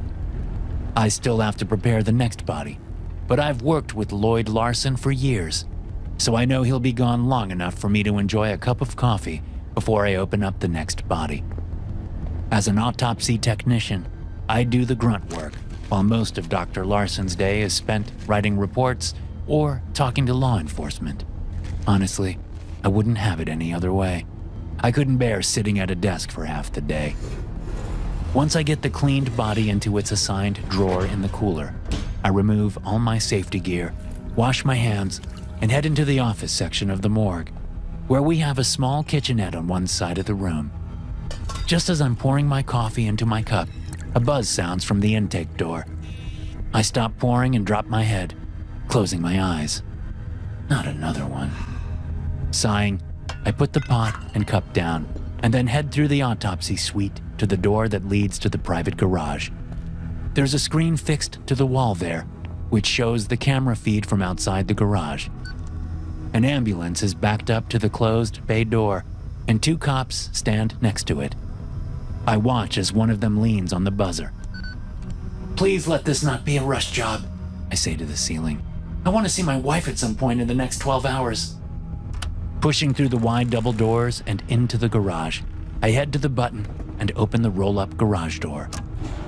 The 2 cops step inside, looking at me and then glancing around the garage. They're both in uniform. One of them is older, sporting the obligatory mustache and potbelly. The other one is in his mid-20s and clean-shaven. He must be new, because he still hasn't developed that cop expression of someone suffering from severe constipation. Must be a special one, I say to the 2 cops. It's not every day I see a body come in with a police escort. You the only one here? The mustachioed cop asks. His nameplate says Brogan. The younger one says Klopek. The doctor is out for a bite to eat. No one in the waiting room? I shake my head. Nope, not at this hour. Brogan takes one last look around the small garage and then nods. He turns to the ambulance and shouts, Back it in! I can handle it from here, I tell Brogan and Klopek, once the bag-shrouded body has been transferred from the ambulance's gurney to mine. The 2 paramedics have already left, and now I'm waiting for the cops to leave so I can enjoy my coffee. It's only halfway through the shift, but I'm already dragging. We're staying, Brogan says, looking more constipated than ever. I look at the black body bag on the gurney, curiosity growing. So what's the deal? Was this some mafia guy or something? A big case? Brogan's mustache bristles like a porcupine's quills as he looks disapprovingly at me. Just put it in storage. Someone will be here to pick it up in a couple of hours. We're staying until then. His reticence only grows my curiosity. I've never had anything like this happen before in all my years working with the dead. Klopek hangs back, not saying a word. He peers around like a kid at the zoo. I shrug. You're the boss. As I push the gurney through the autopsy suite and into the cooler, Brogan follows me. Silently, I curse. I was hoping to get a look at the body before I could put it in a cabinet. Not yet, I guess. Brogan helps me get the body onto the slide-out cabinet shelf. It's not very heavy and not very bulky. In an age where most people are heavy and bulky, it's a bit of an oddity itself. Once we get the cabinet door closed, I leave the gurney and head out. As I get to the door, I notice Brogan isn't following me. I look back at him. He says, You got a chair I can bring in here? You're going to stay in here? It's like 40 degrees. We have a perfectly good waiting room. Or hell, you can sit outside the cooler door if you want. Brogan considers this for a moment and then nods. Yeah, okay. We both head out. 5 minutes later, the 2 officers are sitting outside the cooler door, and they each have a cup of steaming coffee in hand. The only thing missing is donuts. I must admit, I'm jealous of their coffee. I should have poured myself a cup, but I wanted to get them settled so Brogan would stop following me around, looking constipated. Okay, all comfy? I say. Great. I gotta get the body for my next case. I'll be right back. As I open the cooler door, Brogan grabs my wrist. I look down at him, knowing what's coming. Leave that body alone. You got me? You don't have to tell me twice, but you can come in with me if you want. I give him my best trust me bro smile. Brogan's mustache bristles. He looks down at his coffee and then back up at me. No, I think you're smarter than that. You don't want to be arrested tonight, do you? No, sir. He lets go of my wrist. I head into the cooler and straight for the cabinet containing the mystery body. Being as quiet as I can, I open the cabinet and pull the shelf out halfway. Then I unzip the bag enough to see the upper half of the body. My mouth drops open and my eyebrows shoot up. What the hell? It's a man's body and he's naked, at least from the belly button up, which is all I can see. There are strange markings carved and burned into every visible inch of his body, including his face and his bald scalp. Even his ears have strange and elaborate carvings inside and out. Many are clearly old, mottled with scar tissue. Others, like the ones on the top of his head, look extremely fresh, like they would be bleeding if he was still alive.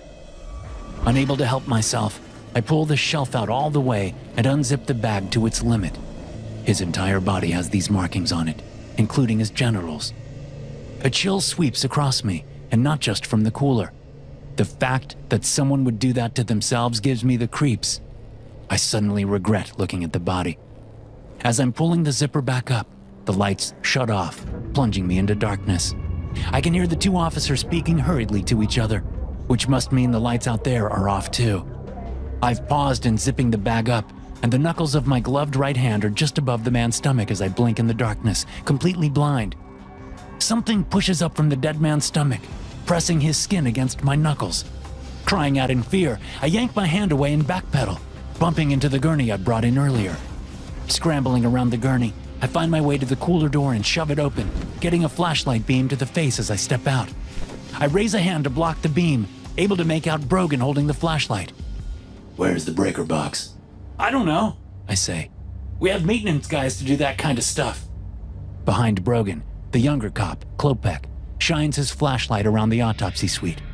Did you hear that?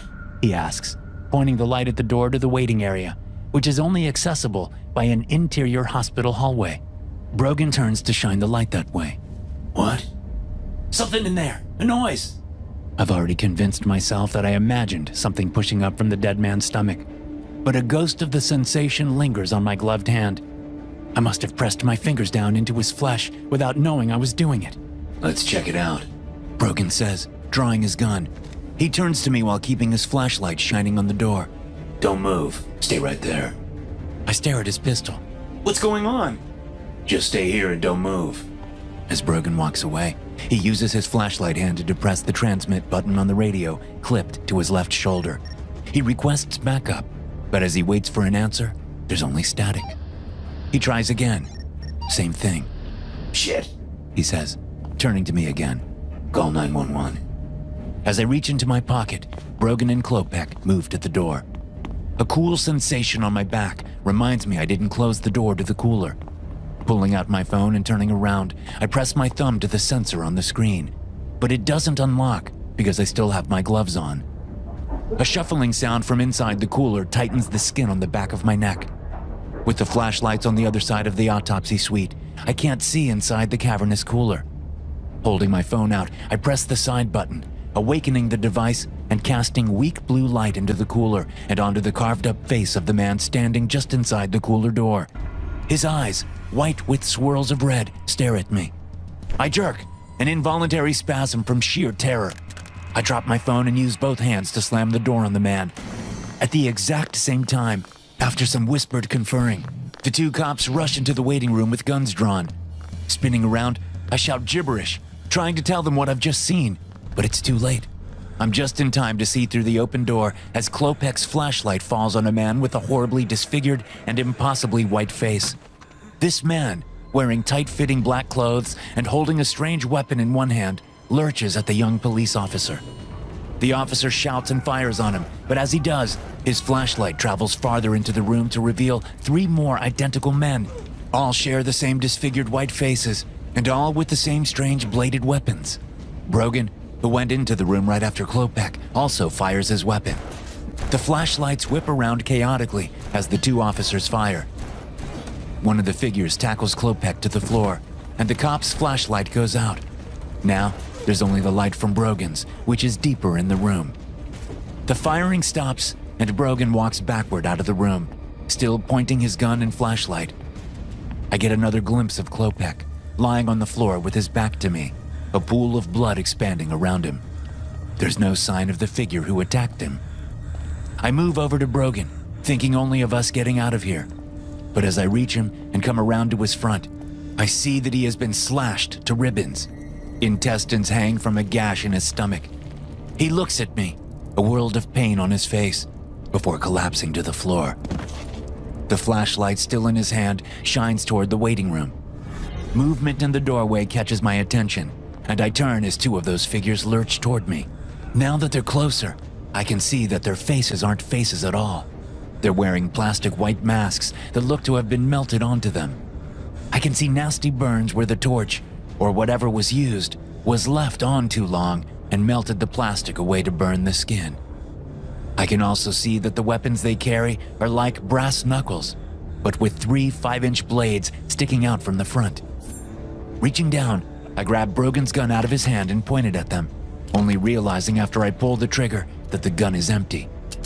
Dropping the pistol, I back away from the approaching figures, thinking of darting through the office and up into the hospital. Surely the security guards heard the shots. Surely they're coming. But I doubt they'll get here before I'm dead. Then cold, steel-hard fingers grip the back of my neck, and the smell of fresh death fills my nostrils. I turn and look into the mangled face of the dead man from the cooler. One of the figures pushes me toward the carved man lying on the autopsy table.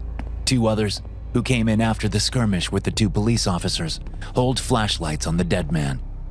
The 4th man has just finished dragging Brogan nearby and sprinkling some of his blood on the carved man.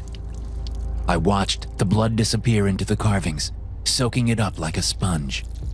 I also noticed, while the carved man had hold of me and the other 4 were busy barricading doors, that 2 of their members were dead in the waiting room. Klopek and Brogan had killed them, but they don't seem to care at all. In fact, they haven't spoken to each other or to me since they've come in here.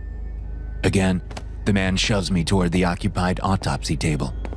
The first words I hear any of them speak come out in a sickly whisper. Open him up, carefully. The carved man's eyes, which don't have irises or pupils, stare up at me as I reach for a scalpel to begin the incision. The speaker, standing next to me, is holding his 3-blade weapon near my neck. As I place the scalpel just under the carved man's ribs and get ready to cut, a bulge comes up from the man's stomach. Wait. The speaker says. I wait. The bulge disappears. Okay, go ahead. If you damage it, I'll kill you. What is it? I ask, still staring at the area where the bulge was. Salvation. As I make the initial incision, someone bangs on the door to the main office. A distant voice shouts, Hey Rick, you in there? I recognize that voice. It's one of the night shift security guards, a guy named Gerard. The sharp tips of the speaker's blades touch the side of my neck. Don't say anything. It's clear that Gerard has someone else with him because he's talking, but the words are too muffled to hear what's being said. Maybe another security guard or maybe a cop. As part of the security team, Gerard has a skeleton key that can open any door. But that's why these people barricaded every entrance. Gerard and whoever he's with start slamming into the door, trying to get it open. Hurry. The speaker hisses. These people didn't hesitate to kill 2 cops, and they didn't blink as 2 of their own died in the process. I can't imagine what's going on here. Looking down at the carved man who should be dead, I feel my worldview cracking. He blinks up at me with those white red eyes, waiting for me to open them up. My eyes dart to my right at the metal cabinet for storing and dispensing formaldehyde. Since the chemical is highly flammable and carcinogenic, the cabinet is locked. I have the keys in my pocket, but there's no way these people will give me the time I need to open it up. My eyes fix on the singular window that allows us to see how much formaldehyde is left in the large plastic storage tank. I said hurry. The speaker rasps, this time pressing the blades into my neck hard enough to break the skin. Okay. The banging grows more insistent. It sounds like Gerard is making progress. I slice open the flesh of the carved man's abdomen, careful not to cut too deep as I work my way down toward his navel. I'm surprised my hand doesn't shake. Maybe because I've done this 1,000 times, just not under these circumstances. I cut around the navel and continue down to the pelvic area and then stop. Step back. The speaker says. I do what he tells me, and he shifts as well, still keeping the blades to my neck, but not with as much force. One of the face-melted guys holding a flashlight hands his light off and steps up to the carved man's body. He looks up at the speaker, who nods and says, Do it now, Lookerum. You have earned it. I still haven't seen anything come out of the incision, and I've been watching, heart going like a bass drum at a metal concert. Lookerum sticks his hand inside the carved man's body. A moment later, the man spasms and cries out in pain, clearly trying to jerk his arm out. It doesn't come. Blood spews out from the incision, splattering all of us. I turn my head away, quickly realizing this is my best chance. Vision blurred by the blood, I lurch away from the blades and toward the formaldehyde cabinet, relying on years of muscle memory to get there despite my obscured vision. All hell breaks loose now. Lucurum is screaming. The speaker is shouting. Gerard's voice grows closer. It seems he made it through the door. I bring my elbow up and smash it into the sole window into the metal cabinet. The glass bows inward, spiderwebbing, but it doesn't break. As I bring my elbow back for another blow, a sharp pain erupts on the left side of my back. Several gunshots sound, and I turn my head to see the speaker falling to the floor with a bullet hole in his head, dragging his weapon down my back, now weakly. Although Lucurum is preoccupied with whatever the hell is happening to him, the two other melted-faced men rush Gerard and the other security guard. For a moment, I think everything is going to be okay. But then I get a better look at Lucurum. Someone dropped a flashlight, and now it illuminates the man from behind. But he no longer looks like a man. Blood has stopped spewing out of the incision in the carved man's abdomen. Now, it appears as though millions of flies swarm out, covering Lucurum from head to toe. Only they're not really flies. They have too many legs, and their heads are too bulbous, and they seem to melt into each other as they collect on Lucurum's body. Then something else, something larger, scurries out of the incision and up Lucurum's arm. Clouds of insects roil up as the black thing, about the size of a crab, moves swiftly up the limb. I can't get a good look at it, but the way it moves and its aberrant shape makes me want to scream.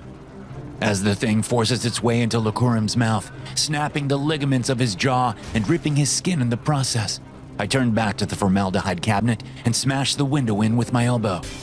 Reaching my hand through, I yank the large plastic container out, severing the pump hose. Some of the stuff splashes me, but I can't worry about that right now. Container in hand, I douse Lucurum and the carved man. The insects, if that's what they are, erupt and start attacking me. The biting hurts more than the 3 gashes down my back. Unable to take it anymore, I toss the container at Lucurum and turn to run. I see that Gerard and the other security guard, Lawrence, have shot and killed the other 2 men. "Lighter!" I scream at them, hoping one of them carries flame on them.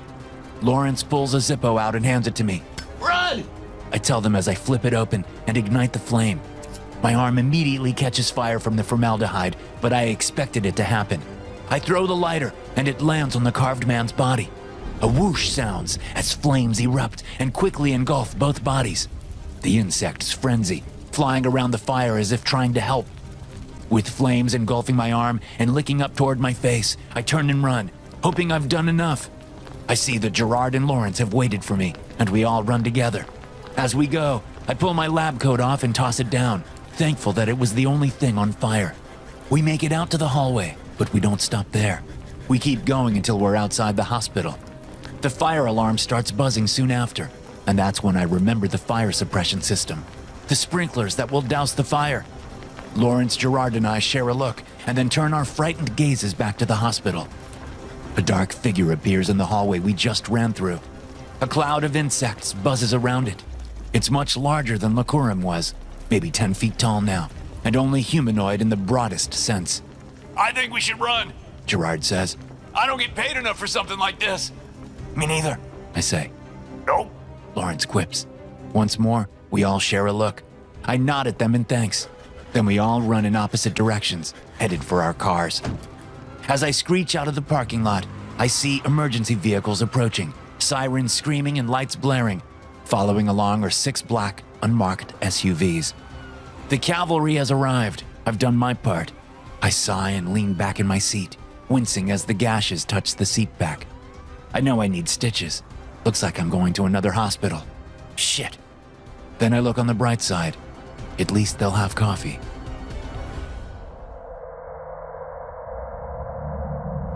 What are you doing? Sophie asks as I pull into a gas station on a lonely West Virginia road. I told you, I have to pee, and we need gas. Not this place. It's so dark. It's 3 a.m, babe. No place is going to be open off this shitty 2-lane. But I'm guessing the pumps work 24/7.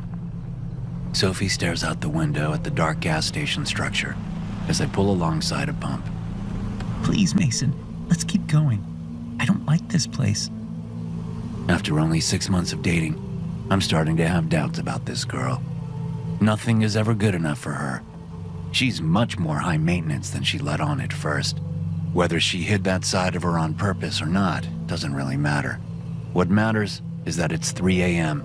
I've been driving for 7 hours straight, and my bladder is about to explode. Unable to help myself, I slam the selector in park, shut the engine off, and open the door. "Pump the gas while I pee," I say, getting out and slamming the door. As I round the back of the CRV, headed for the woods behind the station, her door opens. Mason, I don't have service here. I grit my teeth. We're in the middle of nowhere. That's why I downloaded the map, remember? I'll be right back. Gas up, please. Sophie whines some more behind me, but I ignore her, resisting the urge to yell at her to shut up. I've never yelled at her before, but I've certainly gotten snippy on this trip. Then again, so has she. As I near the gas station, I take a better look around. The steep, rocky slopes of the Appalachian Mountains give this valley a claustrophobic feeling. Unlike other portions of the Appalachians, where the ancient range seems more like a series of large hills, this is high country, where craggy formations of sandstone and quartzite jut from the sheer slopes. The station, the first one we've passed in at least 30 miles, has seen better days. Its parking lot is pockmarked, its windows coated with grime, the pumps bordering on ancient. It has an attached two-bay garage for mechanical work. Both bay doors are closed. I keep moving, about to explode. I round the back corner, take 2 steps into the woods, and relieve myself. As soon as my stream hits the ground, a sudden but short-lived yip sounds from the front of the station, like the beginning of a scream. She probably saw a spider, I think with a mental eye roll, knowing the sound came from Sophie. I expect to hear her call my name in that whiny way of hers, but she doesn't. A bad feeling suddenly crimps my guts. Release takes longer than I like because I've been holding it for so long, and I can't escape a sudden implacable urge to leave this place as quickly as possible. You should have listened to your girlfriend, bucko. A familiar voice in my head says. It's a version of my inner voice, but one that affects a Jack Nicholson from The Shining voice for some reason. When that voice pipes up in my head, I know I've fucked up, or soon will. When I hustle back around the building, Sophie is nowhere to be seen. Her door is open and the dome light is on, but she's gone. I check the driver's side of the car, but it looks like she never started pumping gas. I look inside the car to make sure she isn't in the back. She's not. Maybe she went to pee. That Jack Nicholson voice says in my head in an unmistakably sardonic tone. But the very fact that I'm unconsciously using that voice now speaks volumes. I know deep down that she didn't go to pee. "Soph?" I call, peering around. There are no other businesses around. There aren't even any other structures around. Just woods and mountains. But I can see a small dirt road about 50 yards ahead, disappearing into a large cleft in the mountain. "Sophie?" When there's no answer, I remember my phone, sitting in the cradle next to the steering wheel. I duck into the vehicle through the passenger door and reach for the device, but it's gone. The cradle is empty. A rotten taste invades my mouth as panic ramps up. I search the car frantically for my phone or Sophie's, finding neither. During my search, I notice Sophie's shoes in the passenger seat footwell. She's out there in her socks. The panic takes on a new timbre. Then I hear my girlfriend scream. I jerk my head up so fast I bang it on the doorframe before pulling myself out of the vehicle. Spinning toward the noise, I spot Sophie inside the gas station. Her terrified face is a pale moon on the other side of the glass door, the bottom half of which is obscured by sun-faded stickers and ads. It's strange, though. There's something odd about her, other than the fact that she looks like she's about to vomit from fear. "What are you doing?" I ask in a small voice as I walk on numbing legs toward her. Again, she screams. This time, I pinpoint what's bothering me. It's her arms. They should be up, pressed against the door, maybe pushing to get out or slapping the glass. But they're not. Because, from what I can see through the grimy glass and the husky gloom, Sophie's arms are bound behind her. This registers distantly, and I keep walking toward the door, hoping this is some kind of prank. not ready to believe something is really wrong. When I'm just a few feet from the door, a gruesome figure rises slowly into view behind Sophie's left shoulder, as if standing from a crouch. At his full height, he's a good foot taller than her and 6 inches taller than me. My eyes fix on him, taking in the barely healed wounds disfiguring his face from forehead to chin. His head is bald, but covered in scar tissue like the surface of a dormant volcano. Darkly luminous eyes peer out at me from under lids made heavy with scars. He wears a wrinkled and stained button-up shirt that was once white, but is now anything but. Thick, form-fitting work gloves obscure his hands, which he brings into view. One of them clamps over Sophie's mouth. The other holds in it a flathead screwdriver, which has been filed to a razor-sharp point. I can tell because he presses it to Sophie's cheek and immediately draws a thick bead of blood. Sophie has stopped screaming, and not just because of the hand over her mouth. Now, she's only trembling as her eyes search my face, pleading silently for help. Instinct moves my legs before conscious thought catches up. I take a step back, and then another. Now Sophie does scream against the hand. Her eyes go wider than I thought possible. The green iris is brilliant with betrayal. "I'll get help," I say as I back away, knowing I still have the key fob in my pocket. "I'll get help." The mangled man laughs raspily and then pulls Sophie into the impenetrable depths of the store. Throat buzzing painfully with stomach bile, I spin around and sprint to the Honda, jumping into my front seat. With a press of a foot on the brake and a finger on the ignition button, I start the engine. "I'll get help," I say, nodding so hard my neck hurts. "I'll get help." She'll be dead by then, bucko. You know it. I know it. That guy with the fucked up face knows it. That's why he laughed the way he did. I shake the Nicholson voice away and shift into drive. That's when I sense movement behind me. My foot still on the brake. I look into the rear view mirror and see that same disfigured face come into view over my right shoulder. It's not possible. A fear-driven inner voice shrieks in my head. It's not. The man snakes an arm around my neck, cobra quick. He presses a thickly muscled forearm onto my throat, clamping me against the seat back. His other hand comes up, the screwdriver in it, which he presses to the tender flesh just under my left eye. Put it in park and shut off the engine. I do what he says, never taking my eyes off his mangled face in the mirror. You thought I would just let you leave? He laughs. It's a bass rumble. Then he presses harder with his forearm, cutting off the oxygen to my brain. I don't even fight as consciousness drains from me. But that Nicholson voice in my head laughs like the Joker from the 1989 Batman film. It laughs until it, too, fades into nothingness. The smell of gasoline and the sounds of sobbing bring me back to reality. Even before I open my eyes, I know Sophie is the one sobbing. As I blink in the dim light, I can't tell if the headache pulsing behind my eyes is because of being knocked out the way I was, or if it's the gasoline fumes. I'm lying uncomfortably on my arms, which are bound together behind me with what feels like duct tape. My ankles are similarly bound. The floor is tilted, and it takes me a moment to realize why as I look around. There's an extension cord snaking along the ceiling to a dim bulb in the middle of the room, but it's not really a room. We're in a huge gas tank under the pumps. It's about 8 feet tall and 30 feet long. One end of the tank is missing, opening onto a short dirt tunnel that leads to what looks like the gas station's basement. There's a large metal door there, but it's open right now. I shift awkwardly to look behind me, at where Sophie is. As soon as I get my head around, my eyes lock on something past where Sophie lies. A man in tattered and bloody clothing hangs at the end of the tank from his wrists, which are affixed to anchors with zip ties. He's small enough that his feet don't touch the floor. There's a pool of dry blood under his toes. He looks to be in late middle age, but it's hard to tell because he's so badly disfigured with what appear to be animal scratches all down his body and his face. His chin is pressed to his chest, presenting his balding scalp rimmed with short, dark hair. I can't tell whether he's still alive or not. You tried to leave me, Sophie says. I can't believe you tried to leave me. A whirlwind of emotions whipsaws through me. I want to scream and cry and throw a toddler fit all at once, but I end up just puking the meager contents of my stomach onto the sloped floor next to me. The physical expulsion seems to help the moment of panic pass. I was going to get help, I whisper, unable to look her in the eye. The Nicholson voice laughs its Joker laugh in my head.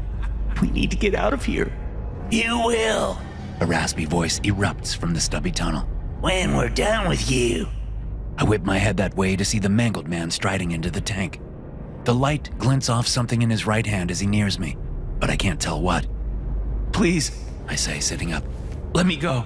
I'll give you whatever you want. I'll give you all the money I have. I can buy Bitcoin. It's untraceable. I can...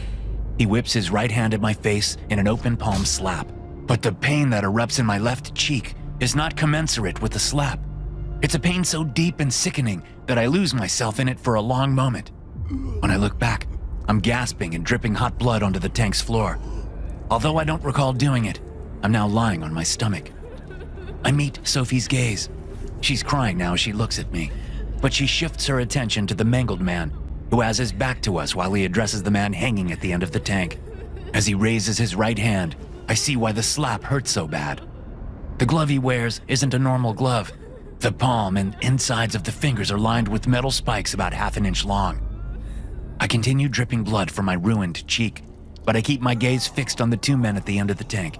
Wakey, wakey. The mangled man says, gently slapping the hanging man's already disfigured face with the spiked glove. What are you doing, Lars? A bass-heavy voice says from behind me. I turn that way to see the mangled man's double standing at the other end of the tank. Two of them? I think. Two men with the same exact disfigurements? Then it hits me. They're wearing masks. Extremely realistic masks, like those used in movies. It's the only thing that makes sense. Lars ignores the newcomer and keeps trying to wake the hanging man up. I need your help with the CRV. We need to part it out by morning. I'll help you when I'm done. And please stop saying my name, Troy, Lars says. Then, shifting gears with whiplash speed, he yells, Wake up! He smacks the spiked glove into the hanging man's forehead and drags it down, ripping gouges in the man's face. The man finally wakes up, screaming in pain. Jesus Christ, Troy says in disgust during a lull in the screaming. He turns around and walks out. Sophie is crying violently now, eyes wrenched shut. The sound of tearing flesh makes me want to bash my head into the tank until I lose consciousness. Instead, once again driven by survival instinct, I turn and start worming my way toward the exit, praying I can get out before Lars notices. I barely make it 6 feet before I hear, bitch boy, you're staying here. I flip onto my back to watch Lars come, the Nicholson voice saying, He's going to drag that goddamn glove all over Sophie's body. But you don't care about that, do you, huh, bucko? Well, how about this? He's going to rip your face off with that thing. Just look at that poor sap over there. That's going to be you soon, bitch boy. As Lars closes in, I glance at the hanging man. His horrifically disfigured face ignites a fear in me so deeply ancient and primeval, it's as if something else takes over my body. Lars steps over to me, and I jerk my bound legs up, knees to chest, and then shoot them out toward his crotch. He sees the move coming, shifting so I only kick him in the hip. He takes a couple of staggering steps back on the sloped floor and then steps on Sophie's legs. Unable to keep his footing, he falls on his ass. Sophie moves before I can even urge her on mentally. She throws herself toward the man's masked face, mouth open in a snarl. Her teeth clamp down on his nose, but it's not really his nose because of the mask. Whether she knows that or not, whether she is there enough to put it together doesn't matter, because what happens is maybe better than if she clamped down on his actual nose. She grips with her teeth and pulls, yanking the mask out of place and making it so the eye holes are no longer over his eyes. He's blind for the moment, but the advantage won't last long. As the man whips his gloved hand up and grabs Sophie by the back of the neck, I'm struggling to my feet, knowing that this is my only chance at survival. Sophie screams as the spikes dig into her neck. In the few moments it takes me to hop over to them, he shoves her to the side and then reaches toward his face with both hands to straighten the mask. He catches himself before using his right hand with the spiked glove to move the mask, but pauses with the hand held just above the right side of his face. With a grunt of fervent effort, I throw myself at the man's head, aiming for his face with the hard knob of my knees. I make contact, landing partially on his upper chest, my knees crashing into the backs of both his wrists. The spikes gouge paths through the silicone and into the skin underneath. The man cries out in pain and tries to buck me off, but I do my best to stay on top of him, however awkwardly. I don't know my next move. but Sophie takes the baton. Screaming savagely, she lifts her bound-together feet up and pivots so her heels are above the man's face and the still out-of-place mask. Through the tight yoga pants, I can see the muscles of her legs bunching and flexing as she slams her heels down into the man's face again and again and again until he stops moving. At my urging, she hits him a few more times for good measure, the whites of her ankle socks bloody at the heels. With some effort, I position my bound hands over the spiked glove and go to work on the duct tape. By the time I free my hands, I have gouges in my wrists, but it's a minor concern. My cheek is a throbbing sheet of pain. The minor wounds on my wrists barely register. With my hands free, I pull the glove off the dead man's hand and use it to free my ankles. Then I free Sophie. The whole thing takes 5 minutes, and we don't say a word to each other. As we make our way out of the tank and into the basement, I find one of the sharpened screwdrivers sitting on a crate. I offer it to Sophie, but she shakes her head, both hands pressed to the mess of seeping wounds on the back of her neck. I take the glove off and drop it on the ground, fixing that hand around the screwdriver. I press my other hand around my injured cheek, which is still bleeding freely. We go up the stairs and into a storage room. Distant sounds of mechanical work come through the walls. I pat my pocket for the key fob to the CRV. It's gone. Then I remember what Troy said about parting the vehicle out before morning. Is this what they do? I wonder. Steal people's cars and sell the parts? How many people have they killed? Turning to Sophie, I think about telling her to stay here, but the look on her face tells me all I need to know. You tried to ditch her once already, bucko, the Nicholson voice says. I won't leave you again, I say, hoping I mean it. She only looks at me, her expression unreadable. I turn and leave the storeroom. Inside the gas station is dark and musty. I make it to the front door before realizing Sophie isn't behind me. Peering around, I see her standing by the doorway to the garage, where Troy is working on parting my car out. I pad over to her and grab her by the arm to drag her away so we can leave. She yanks her arm from my grasp. What are you doing? I whisper. We have to finish this. Finish what? We need to leave. If you're too stupid to come with me, I thought you were going to leave me again. She stares at me, and this time it takes no effort to read the challenge in her gaze. She turns and slowly opens the door to the garage just enough for us to see inside. Troy has my CRV on a mechanical lift so he can stand underneath it while he works. He holds an impact wrench, which whirs and clangs loudly as he works to unhook something beneath the engine compartment. Sophie opens the door a little wider and then looks over her shoulder at me. She takes a step inside, and then another. I follow her. She stops at a control panel hanging against a post. Troy's back is to us as he works, but he could turn around at any time. I grip the screwdriver tighter. She points at the control panel. Although I've never met them, I remember her saying her dad and 2 brothers are mechanics. It's the family business. She puts her thumb on a button that says emergency release above it and then looks at me. Without a word, I put my thumb over hers and press down. There's a hydraulic hiss as the release works on the lift. All 3,500 pounds of the CRV plummet down onto Troy. The sound of his bones snapping wetly under the immense weight fills the garage and seems to echo in my head.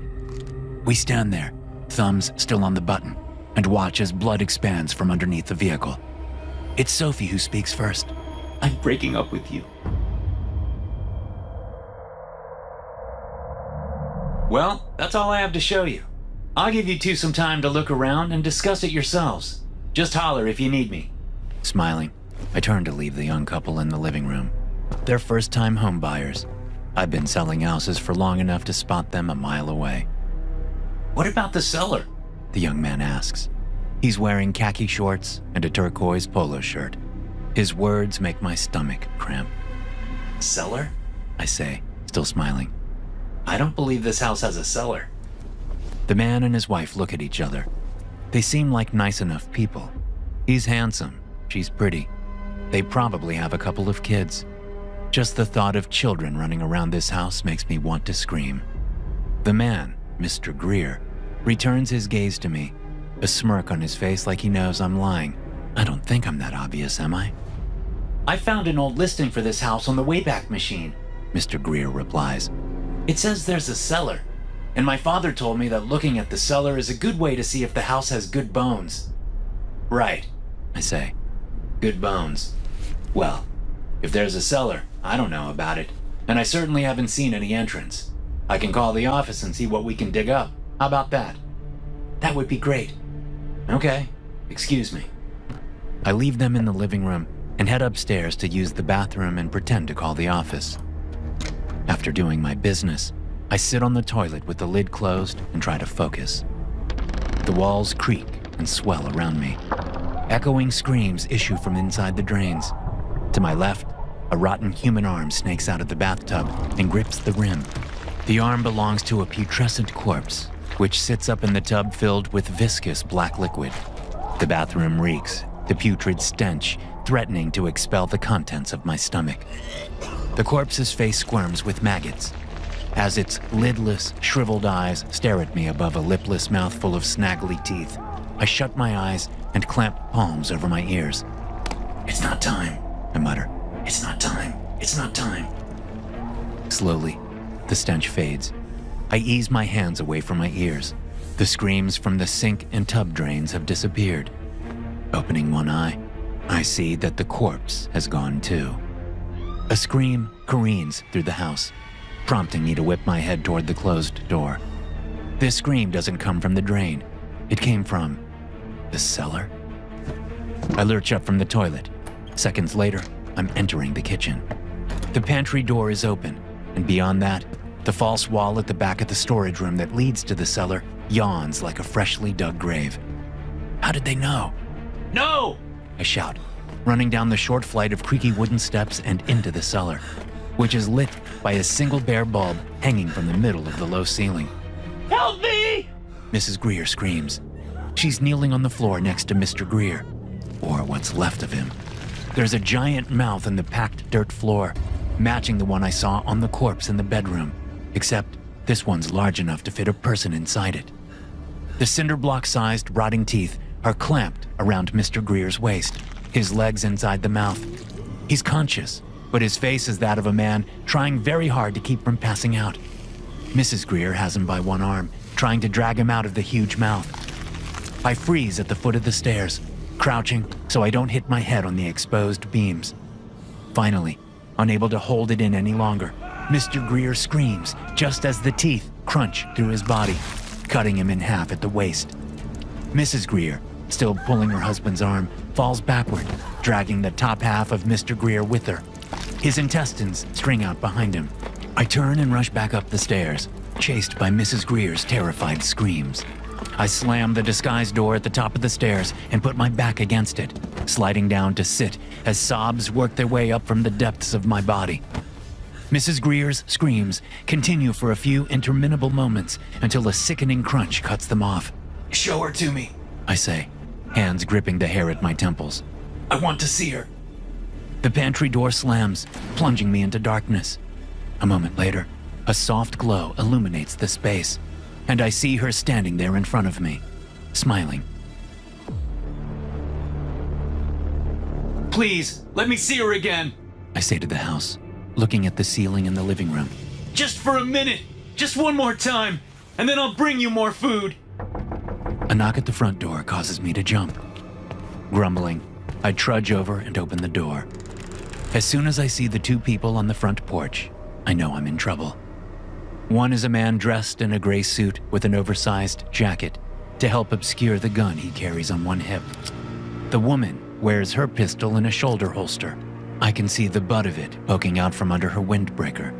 She also wears jeans, cowboy boots, and a button-up blouse. There's a significant age difference between the two, but they both have faraway looks in their eyes. The man is thick-bodied and a slightly darker shade of gray than his suit. The woman is slender in a powerful, sinewy way. "Mr. Rourke?" the woman says. I nod, stepping out onto the porch and shutting the door behind me. The lockbox attached to the knob knocks lightly. "This is Detective Linton," the woman continues, "and I'm Detective Pruitt. We would like to talk to you for a few minutes." She doesn't offer to shake my hand. "I'm about to head to another showing, actually. Maybe another time?" As soon as the words are out, I regret them. I should have asked what this was about. I haven't said 20 words, and I'm already looking guilty. Because I am. We called your office, Detective Linton says. They said you don't have anything on the books until 2. I make a show of checking my watch. I thought it was 2. Yeah, I guess I do have a minute then. What is this about? Can we step inside? Pruitt asks. Before I can answer, she reaches past me, opens the door, and moves inside. I step toward the porch stairs. Oh, this isn't my house. I'm just trying to sell it. It would be best if we could do it out here. Linton blocks the stairs to the yard. We're doing it in the house. I clear my throat. Okay, that's fine. We head inside. Linton shuts the door behind us. As soon as it's closed, I feel the house tensing in anticipation. No, I think. Not again. Not again. It's not worth it. The memory of those giant teeth snapping through Mr. Greer's waist plays on repeat in my head. Then, his wife dragging his body as she falls down, his intestines spilling out like a nest of snakes. We're still in the entryway when I say, We have to get out of this house. I'll tell you whatever you want, just as soon as we get out of here. I turn toward the door, but Linton blocks the way. Why do you want us to leave? He asks. What are you hiding in here? I pinch the bridge of my nose and shut my eyes. No, this house is haunted, okay? I know it sounds crazy, but it's the truth. It seduced me. Not in that way. Not in the way you think. It gave me my daughter back. I held her. I smelled her hair and talked to her and heard her laugh. She was really here. But then it took her away and said I could have her back if you just what? Pruitt asks sympathetically. I let go of my nose and look at her. It said I had to feed it. So I did. I fed it. Twice. But the Greers, that wasn't my fault. I told them there was no cellar. I didn't know it would do that to them. The two detectives share a look. Linton is still behind me at the door. I turn so I can see them both. A shriek erupts from the cellar. It's a little girl's scream filled with pain. It's my daughter. I know it is. Did you hear that? I say, my eyes bouncing between the two cops. They look at me like I'm crazy. It comes again, and I slam my hands over my ears. Please, we have to get out of here. I can't listen to her scream like that. You said something about a cellar, Linton says. Are the Greers down there?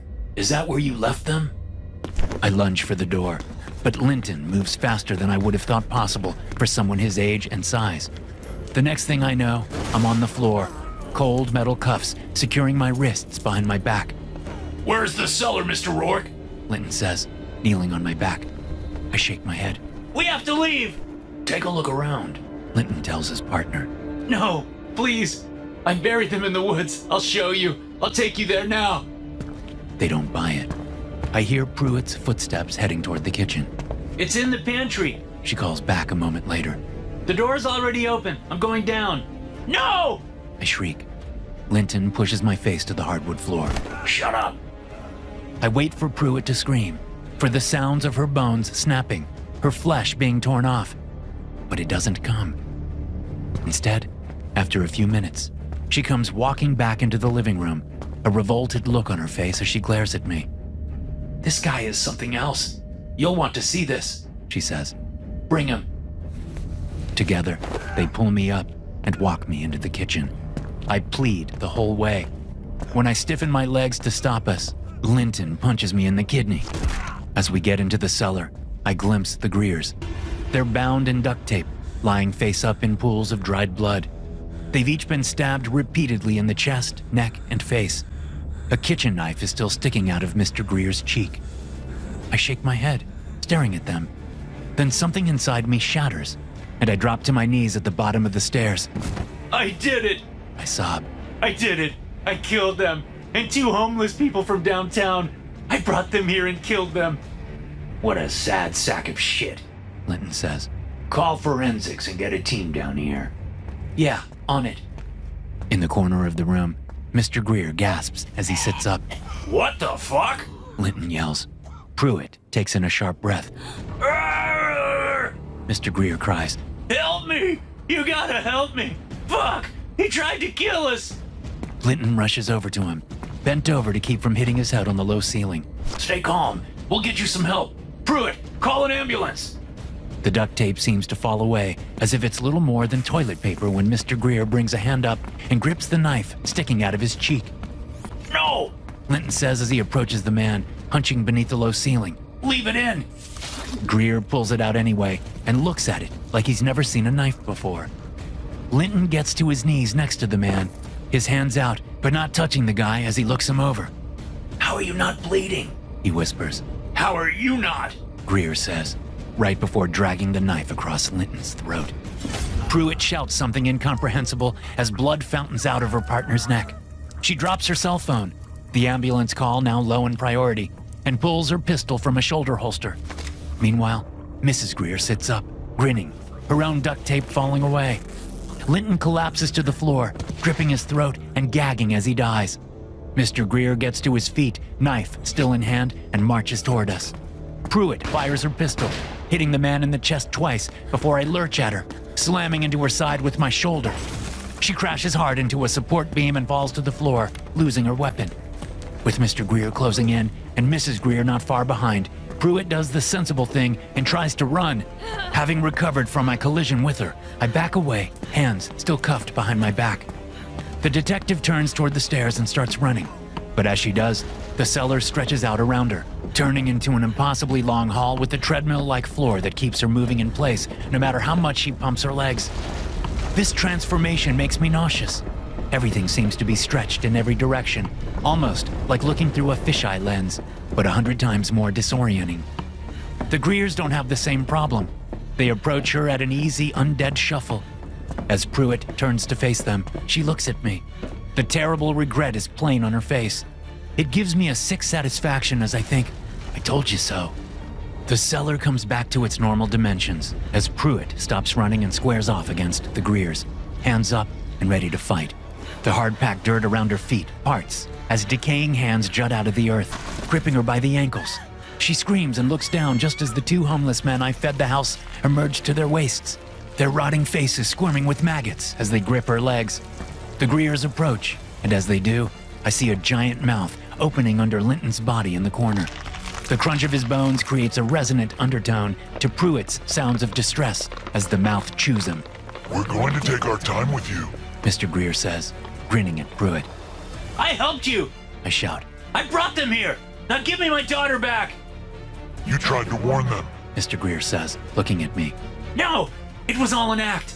I knew if I told them to leave the house, they would do the opposite. I mentioned the cellar on purpose, I swear. Now give me Alexis. I did what you said. Now give her to me. The Greers and a stunned Pruitt stare at me for a moment before they fade away. The cellar shifts sickeningly, morphing around me. I shut my eyes to lessen the nausea. When I open them again, my hands are free, and I'm standing in the house's entryway. Alexis stands there, looking up at me with her wide blue eyes, her strawberry blonde hair thick like it was before the chemo. She looks healthy and happy. When she takes my hand, it feels warm and soft, just like I remember. She leads us to the door, which opens on its own. Hand in hand, we walk out of the house, down the porch, and onto the sidewalk. My car is nowhere to be seen, but it doesn't matter. The afternoon sun is at our backs as we walk away from the horrible house. The world seems to shimmer around me for a moment, and I catch little glimpses of the cellar, as though through a sheer curtain blowing in the wind. I ignore them, focusing on Alexis. She looks up at me and smiles, only now she isn't the same. Her mouth is no longer hers. It's the rotting mouth that chopped Mr. Greer in half, that chewed Linton up. Then that flickers, and Alexis's mouth is her own again. I know the truth, but I don't care. I have my daughter back. That's all that matters. Realtor still missing after 2 detectives slain in-house. Authorities are still searching for Leon Rourke, a realtor wanted for the murders of 5 people, including 2 homicide detectives, John Linton and Rebecca Pruitt. Rourke's other alleged victims include Mr. and Mrs. Nathaniel Greer, Dalton Richards, and Peter White. All their bodies were found in the cellar of a house Leon Rourke was trying to sell. The 2 detectives were investigating the disappearance of Mr. and Mrs. Greer when they were reportedly lured to the cellar and killed with a number of different murder weapons the police are still searching for. What he did to those people? Their bodies were so badly mutilated, we could hardly tell who was who. said a police officer familiar with the case. This guy is sick, and we need to catch him now. Miss Olson, Rourke's ex-wife, insists that the suspect isn't capable of what the police are describing as a heinous killing spree. He doesn't have it in him, Miss Olson said. I mean, he was in a dark place after losing our daughter to cancer, but he would never do anything like this. Never. There has to be some kind of mistake. Police have released several images of Leon Rourke and are asking for tips from the public. His vehicle was found at the crime scene, so he may have made off on foot, or a vehicle he bought under a different name. If you have information about this man's whereabouts, please call the police hotline at... To hear more stories like this, be sure to hit subscribe and turn notifications on. I'll see you in the next one.